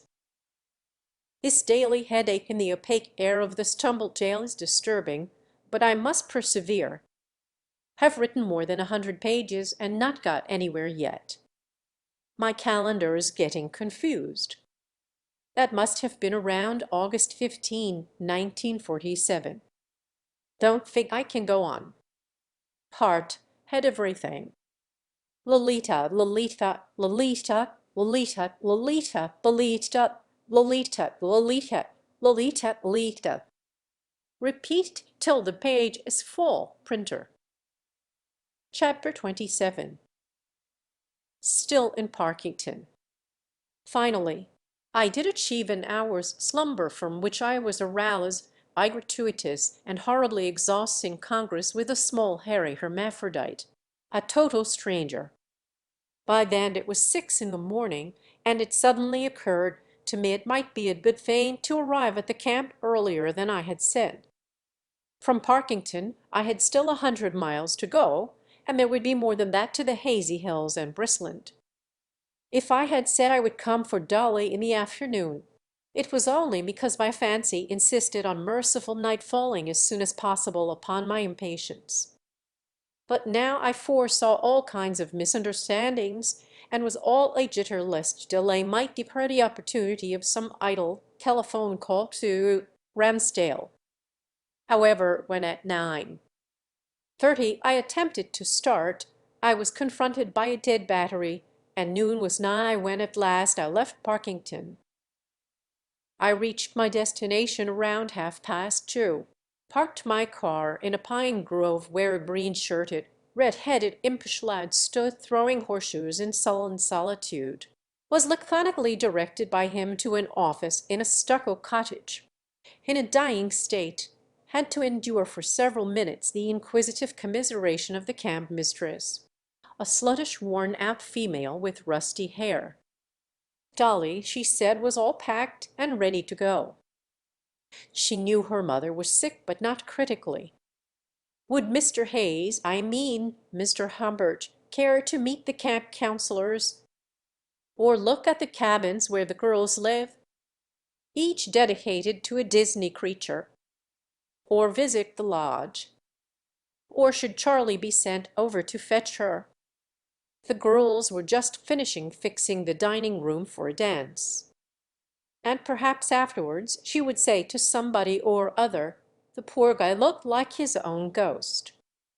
Let me retain for a moment, at seeing it all its trivial and fateful detail, Heck Holmes writing out a receipt, scratching her head, pulling a drawer out of her desk, pouring change into my impatient palm, then neatly spreading a bank note over it with a bright.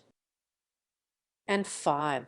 Photographs of girl children, some gaudy moth or butterfly, still alive, safely pinned to the wall nature study, the framed diploma of the camp's dietitian, my trembling hands, a card produced by efficient Holmes with a report of Dolly Hayes' behavior for July, fair to good, keen on swimming and boating, a sound of trees and birds, and my pounding heart. I was standing with my back to the open door, and then I felt the blood rush to my head as I heard her respiration and voice behind me. She arrived dragging and bumping her heavy suitcase. "Hi," she said, and stood still, looking at me with sly, bland eyes, her soft lips parted in a slightly foolish but wonderfully endearing smile. She was thinner and taller, and for a second it seemed to me her face was less pretty than the mental imprint I had cherished for more than a month. Her cheeks looked hollowed, and too much lentigo camouflaged her rosy rustic features. And that first impression, a very narrowed human interval between two tighter heartbeats, carried the clear implication that all widower Humbert had to do, wanted to do, or would do, was to give this one-looking though sun-colored little orphan a youth Bacchus, and even those plumbaceous ombre under her eyes bore freckles. A sound education, a healthy and happy girlhood, a clean home, nice girl friends of her age among whom, if the fates deigned to repay me, I might find, perhaps, a pretty little Magdalen for Herr Dr. Humbert alone. But in a wink, as the Germans say, the angelic line of conduct was erased, and I overtook my prey. Time moves ahead of our fancies. And she was my Lolita again, in fact, more of my Lolita than ever. I let my hand rest on her warm auburn head and took up her bag. She was all rose and honey, dressed in her brightest gingham with a pattern of little red apples, and her arms and legs were of a deep golden brown, with scratches like tiny dotted lines of coagulated rubies, and the ribbed cuffs of her white socks were turned down at the remembered level, and because of her childish gait, or because I had memorized her as always wearing heelless shoes, her saddle, Oxfords, looked somehow too large and too high-heeled for her. Goodbye, Camp Q, merry Camp Q. Goodbye, plain, unwholesome food. Goodbye, Charlie boy. In the hot car, she settled down beside me, slapped a prompt fly on her lovely knee. Then, her mouth working violently on a piece of chewing gum, she rapidly cranked down the window on her side and settled back again. We sped through the striped and speckled forest. "How's mother?" she asked dutifully. I said the doctors did not quite know yet what the trouble was. Anyway, something abdominal. Abominable. No, abdominal. We would have to hang around for a while. A hospital was in the country, near the gay town of Leppingville, where a great poet had resided in the early 19th century, and where we would take in all the shows. She thought it a peachy idea and wondered if we could make Leppingville before 9. We should be at Breslin by dinner time, I said, and tomorrow we'll visit Leppingville. How was the hike? Did you have a marvelous time at the camp? I had. Sorry to leave. None. Talk, low, don't grunt. Tell me something. What thing dead? She let the word expand with ironic deliberation. Any old thing. Okay, if I call you that. I slit at the road. Quite. It's a sketch, you know. When did you fall for my mummy? Some day, Lo, you will understand many emotions and situations, such as, for example, the harmony, the beauty of spiritual relationship. But, said the cynical Nymphette, shall lull in the dialogue filled with some landscape. Look, Lo, at all those cows on that hillside. I think I'll vomit if I look at a cow again. You know I missed you terribly, Lo. I did not.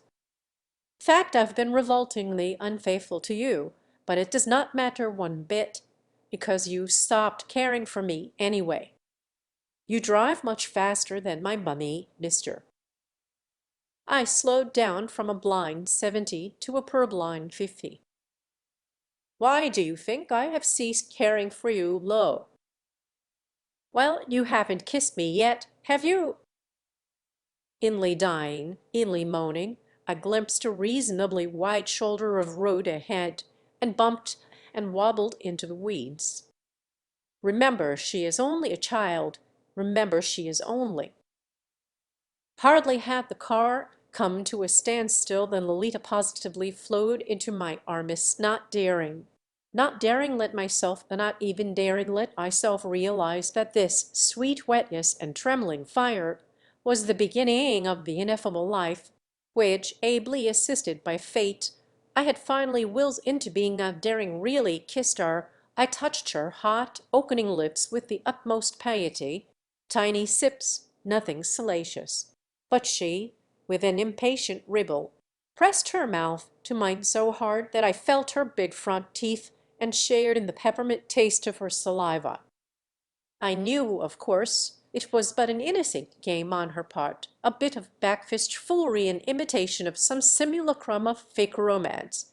And since, as the psychotherapist as well as the rapist will tell you, the limits and rules of such girlish games are fluid, or at least too childishly subtle for the senior partner to grasp, I was dreadfully afraid I might go too far and cause her to start back in revulsion and terror. And as above all I was agonizingly anxious to smuggle her into the hermetic seclusion of the Inchange Hunders, and we had still 80 miles to go, lest intuition broke our embrace a split second before a highway patrol car drew up alongside. Florid and beetle-browed, its driver stared at me. "Happen to see a blue sedan, same make as yours, pass here before the junction?" "Why, no." "We didn't," said Lo, eagerly leaning across me, her innocent hand on my legs. "But are you sure it was blue? Because—" The cop, what shadow of us was he after? Gave the little colleen his best smile and went into a U-turn. We drove on. "The Firth Head," remarked Lo. "He should have nabbed you." "Why me, for heaven's sake?" "Well, the speed in this bum state is 50, and no, don't slow down. You dull-balled. He's gone now." "We have still quite a stretch," I said, "and I want to get there before dark." "So be a good girl." "Bad, bad girl," said Lo comfortably. Juvenile delinquent, but frank and fetchin'. That light was red. I've never seen such driving. We rolled silently through a silent townlet. "Say, wouldn't mother be absolutely mad if she found out we were lovers?" "Good Lord, Lo, let us not talk that way." "But we are lovers, aren't we?" "Not that I know of. I think we are going to have some more rain. Don't you want to tell me of those little pranks of yours in camp?" "You talk like a book, dead. What have you been up to? I insist you tell me. Are you easily shocked? No. Go on. Let us turn into a secluded lane, and I'll tell you. Lo, I must seriously ask you not to play the fool. Well, well, it joined in all the activities that were offered. In sooth, and soit, I was taught to live happily and richly with others, and to develop a wholesome personality. Be a cake, in fact. Yes, I saw something of the sort in the booklet. We love the sings around the fire in the big stone fireplace, or under the darned stars, where every girl merged her own spirit of happiness with the voice of the group. Your memory is excellent, lo, but I must trouble you to leave out the swear words. Anything else? The Girl Scouts motto, said Lo rhapsodically, is also mine. I fill my life with worthwhile deeds such as, well, never mind what. My duty is to be useful. I am a friend to male animals. I'd obey orders. I am cheerful. That was another police car. I am thrifty, and I am absolutely filthy in thought, word, and deed. Now I do hope that's all, you witty child. Yeah, that's all. Now wait a sec. We baked in a reflector oven. Isn't that terrific? Well, that's better. We washed zillions of dishes. Zillions, you know, is schoolmarm's slang for many, many, many, many. Oh yes, last but not least, as mother says, now let me see, what was it? I know we made shadowgraphs. Gee, what fun. Cest being tout. Cest. Except for one little thing, something I simply can't tell you without blushing all over. Will you tell it me later? If we sit in the dark and you let me whisper, I will. Do you sleep in your old room or in a heap with mother? Old room. Your mother may have to undergo a very serious operation. Lo. Stop at that candy bar, will you? Said Lo. Sitting on a high stool, a band of sunlight crossing her bare brown forearm, Lolita was served an elaborate ice cream concoction topped with synthetic syrup. It was erected and brought her by a pimply brute of a boy in a greasy bow tie, who eyed my fragile child in her thin cotton frock with carnal deliberation. My impatience to reach Brisland and the enchanted hunters was becoming more than I could endure. Fortunately, she dispatched the stuff with her usual alacrity.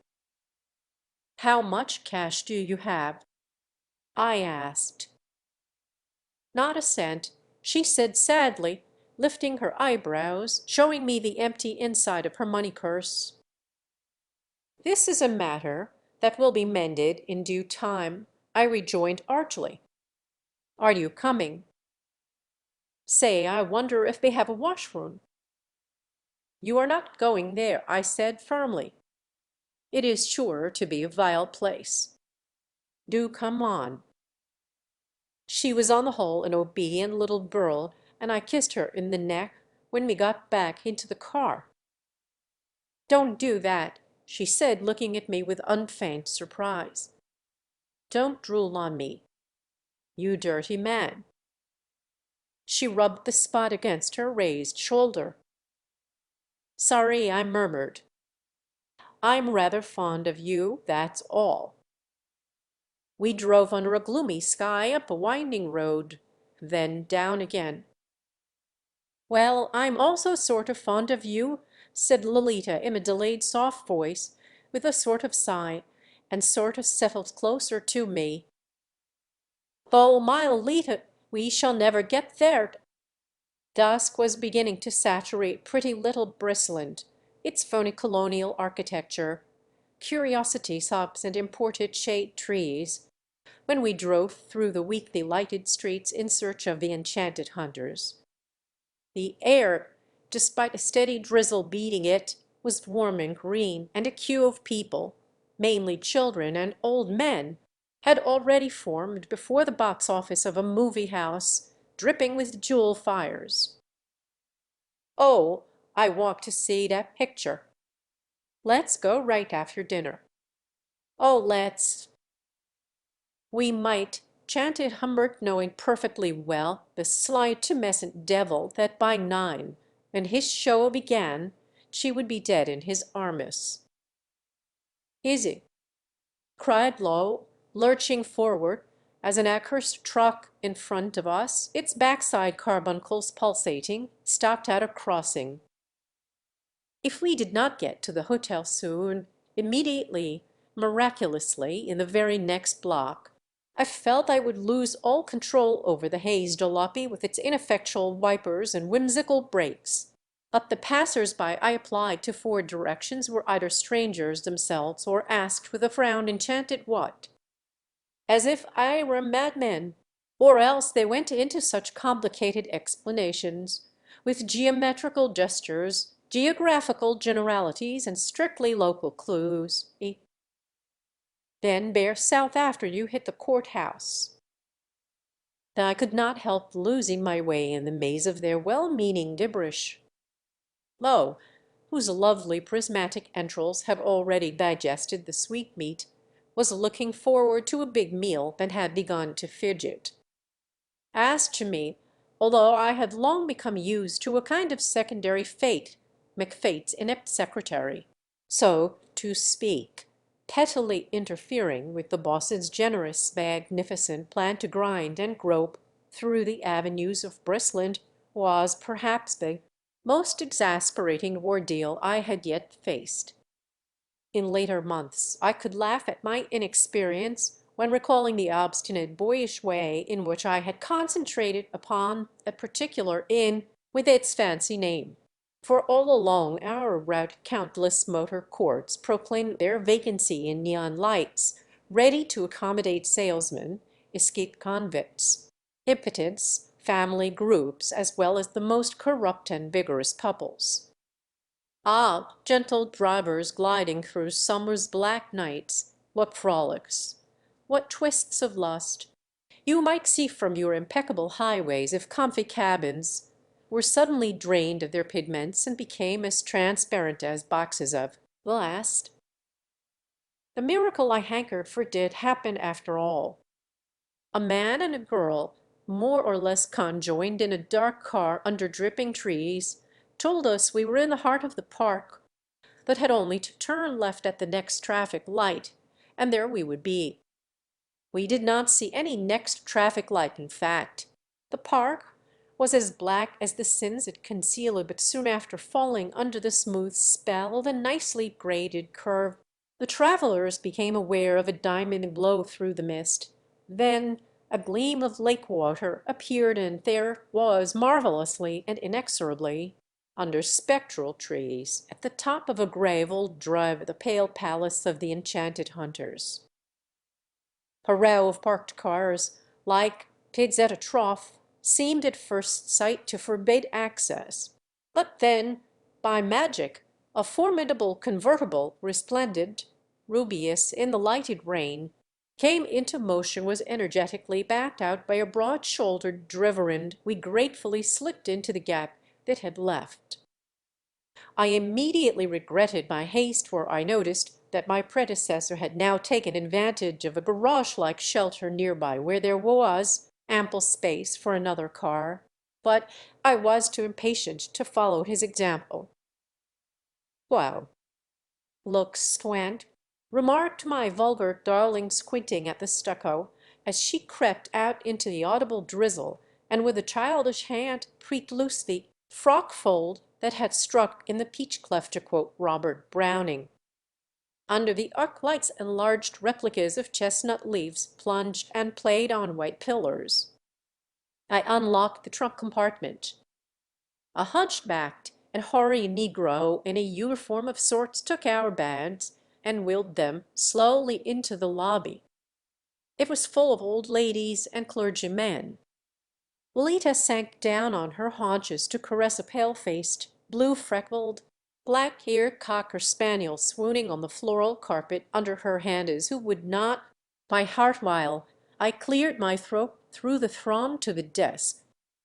There a bold, poor sing old man, everybody was old in that old hotel, examined my features with a polite smile, then leisurely produced my garbled telegram, wrestled with some dark doubts, turned his head to look at the clock, and finally said he was very sorry he had held the room with the twin beds till 6:30, and now it was gone.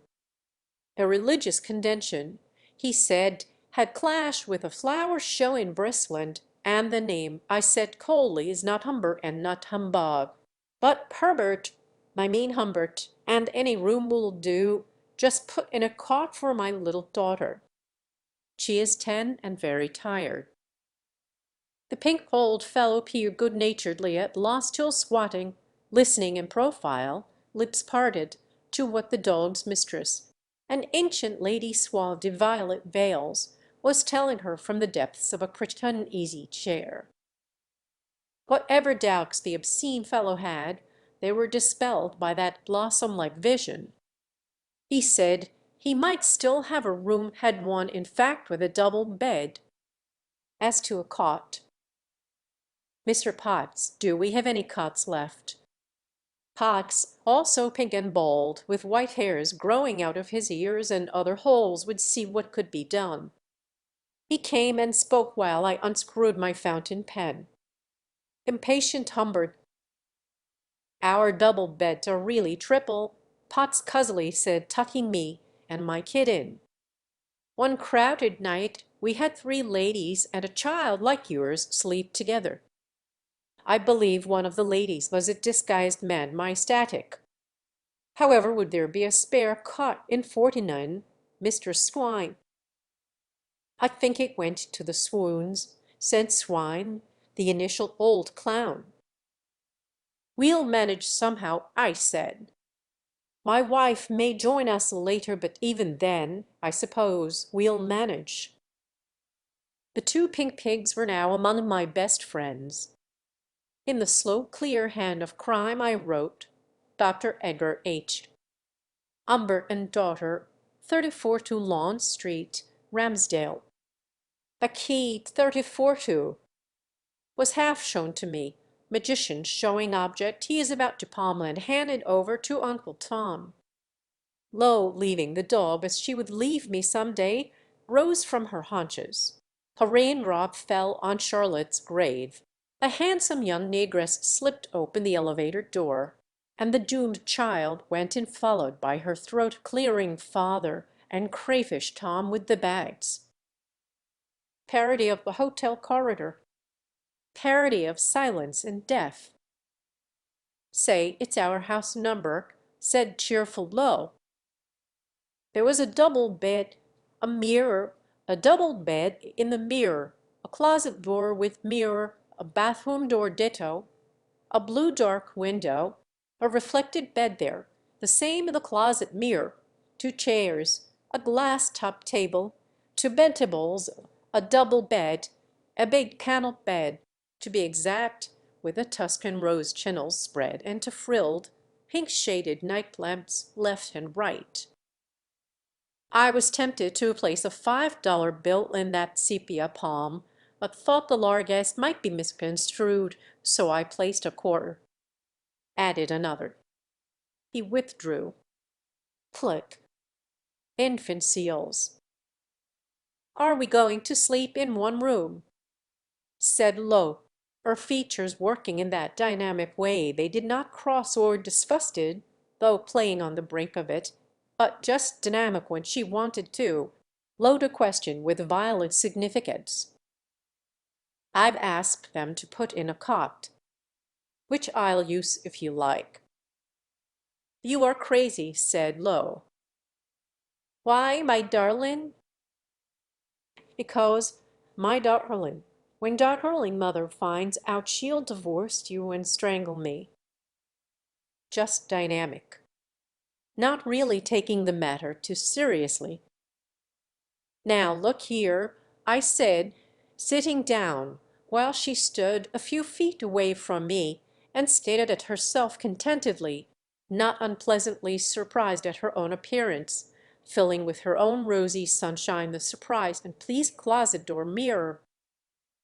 "Look here, Lo, let's settle this once for all. For all practical purposes, I am your father. I have a feeling of great tenderness for you. In your mother's absence, I am responsible for your welfare. We are not rich, and while we travel, we shall be thrown a good deal together. To people sharing one room, inevitably enter into a kind of, shall I say, a kind. The word is incest," said Lund, walked into the closet, walked out again with a young golden gibble, opened the adjoining door, and after carefully peering inside with her strange smoky eyes lest she make another mistake, retired to the bathroom. I opened the window, tore off my sweat-drenched shirt, changed, checked the pill vial in my coat pocket, unlocked it. She drifted out. I tried to embrace her, casually, a bit of controlled tenderness before dinner. She said, "Look, let's cut out the kissing game and get something to eat." It was then that I sprang my surprise. "Oh, what a dreamy pet!"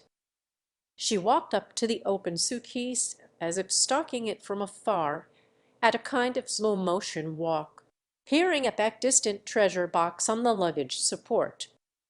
Was there something wrong, I wondered, with those great gray eyes of hers, or were we both plunged in the same enchanted mist?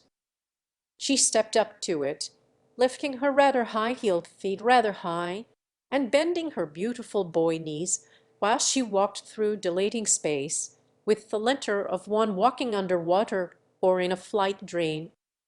Then she raised by the armlets a copper-colored, charming and quite expensive vest, very slowly stretching it between her silent hands as if she were a bemused bird hunter holding his breath over the incredible bird he spreads out by the tips of its flaming wings. Then, while I stood waiting for her, she pulled out the slow snake of a brilliant belt and tried it on.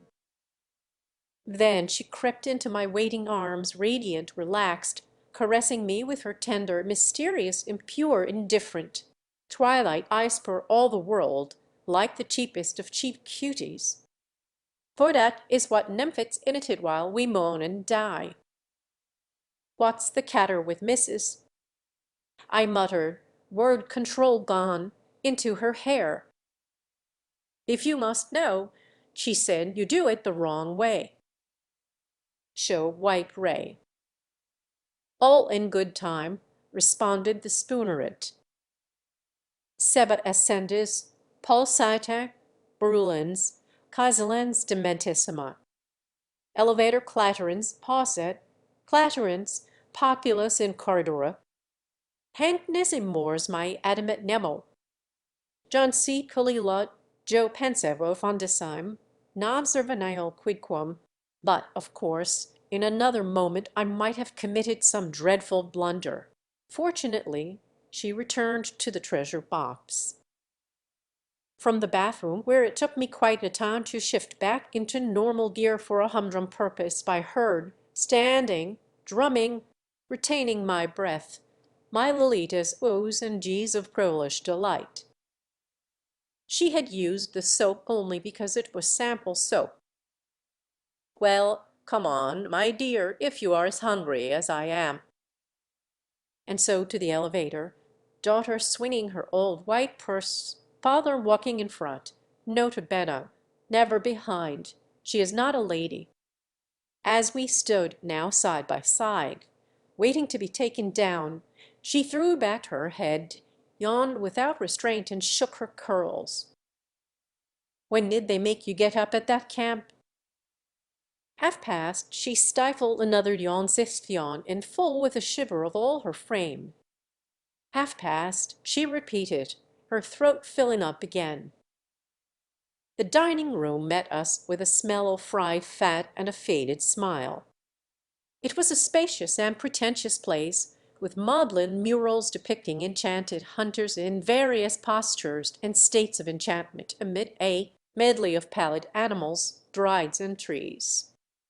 A few scattered old ladies to clergymen and a man in a sports coat were finishing their meals in silence. The dining room closed at 9, and the green-clad, cocra-faced serving girls were, happily, in a desperate hurry to get rid of us. "Does not he look exactly, but exactly like Quilty?" said Low in a soft voice, her sharp brown elbow not pointing, but visibly burning to point, at the lone diner in the loud checks, in the far corner of the room. "Like our fat Ramsdale dentist." Low arrested the mouthful of water she had just taken and put down her dancing glass. "Course not," she said with a splutter of mirth. "I meant the writer fellow in the Drums ad. Au fame, au femina." When the dessert was plunked down, a huge wedge of cherry pie for the young lady and vanilla ice cream her protector, most of which she expeditiously added to her pipe, produced a small vial containing papa's purple pills. As I look back at those seasick murals at that strange and monstrous moment, I can only explain my behavior then by the mechanism of that dream vacuum wherein revolves a deranged mind. But at the time it all seemed quite simple and inevitable to me. I glanced around, satisfied myself that the last diner had left, removed the stock, and with the utmost deliberation tipped the filter into my palm. I had carefully rehearsed before a mirror the gesture of clapping my empty hand to my open mouth and swallowing a fictitious pill. As I expected, she pounced upon the vial with its plump, beautifully colored capsules loaded with beauty's sleep. "Blue," she exclaimed. "Violet blue. What are they made of?" "Summer skies, anisette and plums and figs and the grape blood of emperors." "No, seriously, "Oh, just purples. Vitamin X. Makes one strong as an ox or an axe. Want to try one?" Lita stretched out her hand, nodding vigorously. I had hoped the drug would work fast. It certainly did. She had had a long day. She had gone rowing in the morning with Barbara, whose sister was waterfront director. As the adorable, accessible nymphet now started to tell me, in between suppressed palate-humping yawns, growing in Ballymule, how fast the magic potion worked, and had been active in other ways too. The movie that had vaguely loomed in her mind was, of course, by the time we water-treaded out of the dining room, forgotten. As we stood in the elevator, she leaned against me, faintly smiling. "Wouldn't you like me to tell you?" half closing her dark-lidded eyes. "Sleepy, huh?" said Uncle Tom, who was bringing up the quiet Franco-Irish gentleman and his daughter, as well as two withered women, experts in roses. They looked with sympathy at my frail, tanned, tottering, dazed Rose Druling. I had almost to carry her into our room. There she sat down on the edge of the bed, swaying a little, speaking in dull, long-drawn tones. If I tell you, will you promise Sleepy? So Sleepy head lolling, I's going out. Promise you won't make complaint." Later, Low. "Now go to bed." "I'll leave you here and you go to bed." "Give you 10 minutes." "Oh, I've been such a disgusting girl," she went on, shaking her hair, removing with slow fingers a velvet hair ribbon. "Lemma tell you." "Tomorrow, Low." "Go to bed. Go to bed for goodness sake. To bed." I pocketed the key and walked downstairs. Chapter 28. Gentlewomen of the jury, bear with me. Allow me to take just a tiny bit of your precious time. So this was the grand moment. I had left my Lolita still sitting on the edge of the abysmal bed, drowsily raising her foot, fumbling at the shoelaces and showing as she did so the nether side of her thigh up to the crotch of her panty. She had always been singularly absent-minded or shameless, or both, in matters of lead-show. This, then, was the hermetic vision of her which I had locked in after satisfying myself that the door carried no inside bolt. The key, with its numbered dangler of carved wood, became forthwith the weighty sesame to a rapturous and formidable future. It was mine. It was part of my hot hairy fist. In a few minutes, say 20, say half an hour, sitcher, as my uncle Gustavi used to say, would let myself into that 34 and find my Nemphit, my beauty and bride, imprisoned in her crystal sleeve. Jurors. If my happiness could have talked, it would have filled that genteel hotel with a deafening roar. And my only regret to-day is that I did not quietly deposit key 34 at the office and leave the town, the country, the continent, a hemisphere indeed, the globe that very same night. Let me explain. I was not unduly disturbed by her self-accusatory innuendos. I was still firmly resolved to pursue my policy of sparing her purity by operating only in the stealth of night, only upon a completely anesthetized little nude. Restraint and reverence were still my motto, even if that purity, incidentally, thoroughly debunked by modern science, had been slightly damaged through some juvenile erotic experience, no doubt homosexual, at that accursed camp of hers. Of course, in my old-fashioned, old-world way, I, Jean Jacques Humbert, had taken for granted, when I first met her, that she was as unravished as the stereotypical notion of normal child had been since the lamented end of the ancient world B. C. and its fascinating practices. We are not surrounded in our enlightened era by little slave flowers that can be casually plucked between business and bath as they used to be in the days of the Romans, and we do not, as dignified Orientals did in still more luxurious times, use tiny entertainers fore and aft between the mutton and the rose sherbet. The whole point is that the old link between the adult world and the child world has been completely severed nowadays by new customs and new laws.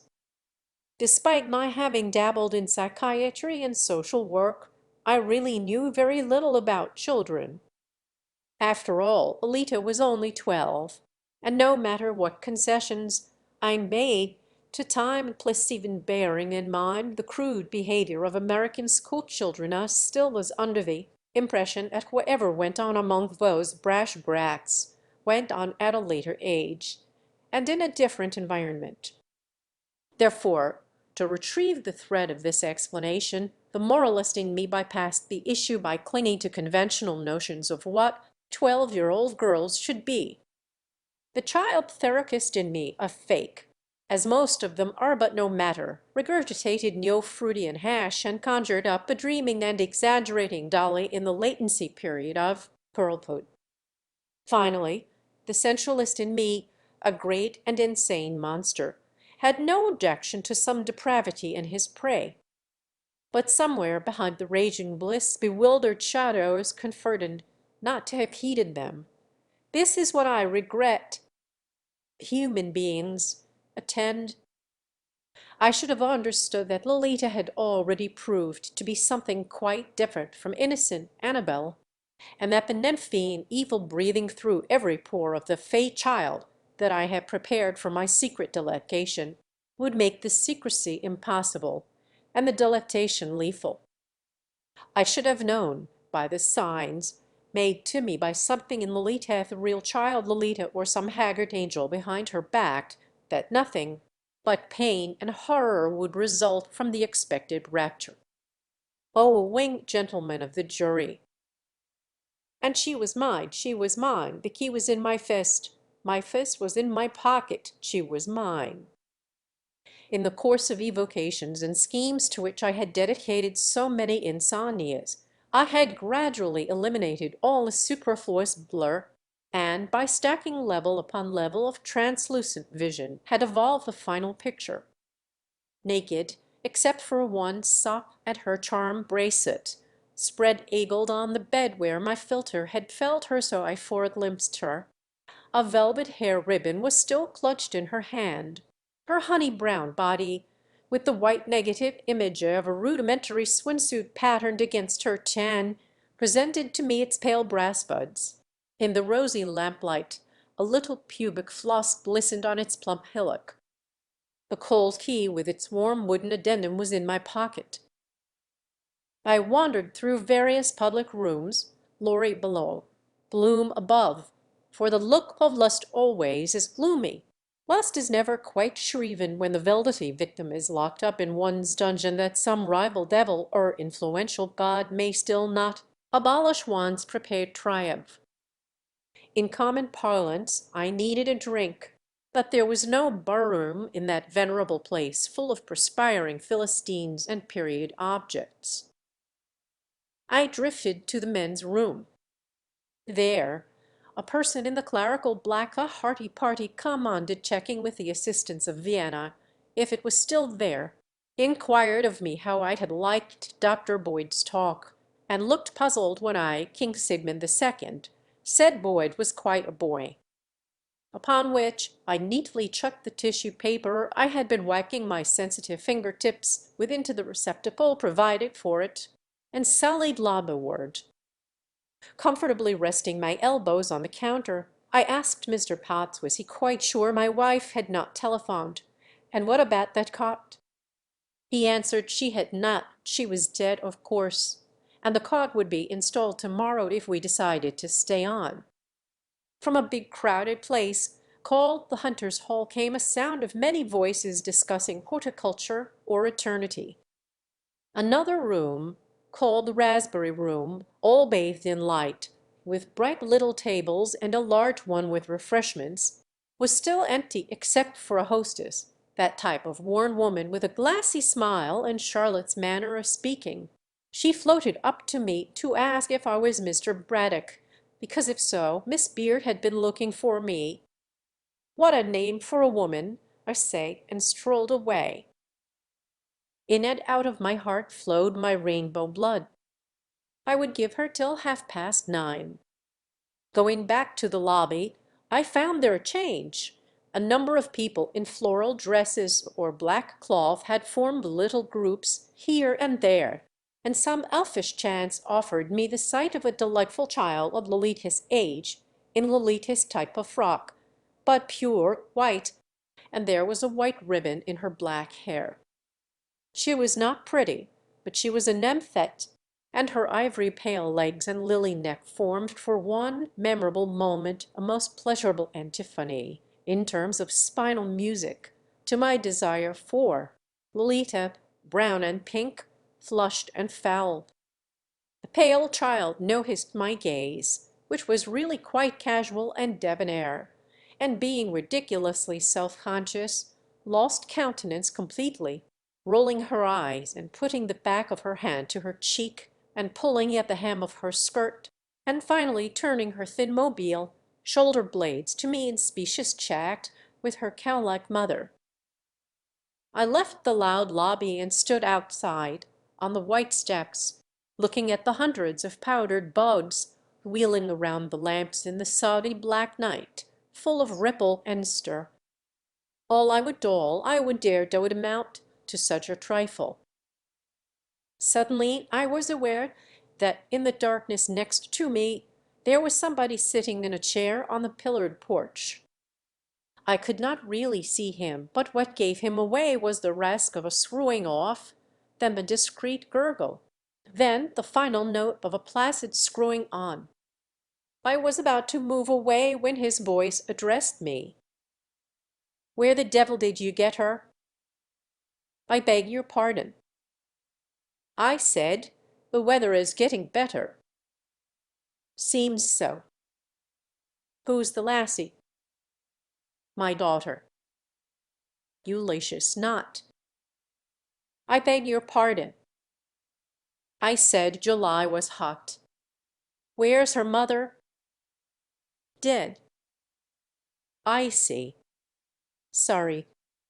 Either way, why don't you to lunch with me tomorrow?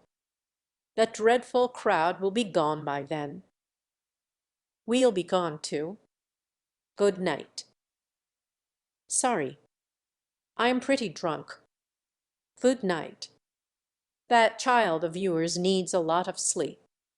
Sleep is a rose, as the Persians say. Smoke. Not now. He struck a light, but because he was drunk, or because the wind was, the flame illumined not him but another person, a very old man, one of those permanent guests of old hotels into his white rocker. Nobody said anything, and the darkness returned to its initial place. Then I heard the old-timer cough and deliver himself of some sepulchral mucus. I left the porch. At least half an hour in all had elapsed. I ought to have asked for a sip. The strain was beginning to tell. If a violin string can ache, then I was that string. But it would have been unseemly to display any hurry. As I made my way through a constellation of fixed people in one corner of the lobby, there came a blinding flash and beaming Dr. Braddock, two orchid-ornamentalized matrons, a small girl in white, and presumably the bared teeth of Humbert sidling between the bridle-neck lassie and the enchanted cleric, were immortalized insofar as the texture and print of small-town newspapers can be deemed immortal. A twittering group had gathered near the elevator. I again chose the stairs. 3042 was near the fire escape. One could still, but the key was already in the lock, and then I was in the room. Chapter 29. The door of the lighted bathroom stood ajar. In addition to that, a skeleton blow came through the Venetian blind from the outside arc lights. These intercrossed rays penetrated the darkness of the bedroom and revealed the following situation. Clothed in one of her old nightgowns, my Lolita lay on her side with her back to me in the middle of the bed. Her lightly veiled body and bare limbs formed a Z. She had put both pillows under her dark rustled head. A band of pale light crossed her top vertebrae. I seemed to have shed my clothes and slipped into pajamas with the kind of fantastic instantaneousness which is implied when in a cinematographic scene the process of changing is cut, and I had already placed my knee on the edge of the bed when Lolita turned her head and stared at me through the striped shadows. Now this was something the intruder had not expected. The whole pill spiel, a rather sordid affair. Entre nous soit had had for object a fastness of sleep that a whole regiment would not have disturbed, and here she was staring at me and thickly calling me Barbara. Barbara, wearing my pajamas, which were much too tight for her, remained poised motionless over the little sleep-talker. Softly, with a hopeless sigh, Dolly turned away, resuming her initial position.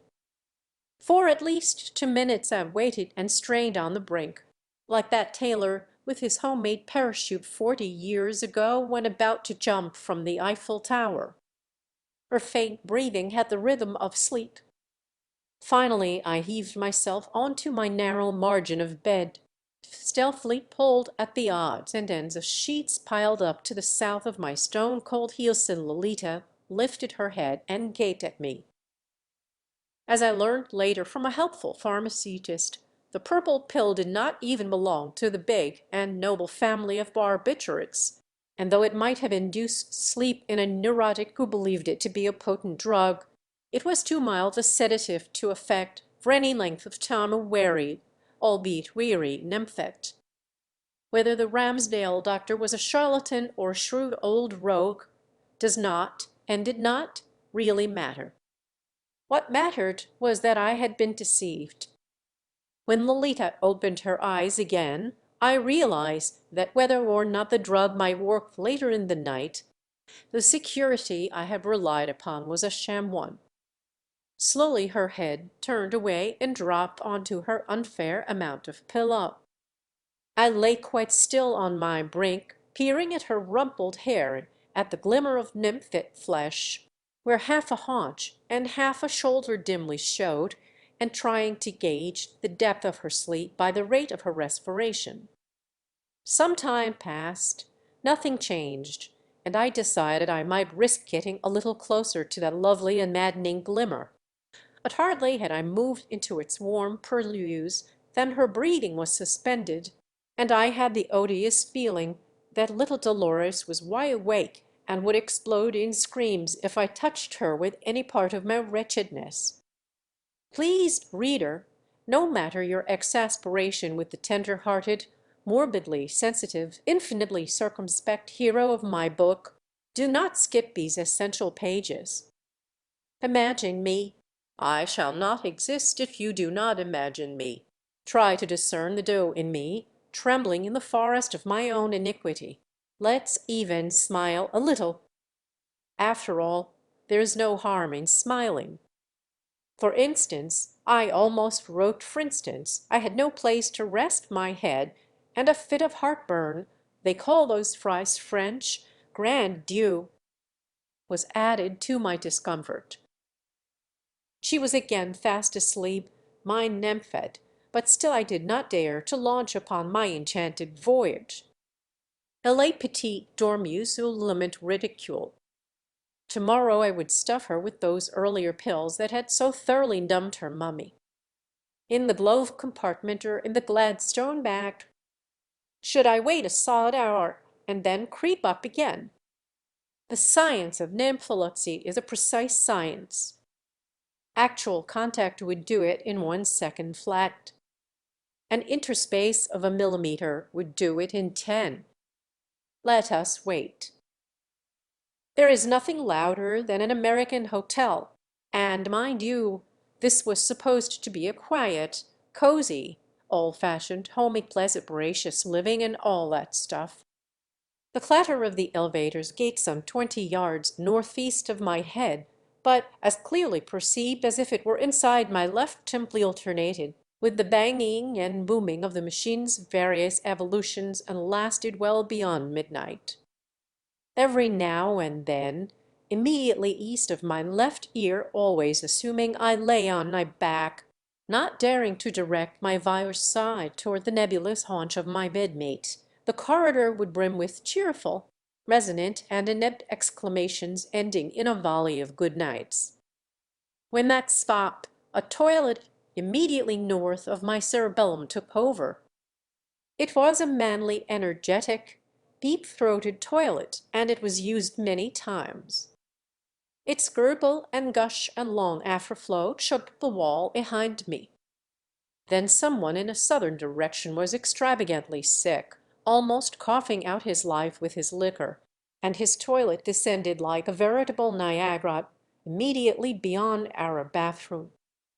And when finally all the waterfalls had stopped and the enchanted hunters were sound asleep, the avenue under the window of my insomnia, to the west of my wakey, stayed, eminently residential, dignified alley of huge trees degenerated into the despicable haunt of gigantic trucks roaring through the wet and windy night. Then less than 6 inches from me and my burning life was nebulous Lolita. After a long stirless vigil, my tentacles moved towards her again, and this time the creak of the mattress did not awake her. I managed to bring my ravenous bulk so close to her that I felt the aura of her bare shoulder like a warm breath upon my cheek. And then she sat up, gasped, muttered with insane rapidity something about boats, tugged at the sheets and lapsed back into her rich, dark, young unconsciousness. As she tossed within that abundant flow of sleep, recently auburn, at present lunar, her arm struck me across the face. For a second I held her. She freed herself from the shadow of my umber bestowing this not consciously, not violently, not with any personal distaste, but with the neutral plaintive murmur of a child demanding its natural rest. And again the situation remained the same, Lolita with her curved spine to Humbert, Humbert resting his head on his hand and burning with desire and dyspepsia. The latter necessitated a trip to the bathroom for a draught of water, which is the best medicine I know in my case, except perhaps milk with radishes. And when I re-entered the strange pale-striped fastness, where Lolita's old and new clothes reclined in various attitudes of enchantment on pieces of furniture that seemed vaguely afloat, my impossible daughter sat up and in clear tones demanded a drink too. She took the resilient and cold paper cup in her shadowy hand and gulped down its contents gratefully, her long eyelashes pointing cupward, and then, with an infantile gesture that carried more charm than any carnal caress, little Lolita wiped her lips against my shoulder. She fell back on her pillow, I had subtracted mine, while she drank, and was instantly asleep again. I had not dared offer her a second helping of the drug, and had not abandoned hope that the first might still consolidate her sleep. I started to move toward her, ready for any disappointment, knowing I had better wait, but incapable of waiting. My pillow smelled of her hair. I moved toward my glimmering darling, stopping or retreating every time I thought she stirred or was about to stir. A breeze from Wonderland had begun to affect my thoughts, and now they seemed couched in italics, as if the surface reflecting them were wrinkled by the phantasm of that breeze. Time and again my consciousness folded the wrong way, my shuffling body entered the sphere of sleep, shuffled out again, and once or twice I caught myself drifting into a melancholy snore. Mists of tenderness enfolded mountains of longing. Now and then it seemed to me that the enchanted prey was about to meet halfway the enchanted hunter, that her hunch was working its way toward me under the soft sand of a remote and fabulous beach, and then her dimpled dimness would stir, and I would know she was farther away from me than ever. If I dwell at some length on the tremors and gropings of that distant night, it is because I insist upon proving that I am not, and never was, and never could have been, a brutal scoundrel. The gentle and dreamy regions through which I crept were the patrimonies of poets not crime's prowling ground. Had I reached my goal, my ecstasy would have been all softness, a case of internal combustion of which she would hardly have felt the heat, even if she were wide awake.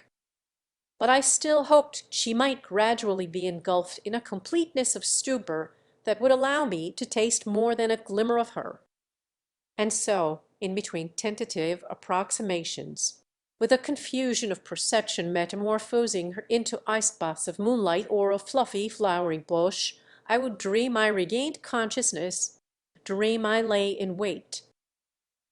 In the first antemeridian hours there was a lull in the restless hotel night. Then a round for the corridor, toilet, cascaded, and its door banged. A little after 5 a reverberating monologue began to arrive in several installments from some courtyard or parking place. It was not really a monologue, since the speaker stopped every few seconds to listen, presumably, to another fellow, but that other voice did not reach me, and so no real meaning could be derived from the part heard. Its matter-of-fact intonations, however, helped to bring in the dawn, and the room was already suffused with lilac gray, when several industrious toilets went to work, one after the other, and the clattering and whining elevator began to rise and take down early risers and downers, and for some minutes I miserably dozed, and Charlotte was a mermaid in a greenish tank, and somewhere in the passage Dr. Boyd said good morning to you in a fruity voice, and birds were busy in the trees, and then Lolita yawned. Frigid gentlewomen of the jury! I had thought that months, perhaps years, would elapse before I dared to reveal myself to Dolores Hayes. But by 6 she was wide awake, and by 6:15 we were technically lovers. "I am going to tell you something very strange. It was she who seduced me." Upon hearing her first morning yawn, I feigned handsome profiled sleep. I just did not know what to do. Would she be shocked at finding me by her side, and not in some spare bed? Would she collect her clothes and lock herself up in the bathroom? Would she demand to be taken at once to Ramsdale's, to her mother's bedside, back to camp? But my Lo was a sportive lassie. I felt her eyes on me, and when she uttered at last that beloved chortling note of hers, I knew her eyes had been laughing. She rolled over to my side, and her warm brown hair came against my collarbone. I gave a mediocre imitation of waking up. We lay quietly. I gently caressed her hair, and we gently kissed. Her kiss, to my delirious embarrassment, had some rather comical refinements of flutter and probe which made me conclude she had been coached at an early age by a little lesbian. No Charlie boy could have taught her that. As if to see whether I had my fill and learned the lesson, she drew away and surveyed me. Her cheekbones were flushed, her full under lip glistened, my dissolution was near. All at once, with a burst of rough glee, the sign of the Nanket, she put her mouth to my ear, but for quite a while my mind could not separate into words the hot thunder of her whisper, and she laughed, and brushed a hair off her face, and tried again, and gradually the odd sense of living in a brand new, mad new dream world, where everything was permissible, came over me as I realized what she was suggesting. I answered I did not know what game she and Charlie had played. "You mean you have never—" Her features twisted into a stare of disgusted incredulity. "You have never—" She started again. I took time out by nuzzling her a little. "Lay off, will you?" she said with a tawny whine, hastily removing her brown shoulder from my lips. It was very curious the way she considered and kept doing so for a long Tamil caresses, except kisses on the mouth or the stark act of love, either romantic, slosh, or normal. "You mean," she persisted, now kneeling above me, "never did it when you were a kid?" "Never," I answered quite truthfully. "Okay," said Lolita, "here is where we start." However, I shall not bore my learned readers with a detailed account of Lolita's presumption. Suffice it to say that not a trace of modesty did I perceive in this beautiful, hardly formed young girl whom modern coeducation, juvenile mores, the campfire racket, and so forth had utterly and hopelessly depraved. She saw the stark act merely as part of a youngster's furtive world, unknown to adults. What adults did for purposes of procreation was no business of hers. My life was handled by little Lo in an energetic, matter-of-fact manner, as if it were an insensate gadget unconnected with me. While eager to impress me with the world of tough kids, she was not quite prepared for certain discrepancies between a kid's life and mine. Pride alone prevented her from giving up, for in my strange predicament I feigned supreme stupidity and had her have her way at least while I could still bear it. But really these are irrelevant matters. I am not concerned with so-called sex at all. Anybody can imagine those elements of animality. A greater endeavor lures me on, to fix once for all the perilous magic of Nephthys. Chapter 30. I have to tread carefully. I have to speak in a whisper. Oh, you veteran crime reporter, you grave old usher, you once popular policeman, now in solitary confinement after gracing that school crossing for years, you wretched emeritus read to by a boy. It would never do, would it, to have you fellows fall madly in love with my Lolita? Had I been a painter, At the management of the Enchanted, Hunters lost its mind one summer day and commissioned me to redecorate their dining room with murals of my own making. This is what I might have thought up. Let me list some fragments. There would have been a lake. There would have been an arbor in flame flower. There would have been nature studies, a tiger pursuing a bird of paradise, a choking snake cheating hold the flayed trunk of a shoat. There would have been a sultan, his face expressing great agony, belied, as it were, by his molding caress, helping a Callipygian slave child to climb a column of onyx. There would have been those luminous globules of gonadal glow that travel up the opalescent sides of juke boxes. There would have been all kinds of camp activities on the part of the intermediate group, canoeing, carousing, combing curls in the lakeside sun. There would have been poplars, apples, a suburban Sunday. There would have been a fire opal dissolving within a ripple-ringed pool, a last throb, a last dab of color, stinging red, smearing pink, a sigh, a wincing child. Chapter 31. I am trying to describe these things not to relive them in my present boundless misery, but to sort out the portion of hell and the portion of heaven in that strange, awful, maddening world men can love. The beastly and beautiful merged at one point, and it is that border line I would like to fix, and I feel I fail to do so utterly. Why? The stipulation of the Roman law, according to which a girl may marry at 12, was adopted by the Church and is still preserved, rather tacitly, in some of the United States. And 15 is lawful everywhere. There is nothing wrong, say both hemispheres, when a brute of 40, blessed by the local priest and bloated with drink, sheds his sweat-drenched finery and thrusts himself up to the hilt into his youthful bride. In such stimulating temperate climates, says an old magazine in this prison library at Street. Louis, Chicago, and Cincinnati, girls mature about the end of their 12th year.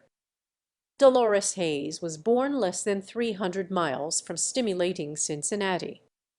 I have but followed nature. I am nature's faithful hound. Why then this horror that I cannot shake off? Did I deprive her of her flower? Sensitive gentlewomen of the jury, I was not even her first lover. Chapter 32. She told me the way she had been debauched. We ate flavorless mealy bananas, bruised peaches, and very palatable potato chips, and Dailaline told me everything. Her voluble but disjointed account was accompanied by many a droll mot. As I think I have already observed, I especially remember one wry face on an ugh basis, jelly mouth distended sideways and eyes rolled up in a routine blend of comic disgust, resignation, and tolerance for young frailty. Her astounding tale started with an introductory mention of her tent mate of the previous summer at another camp, a very select one as she put it. That tent mate, quite a derelict character, half crazy, but a swell kid, instructed her in various manipulations. At first, Moyle Lowe refused to tell me her name. Was it Grace Angel? I asked. She shook her head. No, it wasn't. It was the daughter of a big shot. Was it perhaps Rose Carmine? No, of course not. Her father. Was it, then, Agnes Sheridan, perchance? She swallowed and shook her head and then did a double take. Say, how come you know all those kids? I explained. Well, she said, they are pretty bad, some of that school bunch, but not that bad. If you have to know, her name was Elizabeth Talbot. She goes now to a swanky private school. Her father is an executive. I recalled with a funny pang the frequency with which poor Charlotte used to introduce into party chat such elegant tidbits as when my daughter was out hiking last year with the Talbot girl. I wanted to know if either mother learned of those sapphic diversions. Posh no, exhaled Liplo, mimicking dread and relief, pressing a falsely fluttering hand to her chest. I was more interested, however, in heterosexual experience. She had entered the sixth grade at 11, soon after moving to Ramsdale from the Middle West. What did she mean by pretty bad? Well, the Miranda twins had shared the same bed for years, and Donald Scott, who was the dumbest boy in the school, had done it with Hazel Smith in his uncle's garage, and Kenneth Knight, who was the brightest used to exhibit himself wherever and whenever he had a chance, and "Let us switch to Camp Q," I said, and presently I got the whole story. Barbara Burke, a sturdy blonde, 2 years older than Lowenby, the camp best swimmer, had a very special canoe which she shared with Low because I was the only other girl who could make Willow Island some swimming test, I imagine. Through July, every morning, Mark, reader, every blessed morning Barbara and Low would be helped to carry the boat to Onyx or Erast, two small lakes in the wood, by Charlie Holmes, the camp mistress' son, aged 13 and the only human male for a couple of miles around, excepting an old meek stone-deaf handyman, and a farmer in an old fort who sometimes sold the campers eggs as farmers will. Every morning, oh my reader, the three children would take a short cut through the beautiful innocent forest brimming with all the emblems of youth, dew, bird songs, and at one point, among the luxuriant undergrowth, Low would be left as sentinel, while Barbara and the boy copulated behind a bush. At first, Low had refused to try what it was like, but curiosity and camaraderie prevailed, and soon she and Barbara were doing it by turns with the silent, coarse, and surly but indefatigable Charlie, who had as much sex appeal as a rock carrot, but sported a fascinating collection of contraceptives which he used to fish out of a third nearby lake, a considerably larger and more populous one, called Lake Climax, after the booming young factory town of that name. Although conceding it was sort of fun and fine for the complexion, Lolita, I am glad to say, held Charlie's mind and manners in the greatest contempt. Nor had her temperament been roused by that filthy fiend. In fact, I think he had rather shunned it, despite the fun. By that time it was close to 10. With the ebb of lust, an ashen sense of awfulness, abetted by the realistic dreadness of a gray neurotic day, crept over me and hummed within my temples. Brown, naked, frail Low, her narrow white buttocks to me, her sulky face to a door mirror, stood, arms akimbo, feet in new slippers with pussy fur tops, wide apart, and through a fore-changing lock tritely mugged at herself in the glass. From the corridor came the quaint voices of colored maids at work, and presently there was a mild attempt to open the door of our room. I had Low go to the bathroom and take a much-needed soaked shower. The bed was a frightful mess with overtones of potato chicks. She tried on a two-piece navy wool, then a sleeveless blouse with a swirly clathrate skirt, but the first was too tight and the second too ample, and when I begged her to hurry up, the situation was beginning to frighten me. Low viciously sent those nice presents of mine hurtling into a corner and put on yesterday's dress. When she was ready at last, I gave her a lovely new purse of simulated calf, in which I had slipped quite a few pennies and 2 mid-bright dimes, and told her to buy herself a magazine in the lobby. "I'll be down in a minute," I said. And if I were you, my dear, I would not talk to strangers. Except for my poor little gifts, there was not much to pack, but I was forced to devote a dangerous amount of time, was she up to something downstairs, to arranging the bed in such a way as to suggest the abandoned nest of a restless father and his tomboy daughter, instead of an ex-convict's saturnalia with a couple of fat old whores. Then I finished dressing and had the hoary bellboy come up for the bags. Everything was fine. There, in the lobby, she sat deep in an overstuffed blood-red armchair, deep in a lurid movie magazine. A fellow of my age in tweeds, the genre of the place had changed overnight to a spurious country squire atmosphere, was staring at my Lolita over his dead cigar and stale newspaper. She wore her professional white socks and sidle Oxfords, and that bright print frock with the square throat. A splash of jaded lamplight brought out the golden down on her warm brown limbs. There she sat, her legs carelessly high-crossed, and her pale eye skimming along the lines with every now and then a blink. Bill's wife had worshipped him from afar long before they ever met. In fact, she used to secretly admire the famous young actor as he ate Sundays in Schwab's drug store. Nothing could have been more childish than her snub nose, freckled face, or the purplish spot on her naked neck where a fairy tale vampire had feasted, or the unconscious movement of her tongue exploring a touch of rosy rash around her swollen lips. Nothing could be more harmless than to read about Jill, an energetic starlet, who made her own clothes and was a student of serious literature. Nothing could be more innocent than the part one. And that glossy brown hair with that silky sheen on the temple, nothing could be more naïve. What sickening and lecherous fellow, whoever he was come to think of it. He resembled a little my Swiss Uncle Gustave, also a great admirer of Lodtaufer, would have experienced had he known that every nerve in me was still anointed and ringed with the feel of, or body the body of, some immortal demon disguised as a female child.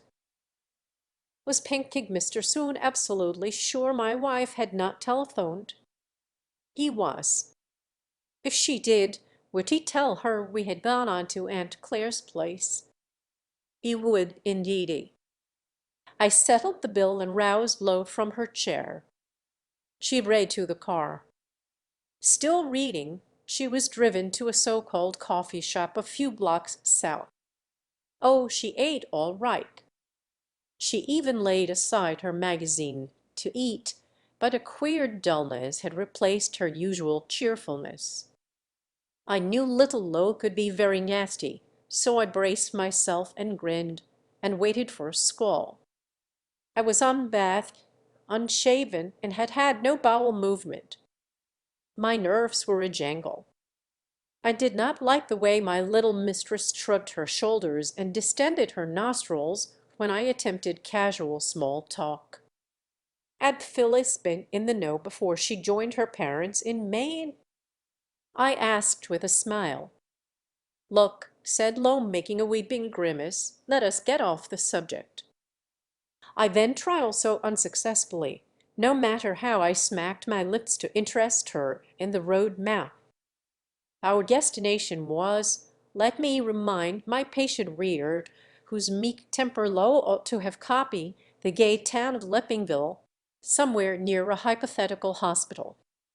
That destination was in itself a perfectly arbitrary one, as, alas, so many were to be, and I shook in my shoes as I wondered how to keep the whole arrangement plausible, and what other plausible objectives to invent after we had taken in all the movies in Leppingville. More and more uncomfortable did Humbert feel. It was something quite special, that feeling, an oppressive, hideous constraint, as if I were sitting with the small ghost of somebody I had just killed. As she was in the act of getting back into the car, an expression of pain flitted across Lo's face. It flitted again, more meaningfully, as she settled down beside me. No doubt she reproduced it a second time for my benefit. Foolishly, I asked her what was the matter. "Nothing, you brute," she replied. "You what?" I asked. She was silent. Leaving Brisland. Loquacious Low was silent. Cold spiders of panic crawled down my back. This was an orphan. This was a lone child, an absolute waif, with whom a heavy-limbed, foul-smelling adult had had strenuous intercourse 3 times that very morning. Whether or not the realization of a lifelong dream had surpassed all expectation, it had, in a sense, overshot its mark and plunged into a nightmare. I had been careless, stupid, and ignoble. And let me be quite frank, somewhere at the bottom of that dark turmoil I felt the writhing of desire again, so monstrous was my appetite for that miserable nymphette. Mingled with the pangs of guilt was the agonizing fear that her mood might prevent me from making love to her again as soon as I found a nice country road where to park in peace. In other words, poor Humbert was dreadfully unhappy, and while steadily and inanely driving toward Lippingville, he kept racking his brains for some quip under the bright wing of which he might dare turn to his seat-mate. It was she, however, who broke the silence. "Oh, a squashed squirrel," she said. "What a shame." "Yes, isn't it?" Eager, hopeful hum. "Let us stop at the next gas station," Low continued. "I want to go to the watchroom." "We shall stop wherever you want," I said. And then, as a lovely, lonely, supercilious grove oaks, I thought, American trees at that stage were beyond me, started to echo greenly the rush of our car, a red and ferny road on our right turned its head before slanting into woodland, and I suggested we might perhaps "Drive on," my Low cried shrilly. Whiteo, take it easy. Down, poor beast, down. I glanced at her. Thank God, the child was smiling. "You chump," she said, sweetly smiling at me. "You revolting creature. I was a daisy fresh girl, and look what you've done to me. I ought to call the police and tell them you raped me. Oh, you dirty, dirty old man." Was she just joking? An ominous hysterical note ran through her silly words. Presently, making a sizzling sound with her lips, she started complaining of pains, said she could not sit, said I had torn something inside her. The sweat rolled down my neck, and we almost ran over some little animal or other that was crossing the road with tail erect, and again my vile-tempered companion called me an ugly name. When we stopped at the filling station, she scrambled out without a word and was a long time away. Slowly, lovingly, an elderly friend with a broken nose wiped my windshield. They do it differently at every place, from chamois cloth to soapy brush. This fellow used a pink sponge. She appeared at last. "Look," she said in that neutral voice that hurt me so, "give me some dimes and nickels. I want to call mother in that hospital." "What's the number?" "Get in," I said. "You can't call that number." "Why?" "Get in and slam the door." She got in and slammed the door. The old garage man beamed at her. I swung onto the highway. "Why can't I call my mother if I want to?" "Because," I answered, "your mother is dead." Chapter 33. In the gay town of Lippingville, I bought her 4 books of comics, a box of candy, a box of sanitary pads, 2 Cokes, a manicure set, a travel clock with a luminous dial, a ring with a real topaz, a tennis racket, roller skates with white high shoes, field glasses, a portable radio set, chewing gum, a transparent raincoat, sunglasses, some more garment swooners, shorts, all kinds of summer frocks. At the hotel we had separate rooms, but in the middle of the night she came sobbing into mine, and we made it up very gently. You see, she had absolutely nowhere else to go. End of part 1. You have listened to Lolita by Vladimir Nabokov. Mélodie d'amour chante le corps d'Emmanuel.